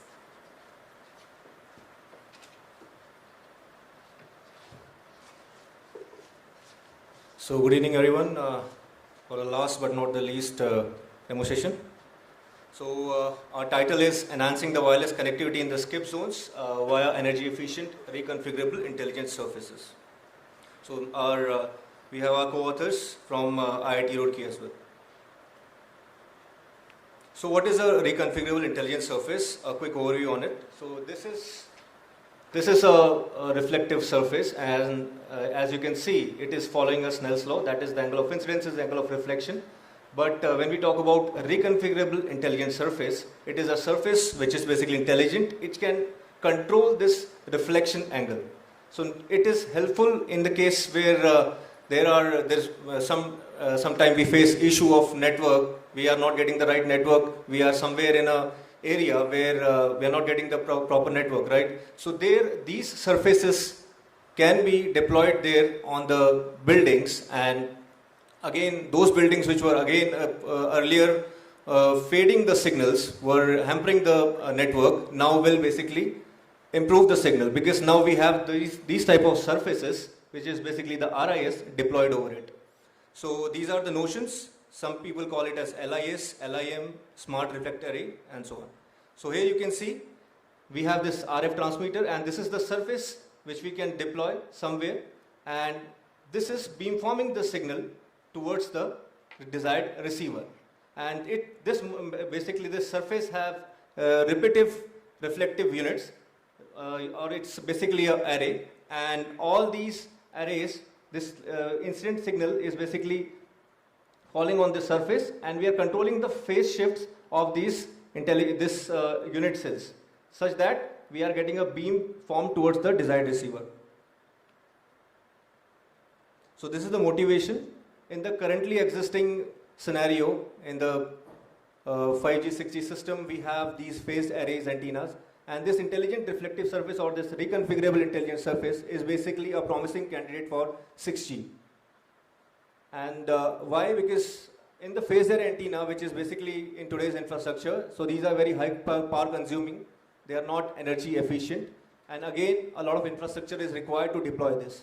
If we talk about the RIS, it's just a surface with very low power components mounted over it, and thus it is very energy efficient. So this is again why RIS, we need for the enhanced signal quality, we can use RIS which can be deployed in areas where there is a network issue, and again those will enhance those signal. Again, energy efficiency, because here we are not using high power or high power hungry devices like phased arrays. It's just a surface which is consuming very less power. Again, it is cost effective, improved coverage, spectrum efficiency, support for emerging technologies like 6G, and environment friendly, because here we are not using any type of RF source, it's basically utilizing the already existing RF source like the base station or the mobile users we have. So this is how the beam forming is happening, basically how we are controlling the reflection angle. You can see this is a simple reflective surface, and when a signal is falling on it, it is just reflecting it directly at normal, and basically we can see a constructive interference at 0 degree. But now if we want to change the angle, we have to just provide some delay. So what all different components which we have mentioned, these all unit cells are basically we are just adding a delay, and this way we are able to get this type of phase shift to a particular desired angle. This is the system model. Here you can see that there is a base station and it is not able to communicate directly to the user. But if we deploy this type of surface, which is controlled by a RIS controller, we can make the connection between the base station and user. And this is the experimental setup. Here you can see that we have used these type of devices. These are called software-defined radios, and these have antennas. We are programming this antenna using an API, which is installed in this host PC. And this way we have basically demonstrated the system model. Again, this is about the unit cell design.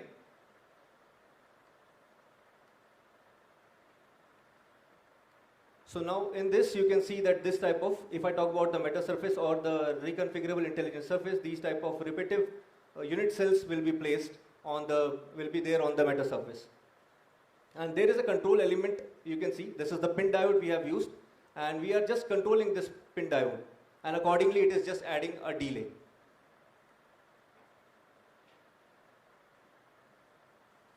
These are some results related to the unit cell. Here you can see in on state and off state of the pin diode, we are able to see a phase shift of around 180 degree. This is our meta surface and the phase pattern which we have designed using the MATLAB tool.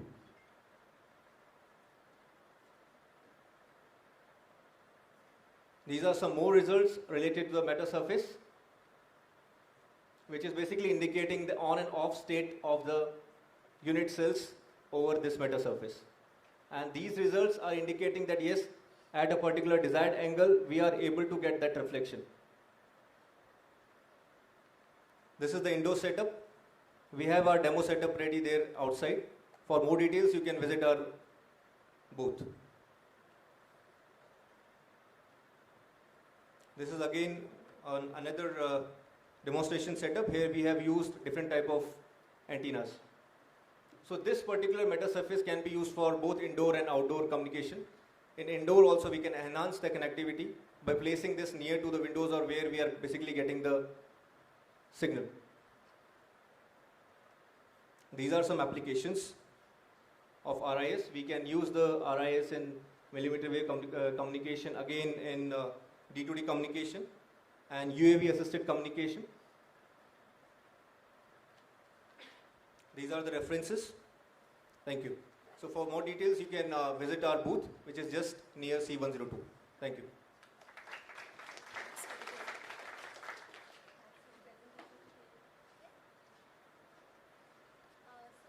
Thanks once again to all the presenters.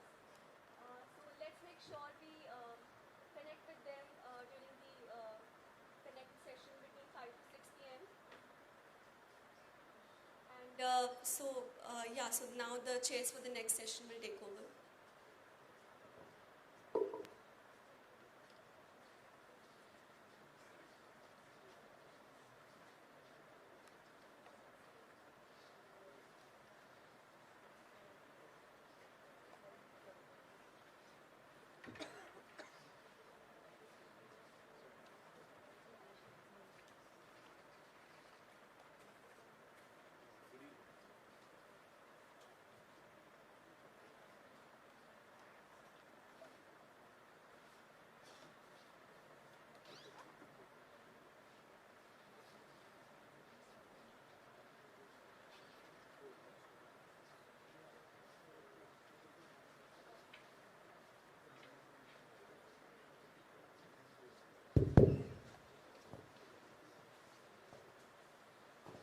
Hi, good evening.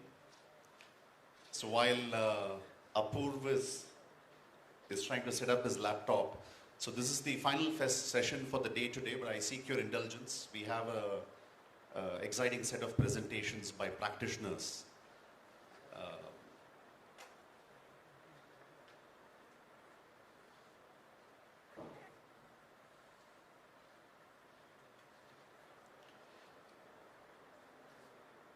We've had some enthusiastic set of panelists and presenters before, so I'm going to tell Adi next time, please keep the practitioners earlier on in the day.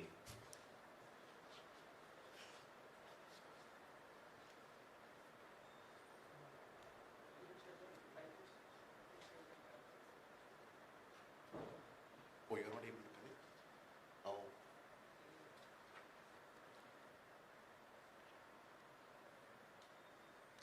Okay, so while we are trying to get this up, let me just start with a bit of introduction about Apurv. So Apurv is the co-founder and CEO of BlendNet. It's a company that's focused on AI for education. Earlier he was with Microsoft Research, and more importantly, he is an alumnus of IIIT Delhi. So that's Apurv. My name is Krishnan Narayanan. I'm the co-founder and president of a research company called Itihasa Research and Digital.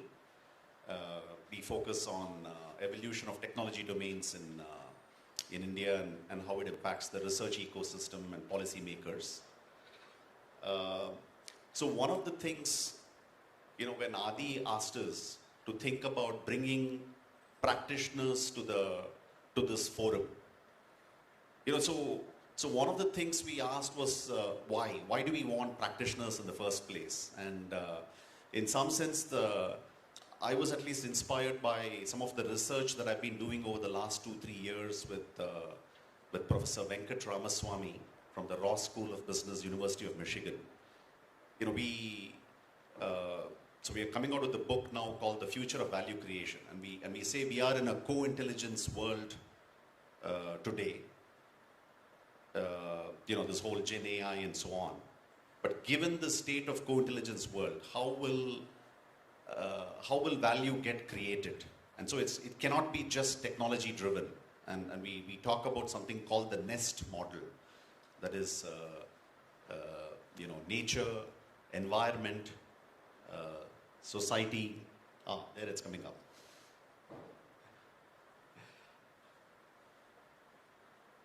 Yeah, there you go. So the nature, economy, society, and technology, right? So that's the NEST model that will drive, and it has to be, it can't be just technology led, but it has to be grounded in the life experiences of people. So that's the focus that we are, and so that's the reason why we need to bring practitioners. It can't be just about technologists driving these conversations, but bringing in a whole set of other dimensions. And this is just to let you know that other people have been thinking about it. So this is very interesting research that I came across by Kruzik and others.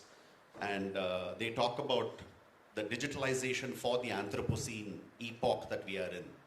And there are 3 pathways that they see. That if we go down the same way that we go down, that is without considering the NEST aspects, we lead to planetary destabilization. But the best hope is that we take a considered approach, and it's is deliberate for good. So that's the content. That is why we needed practitioners. And we put together the RICs yesterday and certain set of practitioners. I'll hand it over to Apurva to take it forward. Thank you, Krishan. So, okay.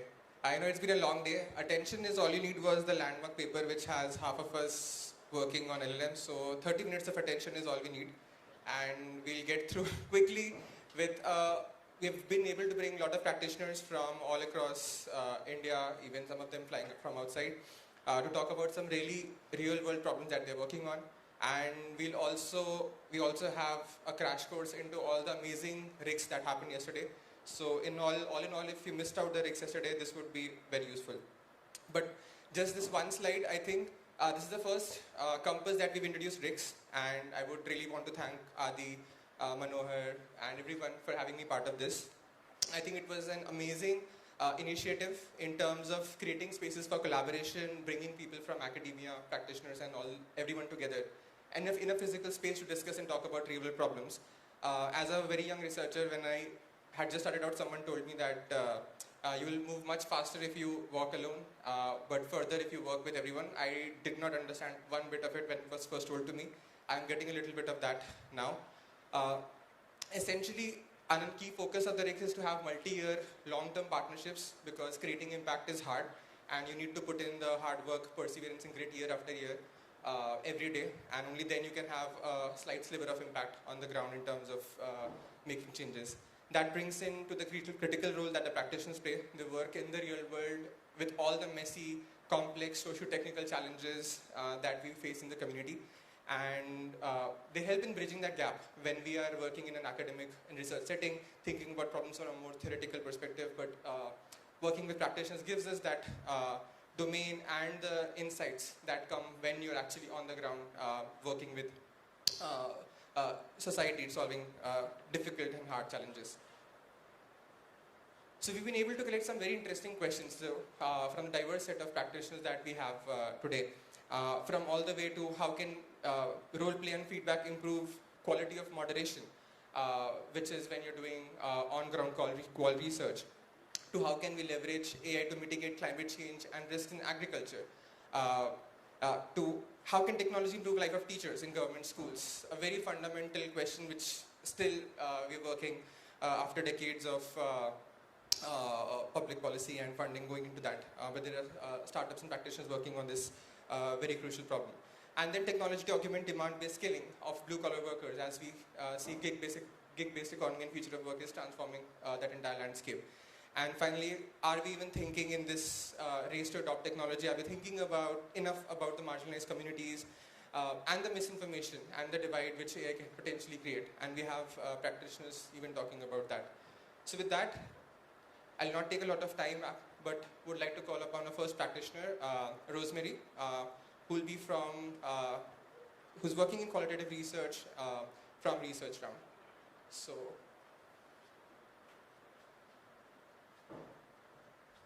Great. I'll just presentation.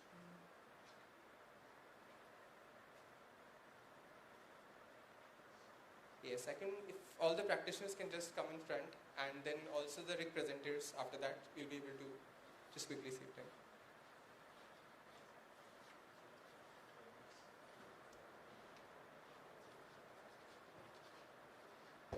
All right. Hello, everyone. Let's talk about upskilling moderators and qualitative researchers in the Global South. So let's start first with a quick survey. So please raise your hand if you've conducted qualitative research in low and middle income countries using local moderators, and the quality of the transcripts that you got back was just not what you hoped it would be. Yeah? Some hands. Okay. So I'm going to take it maybe y'all haven't done it in low and middle income countries, or you have, and let's talk about it if you've had a good experience. So this is a problem that I'm very passionate about addressing. So my name is Rosemary. I'm both a researcher and an entrepreneur. So I'm currently a behavioral science consultant, mainly working in public health in sub-Saharan Africa and in India. I was previously co-founder of a fintech social enterprise based out of Bangalore, so kind of research and entrepreneur side of things.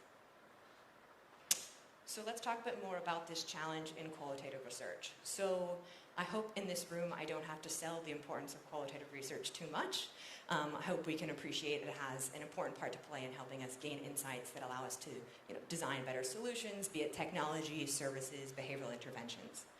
And in order to carry out good qualitative research, we need to make sure we have local moderators, right? So we need to make sure we have moderators that are part of the local culture, understand the local language, to make sure we get good quality data that's really contextualized. But at the same time, we're then reliant on these moderators for the level of data quality that we get back. And sometimes that quality is just not what we hoped it would be. And this capacity gap is quite prevalent in the Global South. So I know personally I've experienced this working and doing qualitative research in India, as well as in Cote d'Ivoire, in Nigeria, especially in the north. And so this is something I'm very passionate about addressing. So a few ways that I think we can address this. So first of all, obviously training programs for moderators, helping them get that experience on the ground, running in-depth interviews with group discussions, but also empowering them to be more well-rounded researchers overall. Also onboarding moderators to specific projects, so understanding an organization's research problems, helping moderators actually understand the research needs for that specific project, which is especially important for more technical research. And then also data quality management while researchers are on the field. So actually, in a timely manner, reviewing transcripts and giving moderators feedback so they can continue to improve even while they're still in the field. A few ways that I think AI can play a part in this. So I think AI can potentially act as a respondent for moderators, so kind of role-playing with moderators to give them more experience with that moderation. I think AI can potentially give them feedback as well on their moderation, so that could be during the role-play with the AI or even on the data that they're getting actually during a research project. And so I have personally seen moderators, especially in Nigeria, with a bit of training and mentorship, go from those that are simply just reading word for word from a guide to being really strong moderators and going so far as now they're even helping organizations think more critically about their research, helping them design their guides, thinking about analysis and synthesis, and going beyond just the moderation piece as well. So not only does this improve the data that we're able to gather, the insights that we can draw, the solutions we can build, this also improves the employability of these researchers, potentially creates job opportunities as well, and enables us to carry out more peer-to-peer research. There's a lot of value being put on peer-to-peer research, so having someone that's actually part of your own community, carrying out research with individuals, but that's really challenging if they don't actually have the skill as a moderator. So if we're able to efficiently, effectively upskill moderators, then we can really scale the peer-to-peer research without losing out on that quality of the insights. So I've been working with some organizations. I'm working with Research Round to explore this further. So they are an organization based in Nigeria focused on improving the quality and uptake of research in Africa. They have had some very successful programs upskilling researchers, mainly focused in the academic setting. There's been a lot of demand for these programs and a lot of success, with even participants going on to publishing in international journals. So I've been working with local and international research agencies as well as local moderators to understand this problem more, and I'm looking for organizations that might be interested in piloting these different models for upskilling moderators and explore how we might use AI in this. So that is my whirlwind. Hope that was 4 to 5 minutes tour. Thank you so much. And I think we're not doing questions, right? Do it at the end. Okay, thank you so much. Thank you. Fun trivia about Rosemary. Before working with moderators, she used to work with auto rickshaw drivers in Bangalore. Okay, so next up we have Avi from Shwasasan Foundation. And since we are doing trivias, I think for Avi, he is also a graduate from IIIT Delhi. And now he works with a lot of people in the marginalized communities. And he'll be talking about some amazing work that Shwasasan is doing.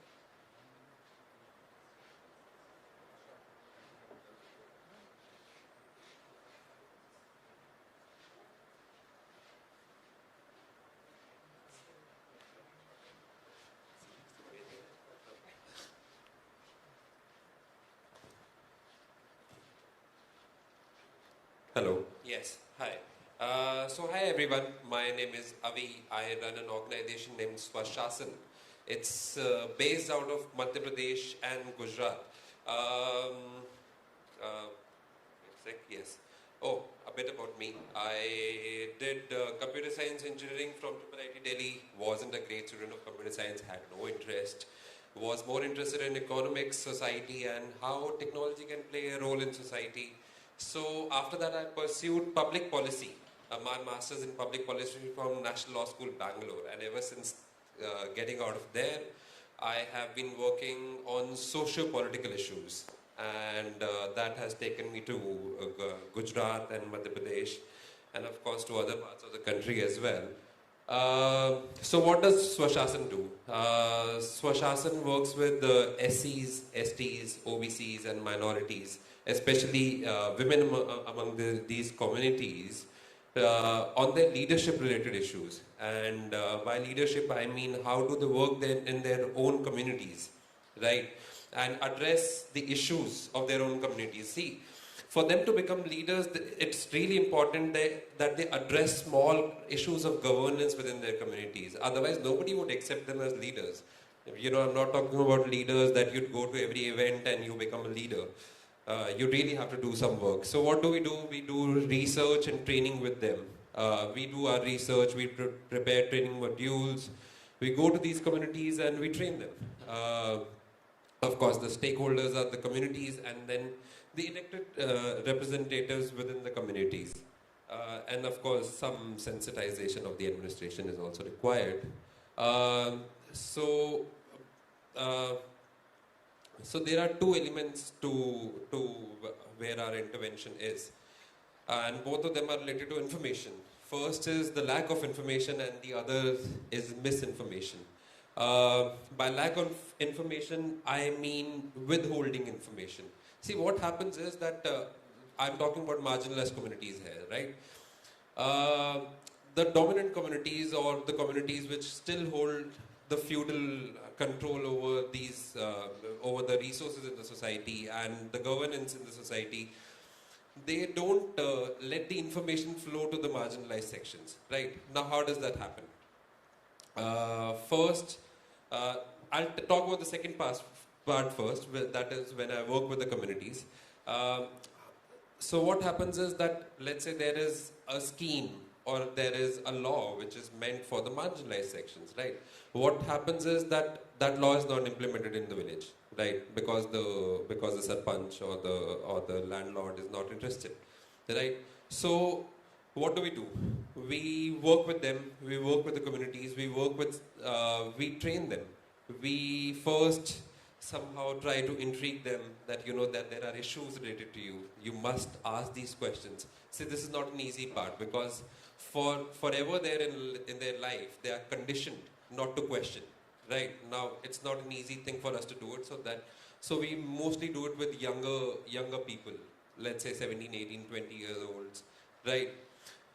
We give them training on right to information. We give them training on how to do social audits, right? Social audit is basically going around the village and asking if this has been done. On the paper we see that that this house is supposed to get rations. Did you get ration? Right? Just asking those basic questions that this is what is present on the paper. Is it there on the ground or not? Right? So just seeing a difference between them. And helping them access schemes, right? So there are schemes specifically for the marginalized sections. Let's say there's the SC/ST Atrocities Act, right? Sometimes there's caste-based violence. Somebody says something to some person from the marginalized section. And now there is no way that they can redress it. Nobody will help them out. Sometimes it's just an application that you have to write. Sometimes, that there is a, let's say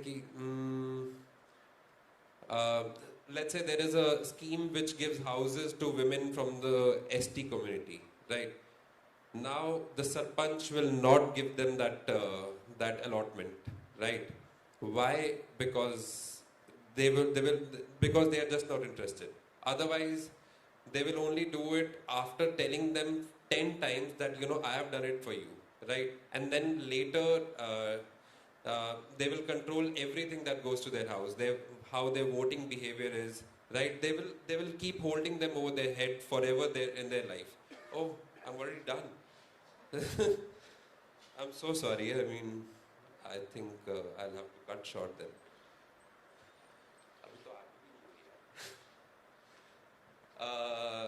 And then the other part that I do is I work with the elected representatives. What happens is that we talk about political justice, right?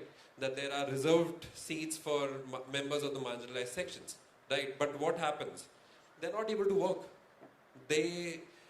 Most members of the administration, most members of the bureaucracy, they don't let them work, right?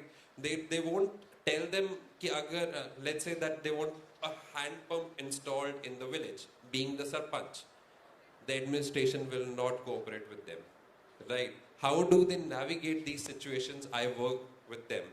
See, their motivation to attend my training sessions is also very low, right? Because they are like, who are these chaps who are just coming into my village and telling me what to do, right? But sometimes we are able to work around it. Then we have a lot of information to share with them. So we do bombard information, so their retention is very low. So we keep working with them. I will cut short my presentation. There was much more to it, but the second part that I work is on misinformation, right? What happens is misinformation of the propaganda sense. We all are aware of that. It's happening all around us, the political world. We are all aware. But what's happening on the ground, right? So just around when the local bodies elections are happening, right? One caste votes for a particular person, the other caste votes for some other person. Now, conflicts happen due to this misinformation. Lots of conflicts that, your king which used to exist 500 years ago killed my king who existed 500 years ago, and a violence erupts, right? And this keeps happening year after year. Anyhow, so we work on that. We create content on it, disseminate it, do our trainings, keep working with the communities on it. And I've written the issues. Till the other person comes up, you can read it. But there's another thing which I wanted to share. I'll just take 30 seconds. So back during my master's days, I did my dissertation on the linkage between public distribution system and Aadhaar, right? What happened was that there is a ration distribution system that every family is supposed to get rations from the government if they have a certain card available to them.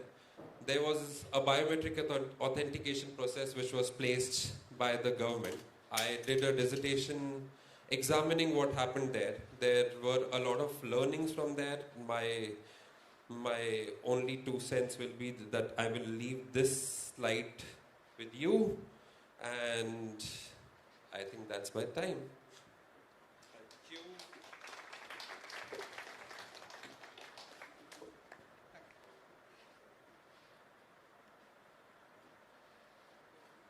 We'll have time for question answers towards the end, so we can continue discussion on some of these aspects. So next up we have Mainak Roy from Simple Education Foundation.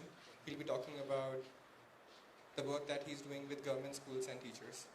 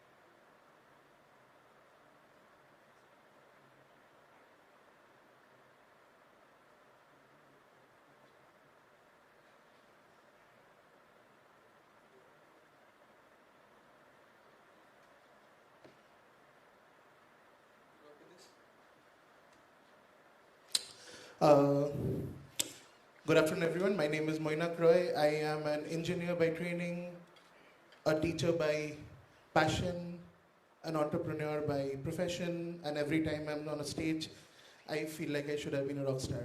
But this is where we are. I'm going to talk to you about our work at Simple Education Foundation, but also through that try to give you a oversimplified view of the Indian education system. We only have 4 minutes, so oversimplification is all you will get. But if you want to know more about what is wrong and what we are doing to sort of change the narrative, a couple of sort of links will pop up at the last slide. You can go follow us and know more. Starting off with a quick question, how many of you have had a teacher in your life who's been instrumental in sort of shaping your journey and you are where you are because of them? Amazing.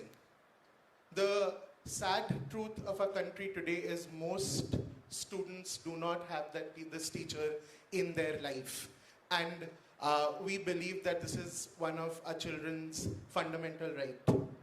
If you look at this really complex, for me, but maybe not for you, diagram, India has one of the lowest spends in public education across the world, and India is somewhere in the poor category when it comes to the academic outcome that our children show year on year. And that is a big problem. We do not see that India's per child budget is going to increase much over the next few years. And if we want to ensure that our children do better and access better opportunities, we need to do something that is fundamentally different. And we know that there are countries like Vietnam which have sort of spent a smidge more than what we spend annually and have had extremely high results. So Vietnam is that dot on top over there. So at Simple Education Foundation, our agenda is extremely simple. We want every child in government schools to thrive in life, and they thrive through powerful learning experiences led by teachers. And we want to ensure that we have one such teacher in every classroom. And we know why teachers. Because data research shows that when a child has access to a great teacher versus when a child has access to a not so great teacher, the difference is almost exactly 53 percentile points as per this sort of graph. And that can be life-changing. If you look at what have we learned from excellent education systems, which have really put sort of their country on the top of the HLO score map, we've learned that things will change if we are able to ensure that we have powerful educators delivering powerful material through a pedagogical approach which really moves the needle, and they are able to support the whole child. And that is exactly what we are here to do. But there are a couple of challenges. And that is exactly what you're here to do, reimagine teacher development in India. There are 4 core challenges. There's a lot of teacher vacancy. India has about 1.5 million teacher vacancies, which is going to rise to about 5 million in the next couple of years. The scale of the issue is large. We have about 130 million children going to government schools in India. The budget allocation is super low, and there is extremely bad professional development experience that our teachers go through. The 3 key interventions that we believe will change the game for India: the first, a very strong pre-service teacher training program which ensures we put the best teachers inside the classroom. A very personalized teacher development program for teachers in the classroom right now so that they can become better teachers for the children in the classroom right now. And finally, build the system's capacity, build the government's capacity to continuously do this with every moving generation. 2 key enablers: patient philanthropy and technology enablement. We feel with the scale and the cost, the only thing that can change the needle, move the needle is technology. And to build that and to test that, to use that, we need patient philanthropy. And all of this for one big impact, which is a skilled, loving, and intuitive teacher in every public school classroom in India. I am Moinak Roy, and we are Simple Education Foundation. Thank you.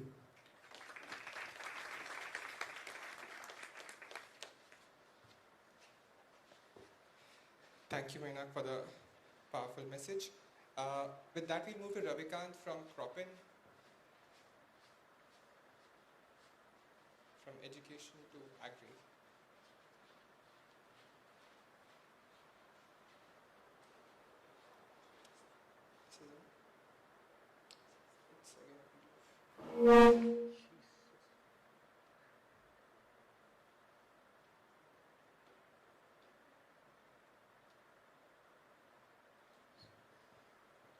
Hello everyone, good evening. I'm Ravikant Bhargav from Cropin.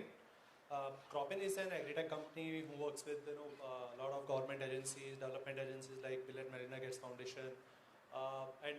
As part of our work with agricultural institutes and farmers, we realized that there is one big gap, especially in the global south, Indian subcontinent region, where farmers do not have easy access to a lot of information, which is available with organizations like us who have the subject matter expertise as well as the technical know-how of things to disseminate that information. We were thinking on how to bring forth that expertise to these folks. That's where we came up with this tool called Akshara. What is Akshara? The word basically has root in Sanskrit where it means imperishable, indestructible, and also leads to knowledge. And we kind of related to it, and we wanted to build something which we can use to help out our farmers. It is basically an open source LLM. We have recently open sourced all the training stuff and inference engine code on Hugging Face. The URLs are there on the bottom. I'll maybe, if I have time later on, I can show the demo as well. We wanted to focus it only on the Indian subcontinent region. Primary reason being, there are lots of open source data sets, but they are mainly from Western countries, and we don't really get that much representation in those open source data sets. So we wanted to create a tool which works primarily. So I'll come to one point there, responsible AI, regarding responsible AI. And that basically says you should use local knowledge, local domain specific information should be there in system so as to support the people who are actually going to use it. Otherwise, it becomes too generic. There are lots of LLMs nowadays, but the main differentiator that we have with respect to them is bringing that local knowledge of Indian subcontinent region in a format which is usable. I won't go over all of this, but maybe in the interest of time, we'll focus on this last bit where we say why we want to do this. We wanted to this whole climate thing. Basically, it has a deep impact. It the country's economy suffers, the food security suffers, the farmers' economy who are already marginalized. That they suffer because of sudden rain somewhere, drought being somewhere. So all of these, how can we mitigate these kind of issues at scale? One way would be to enabling them be a bit more climate smart. What do I mean by climate smart? I mean that they adopt those methodologies which are which support the environment. They do not hamper the environment. Just to give you an example, one way would be let's say there is a pest in a field.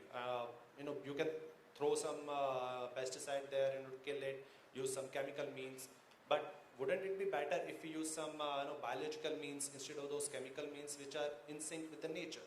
So using those kind of means and giving them priority over the other chemical means which are probably harmful to the environment.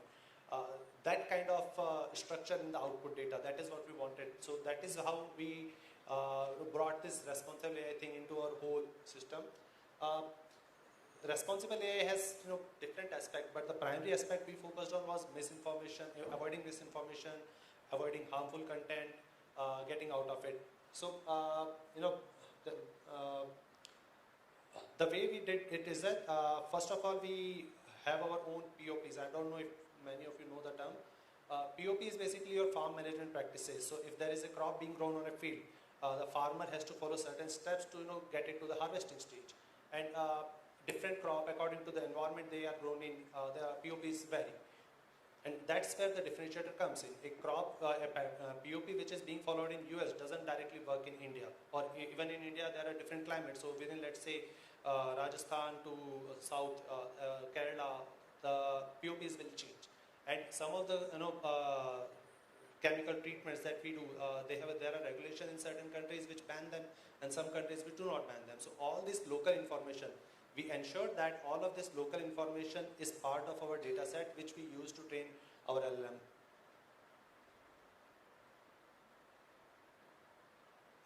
This is the overall architecture, and we work with there are some photos at the top, and those including myself, but other folks kind of contributed more than me. We also took some help from the Google's research responsible AI team. They primarily worked on their Gamma 2 model, so they also helped us in bringing these aspects into our model. The broad architecture, if you look at the bottom left, we had our POPs which first broke them into some Q&A kind of thing. This Akshara application is more of a agronomist personality. It's not really a chatbot which you use like ChatGPT, Gemini, etc. It's a Q&A kind of application which you ask it something, it gives you specific answers which are tailored to these focus countries of Indian subcontinent and these crops only. So these POPs, we first broke them down into Q&As using again GPT-4 API, this GPT-4 Turbo by the way. Lot of effort went into this data set creation only. How do we create these POPs, and lot of iterations happened there to ensure that those climate smart things take precedence over other means. I'll just take last 30 seconds over. So once we had those Q&A pairs, we used QLoRa. I won't go into technical details, but we can connect later on if you want into that. This Mistral 7B instruct model was fine-tuned using QLoRa on these Q&A sets. And eventually we moved to a RAG kind of application. Primary reason again being the data set keeps on evolving, and we did not want to fine tune again and again. So we used this RAG application where we could inject the data to ensure that the latest data, latest changes, whatever those are in the POPs, according to the crop, according to geography, we can easily incorporate into this. At the end, this is how the dashboard looks like. Oh, just about the results, we are better than GPT-4 Turbo boosting model, sorry. And we did different comparisons, so I'll leave it here only. We can discuss later on if you want to that. This is how the dashboard looks like, which we have open source and can be accessed by other folks. Currently, we have enforced only English interactions, primarily because again the responsible AI component comes in key where we the state-of-the-art language models, they are not that great into languages which are prevalent in Indian subcontinent region. We did not want any misinformation to go out, and that's why we are restricted as of now on English. But we are open to work with other collaborators, to bring multilingual, and that is one of the big future capability that we are working on currently. In addition to this, we have also restricted some harmful interaction, or how to say, profanity detection, toxicity detection, those kind of things have been put into as part of this application, so that again misinformation, harmful content doesn't go out. These are just some of the things which, as I mentioned, we want to work on, and we are happy to work with professors, the students, and whosoever, professionals, whosoever wants to work with us on this one. We eventually want everyone to be able to use this open knowledge in an easily accessible manner. That's all I would say. Thank you, everyone.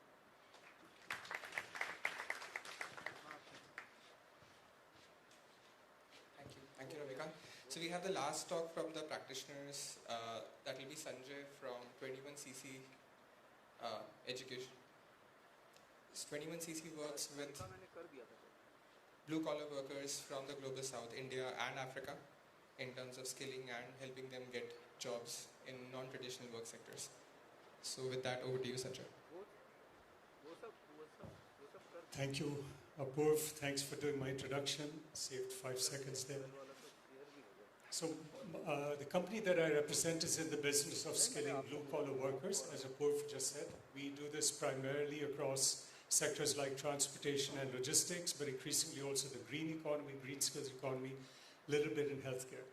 One of the biggest challenges facing people in India today is that there's a shortage of jobs. I think we all know this. It's very specific to certain states.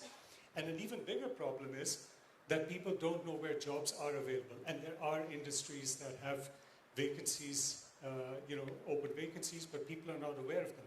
And as a result of that, people end up going to very traditional sources of employment. The government of India, in any shape or form, Indian Railways, and if you really don't have a choice, the Indian Army. Right? So those are the three preferred options that people end up running after. And because people are not aware, they're not able to envisage and imagine what a career path in these different industries could look like. When you join the railways or the army or the government, the great thing is all your steps are very defined for you. That gives people a lot of security. But there's some fantastic industries out there, like the industry that I come from, logistics or healthcare, hospitality, that have wonderful career paths. People need to be made aware of them. So the question is, how do we actually make very large numbers of people aware of the transformation that's taking place in the Indian economy? And sometimes it can be that there's an industry coming up right next door to you, but you have no clue what's happening next door. So we try to imagine a way in which we could actually streamline the current very messy environment in which people look for jobs. And what this sort of cloudy illustration is meant to indicate, that people through a whole series of intermediaries end up finding a job. It could be what we call a dalal in Hindi, a thekedar, somebody who's a contractor, grabs people from a village, gets them to employment. It could be a more organized employment agency like Randstad, Adecco, etc. Could be government agencies. But it takes people a lot of trouble to get to the eventual source of employment. So the process questions that we're asking ourselves is, and it's a research question, we want to collaborate with IIIT on this, can we on a very large scale help people make aware of industries that they weren't thinking of previously? Can we get them to take an assessment, a self-assessment, to actually understand what skills they have? They may not even be aware of their skill sets. Can we get them to then take skill bridging content to bridge those skill gaps and eventually apply for a job in one of these industries? And of course, will employers be willing to offer them a job? And the result is hopefully a much more streamlined ecosystem, a digitally enabled ecosystem. And today we're using digital for everything. We're using it for payments and movies and everything. Why couldn't we use it for something as crucially important as finding ourselves a job? That's the entire premise of our proposal. Skip over this because it's all IT stuff, and what do you guys know about IT? Skip. And from an AI perspective, and this is where we've been working with Apurv, the question we're asking ourselves is, what role can AI play? And honestly, this is our question to you as a group. What role can AI play on 2 or 3 fronts? Number one, can we accelerate the creation of learning content? Because there's such a massive amount of learning content out there, sector by sector, but can we accelerate the creation of content? Today, my company does this, but it's a very manual, labor-intensive process. Number two, can we create AI-enabled assessments so that we can assess somebody in Bihar, somebody in UP, somebody in Maharashtra, somebody in Punjab, and give them a context-sensitive assessment rather than something that's been modeled on somebody in the valley, etc. And thirdly, can we use AI to give people career advice? And to that end, this is an illustration that Apurv drew on his whiteboard and basically says these are the different spaces where we would like to plug in AI, along these different steps along the process. So we already have a skills database. We already have a platform. What does that say? 57 seconds. There you go. I've got 57 seconds. I'm going to redefine what 30 seconds means here. This is what our interface looks like, and we want to enable it, empower it with AI, and look forward to collaborating with all of you smart minds here at IIIT. Thank you so much. Bye.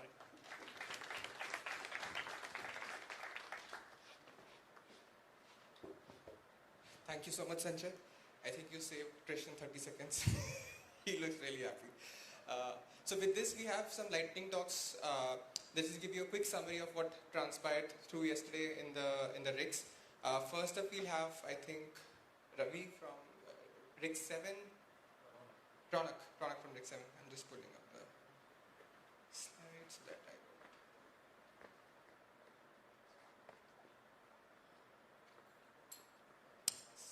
Ronak, please, over to you. Is it?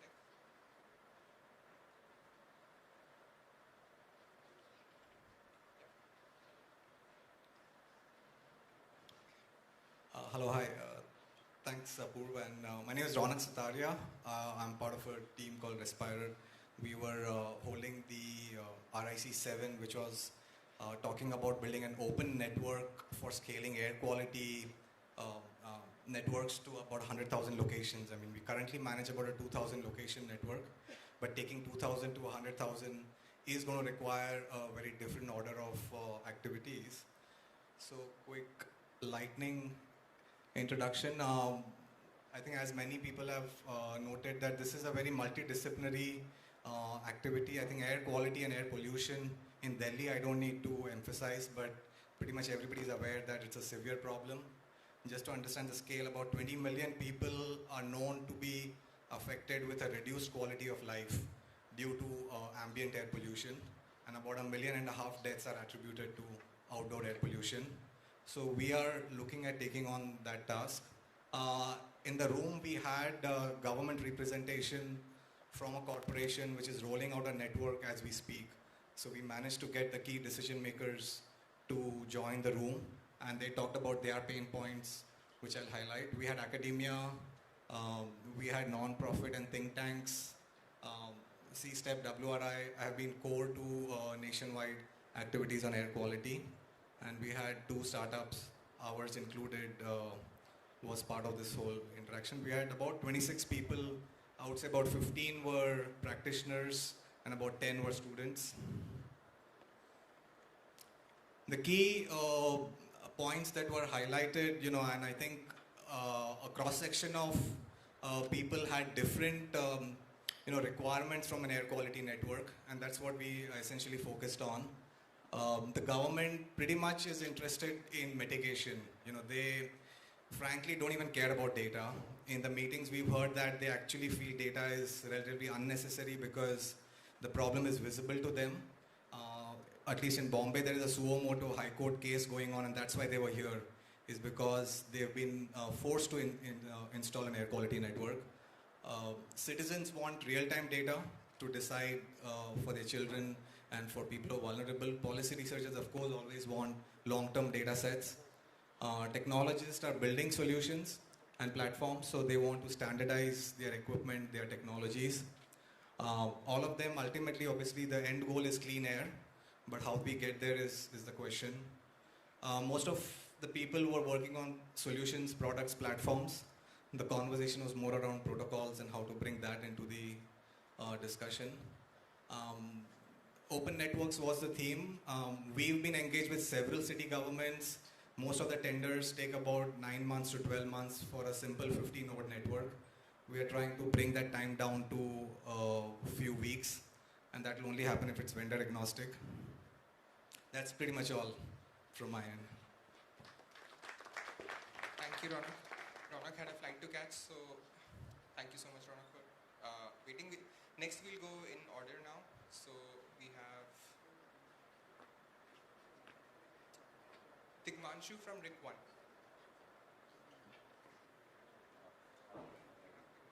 Do we have Tigmanshu here? Not really, okay. I'll actually cover RIC 2. If someone can reach out to anyone, if they want to summarize RIC 1, that will be great. Okay, so I was part of RIC 2, which was the AI for Inclusive Access to Public Service. This was chaired by Amya. Unfortunately, couldn't be here today due to a personal emergency, so I'll be summarizing this. Essentially, we looked at the complex space of how do you provide inclusive access to public services, which is still a major challenge as we go beyond, actually, as it came out in the discussion, even in the urban centers. We looked at the use of technology. Obviously, technology can help, but there are several challenges which have come out, and practitioners shared some of the challenges in terms of implementing AI-based or chatbot-based solutions on WhatsApp and on other platforms. There was a growing need in terms of identifying data sets. I think that's been a cross-cutting theme across various talks and RIC discussions as well. In this case, we realized the need for domain-specific vocabulary in Indian languages being a key gap, because in a lot of places, small difference connotations of word resulted in the queries not being addressed, logged, or being tracked, and technology essentially becoming a barrier. another key point was understanding how users use these tools, and the use of tools varied drastically between urban and rural setups, and there were practitioners who presented that aspect. Finally, the need for affordability, which is a key concern. We are all talking about leveraging AI in X, Y, Z, but what is the cost of AI? What is the ROI? And is the government structure, the public infrastructure structure ready to take up the cost that would actually be required to implement and scale some of these solutions? We identified on 3 areas of collaboration going forward, which one is going to be bringing the community and the practitioners together to build these capacity building tools, not just training manuals, but tools for building capacity. Testing out some of these AI-based grievance tools, which would be grounded by collecting some of these domain-specific data sets, and working with organizations, in this case driven by Vadvani, and in terms of how can we reduce the cost per query for specific use cases. So that would be the summary of RIC2. Thank you.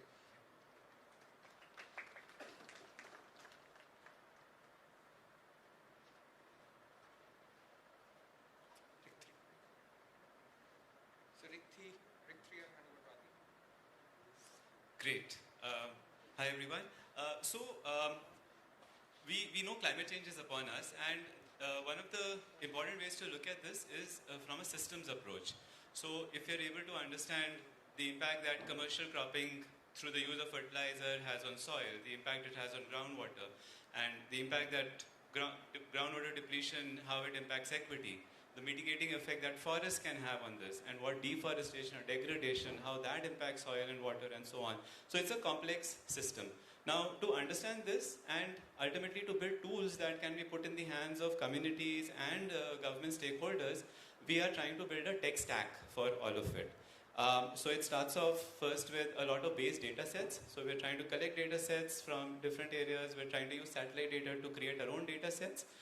So a bunch of our group members have posters outside. So we're doing things like tracking year on year how cropping intensity is changing in an area, how forest health is changing, biodiversity is changing, groundwater, surface water, these kind of things.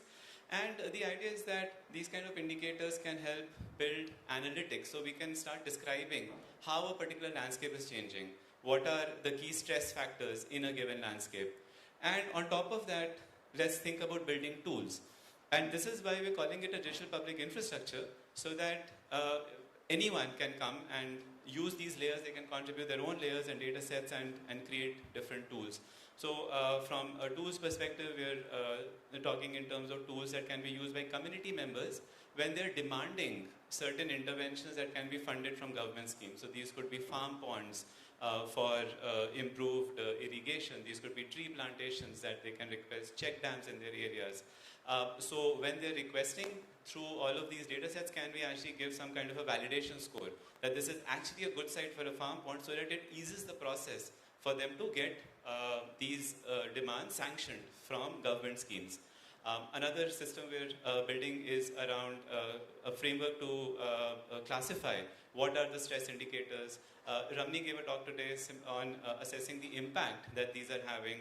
Right, so these are various things and which can contribute into different government schemes. So now the thing is that right, all of these are very complex systems. Each one is a deep domain in itself. And in the rig yesterday, in fact, we had over 40 people, and we had computer scientists, we had ecologists, we had hydrologists, we had geologists, and how do we really put it all together? So what we really want to enable is what we're calling collaborative networked co-creation, right? That any group can come together and they can contribute these data sets. So we're thinking in terms of standards through which such data sets can be published. Some other group could take these data sets, build new algorithms, and publish them. And at the same time, however, we want all of these to be community-based, right? The use cases, the reasons need to come from the ground up, not necessarily informed by what investors or the market is thinking is the next big idea, or what even the government, for that matter, might be wanting to fund to, right, for various reasons. But it's got to be bottom up. and many such groups can proliferate. So in terms of next steps, we talked about many things, right? Important use cases that we should take up, also standards that we should start thinking through. There's design issues, that how do we take data to the community and get the community engaged with the use of data. So overall, it was all super exciting. And my time is over, but I'll take a couple of seconds to just talk about how any of you who've not engaged with the RICS currently can do so. Alright, so on the program page on the Compass website, there's a page called Research to Impact Collaboratives. Go to that page. All the RICS are listed there. And these are Google Docs linked to each RIC. So just go to the Google Doc.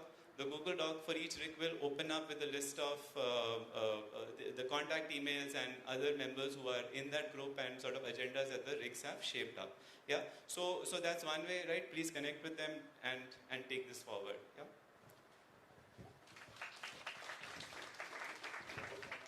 Thank you.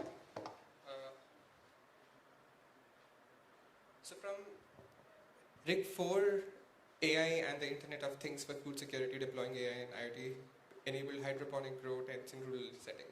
Sarina.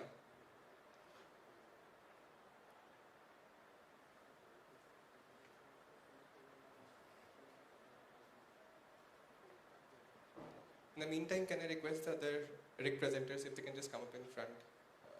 That would be really great.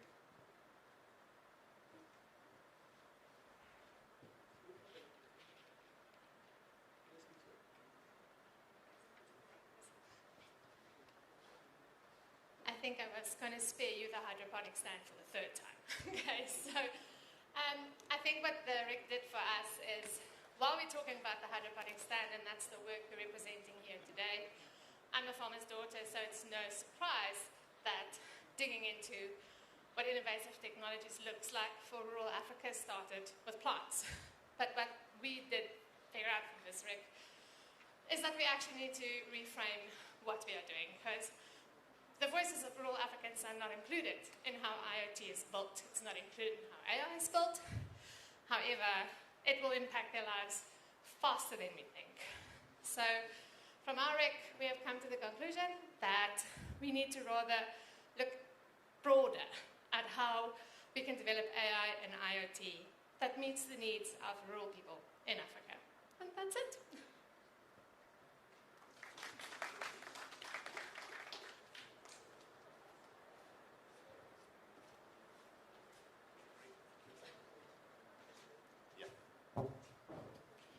So a presenter finally presented 2 minutes before time and caught us off guard. So we will skip RIC 5 for now. RIC 6. Can I request Abhishek?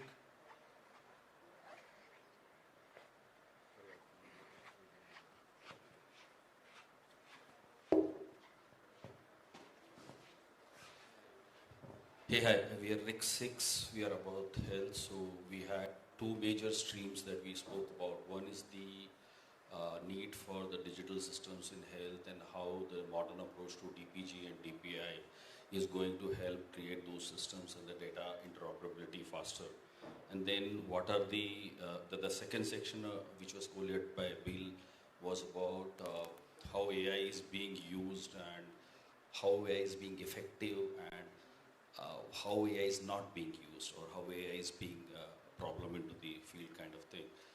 And I think it was a great discussion. Couple of key takeaways which came out was one, need to collaborate more between the interdisciplinary teams. The data scientists need engineers, data scientists and engineers need policy guys need to be kept up to date to what's happening in technology. Because for example, Shirisha raised a very good point that there are tuberculosis models which are out there, but the government is using them in a way which is not contextual to the need of those people, and that might be more detrimental than helpful in those cases. So I think the 2 or 3 good points which came out is there were lots of smaller groups which got created which agreed to collaborate with each other. So people like us who are doing DPG, DPIs, and let's say Vadhvani AI guys, they said, okay, very interesting. Let's work together. You have some data generation mechanisms. We have the data crunching mechanisms. Let's get together and do something. In fact, there are collaborations from outside RICs. For example, Ronak's RIC, we agreed because even air quality and everything is a determinant into the health. So also collaborate on open networks kind of a thing. So I think the key takeaways is one, we agreed to that there is a lot more need to collaborate and work together as an interdisciplinary approach. As next steps, we are going to be doing a monthly session with our RIC. There are many students who come, like at least 3-4 students who came and said they want to join our RIC. So as Professor Adi said, please go ahead and join the RIC. And then I think we hope to present a much better outcome of the collaborative approach in the next virtual session that we'll have in 6 months from now. Thank you. Yes.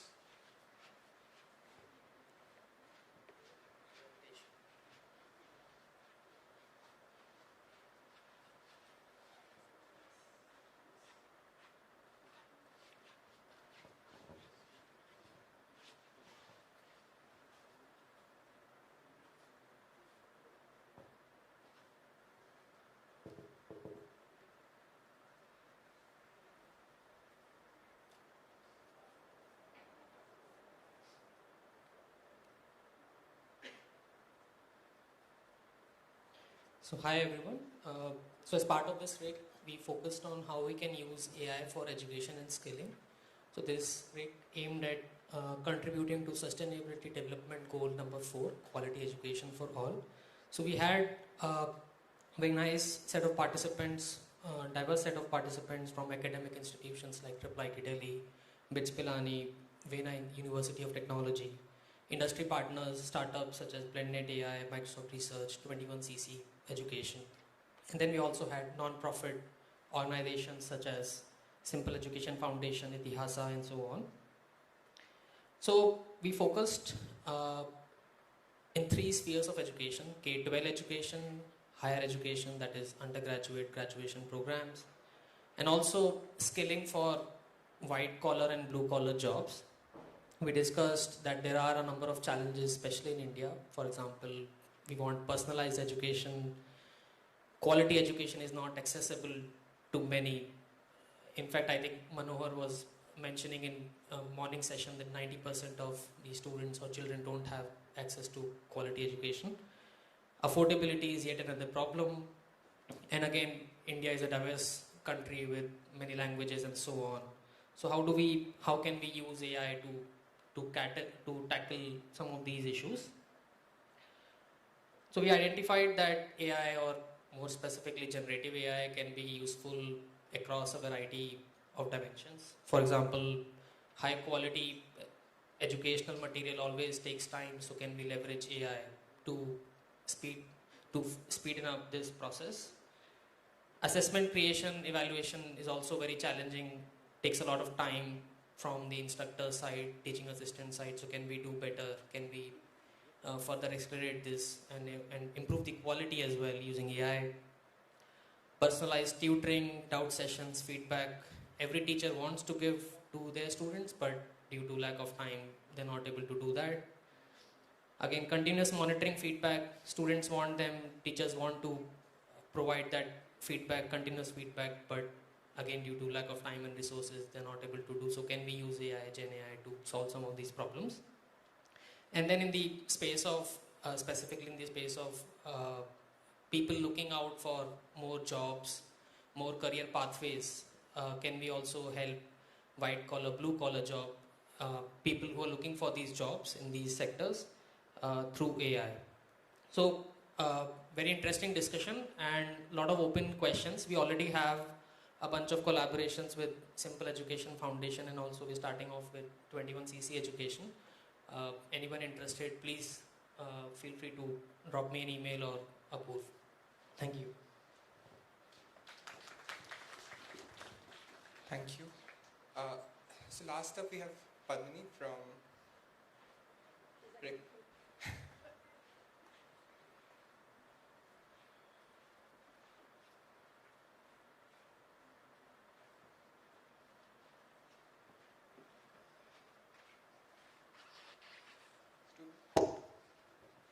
Hi everyone, my name is Padmini.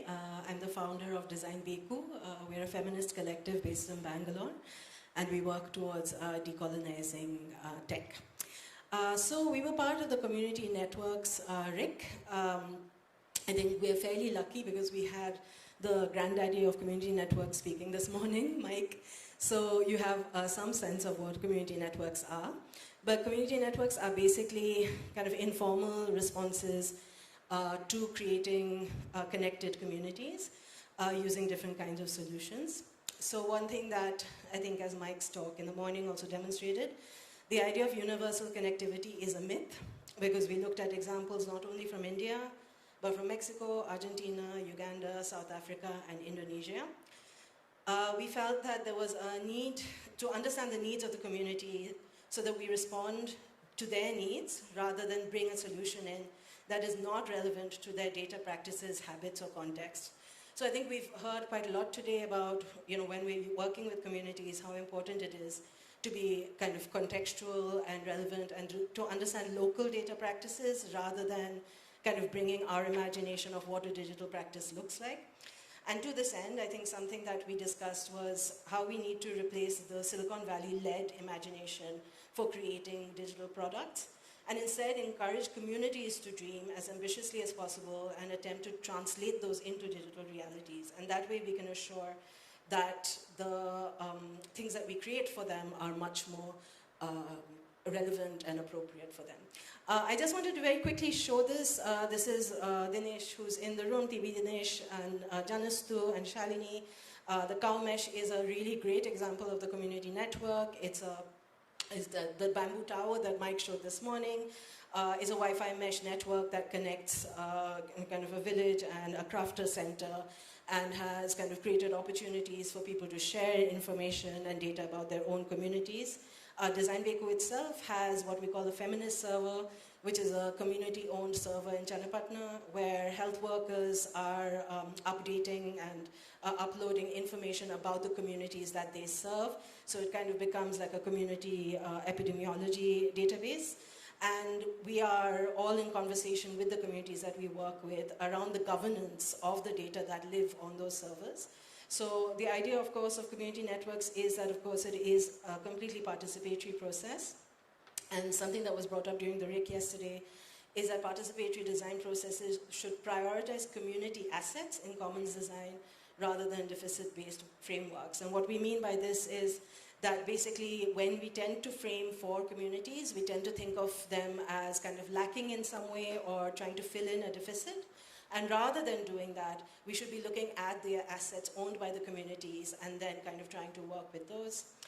Of course, what we always are hoping is that communities will come online increasingly when they have access to community networks. But what this also does mean is that community users are at risk as well, right? And from the same things that we are in terms of privacy or online violence, etc. And what we found was that there are not really any kind of linguistically or contextually suitable responses to ensure safety of users. So for example, if there's a young girl who is being harassed online in Canada, she lives in a village, she is not going to be able to kind of speak to Meta, or she's not going to be able to avail of, say, NGOs who might be able to help a more urban privileged user. So there needs to be a kind of an ecosystem that ensures that people who are coming online are also safe and it is kind of accessible to them. And lastly, there needs to be responsive policy interventions to ensure widespread digital connectivity. And so what we mean by this is that community networks are informal infrastructures. So that means that most of us who are building these in India at least, are operating in a bit of a gray area. So in the morning when Mike was talking about Skylink, we don't really have regulatory frameworks that would kind of support something like Skylink. We don't really have regulatory frameworks that would allow us to set up ourselves or a community to set itself up as an ISP. So I think what we also need to do is advocate and lobby for the need and for the possibility of having legislation that supports communities to own their own networks rather than being at the mercy of ISPs. Thank you very much.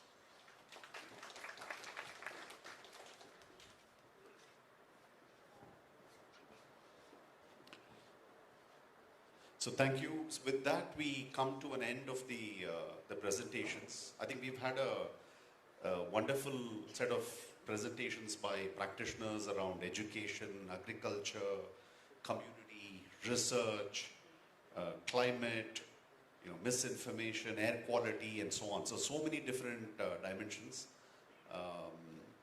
I hope they have posed certain questions which are relevant for the ACM audience here today. With that, we'll close the session right now. I think there's probably tea, coffee being served outside, so we should go there and encourage you to have conversations with all these practitioners there. Thank you.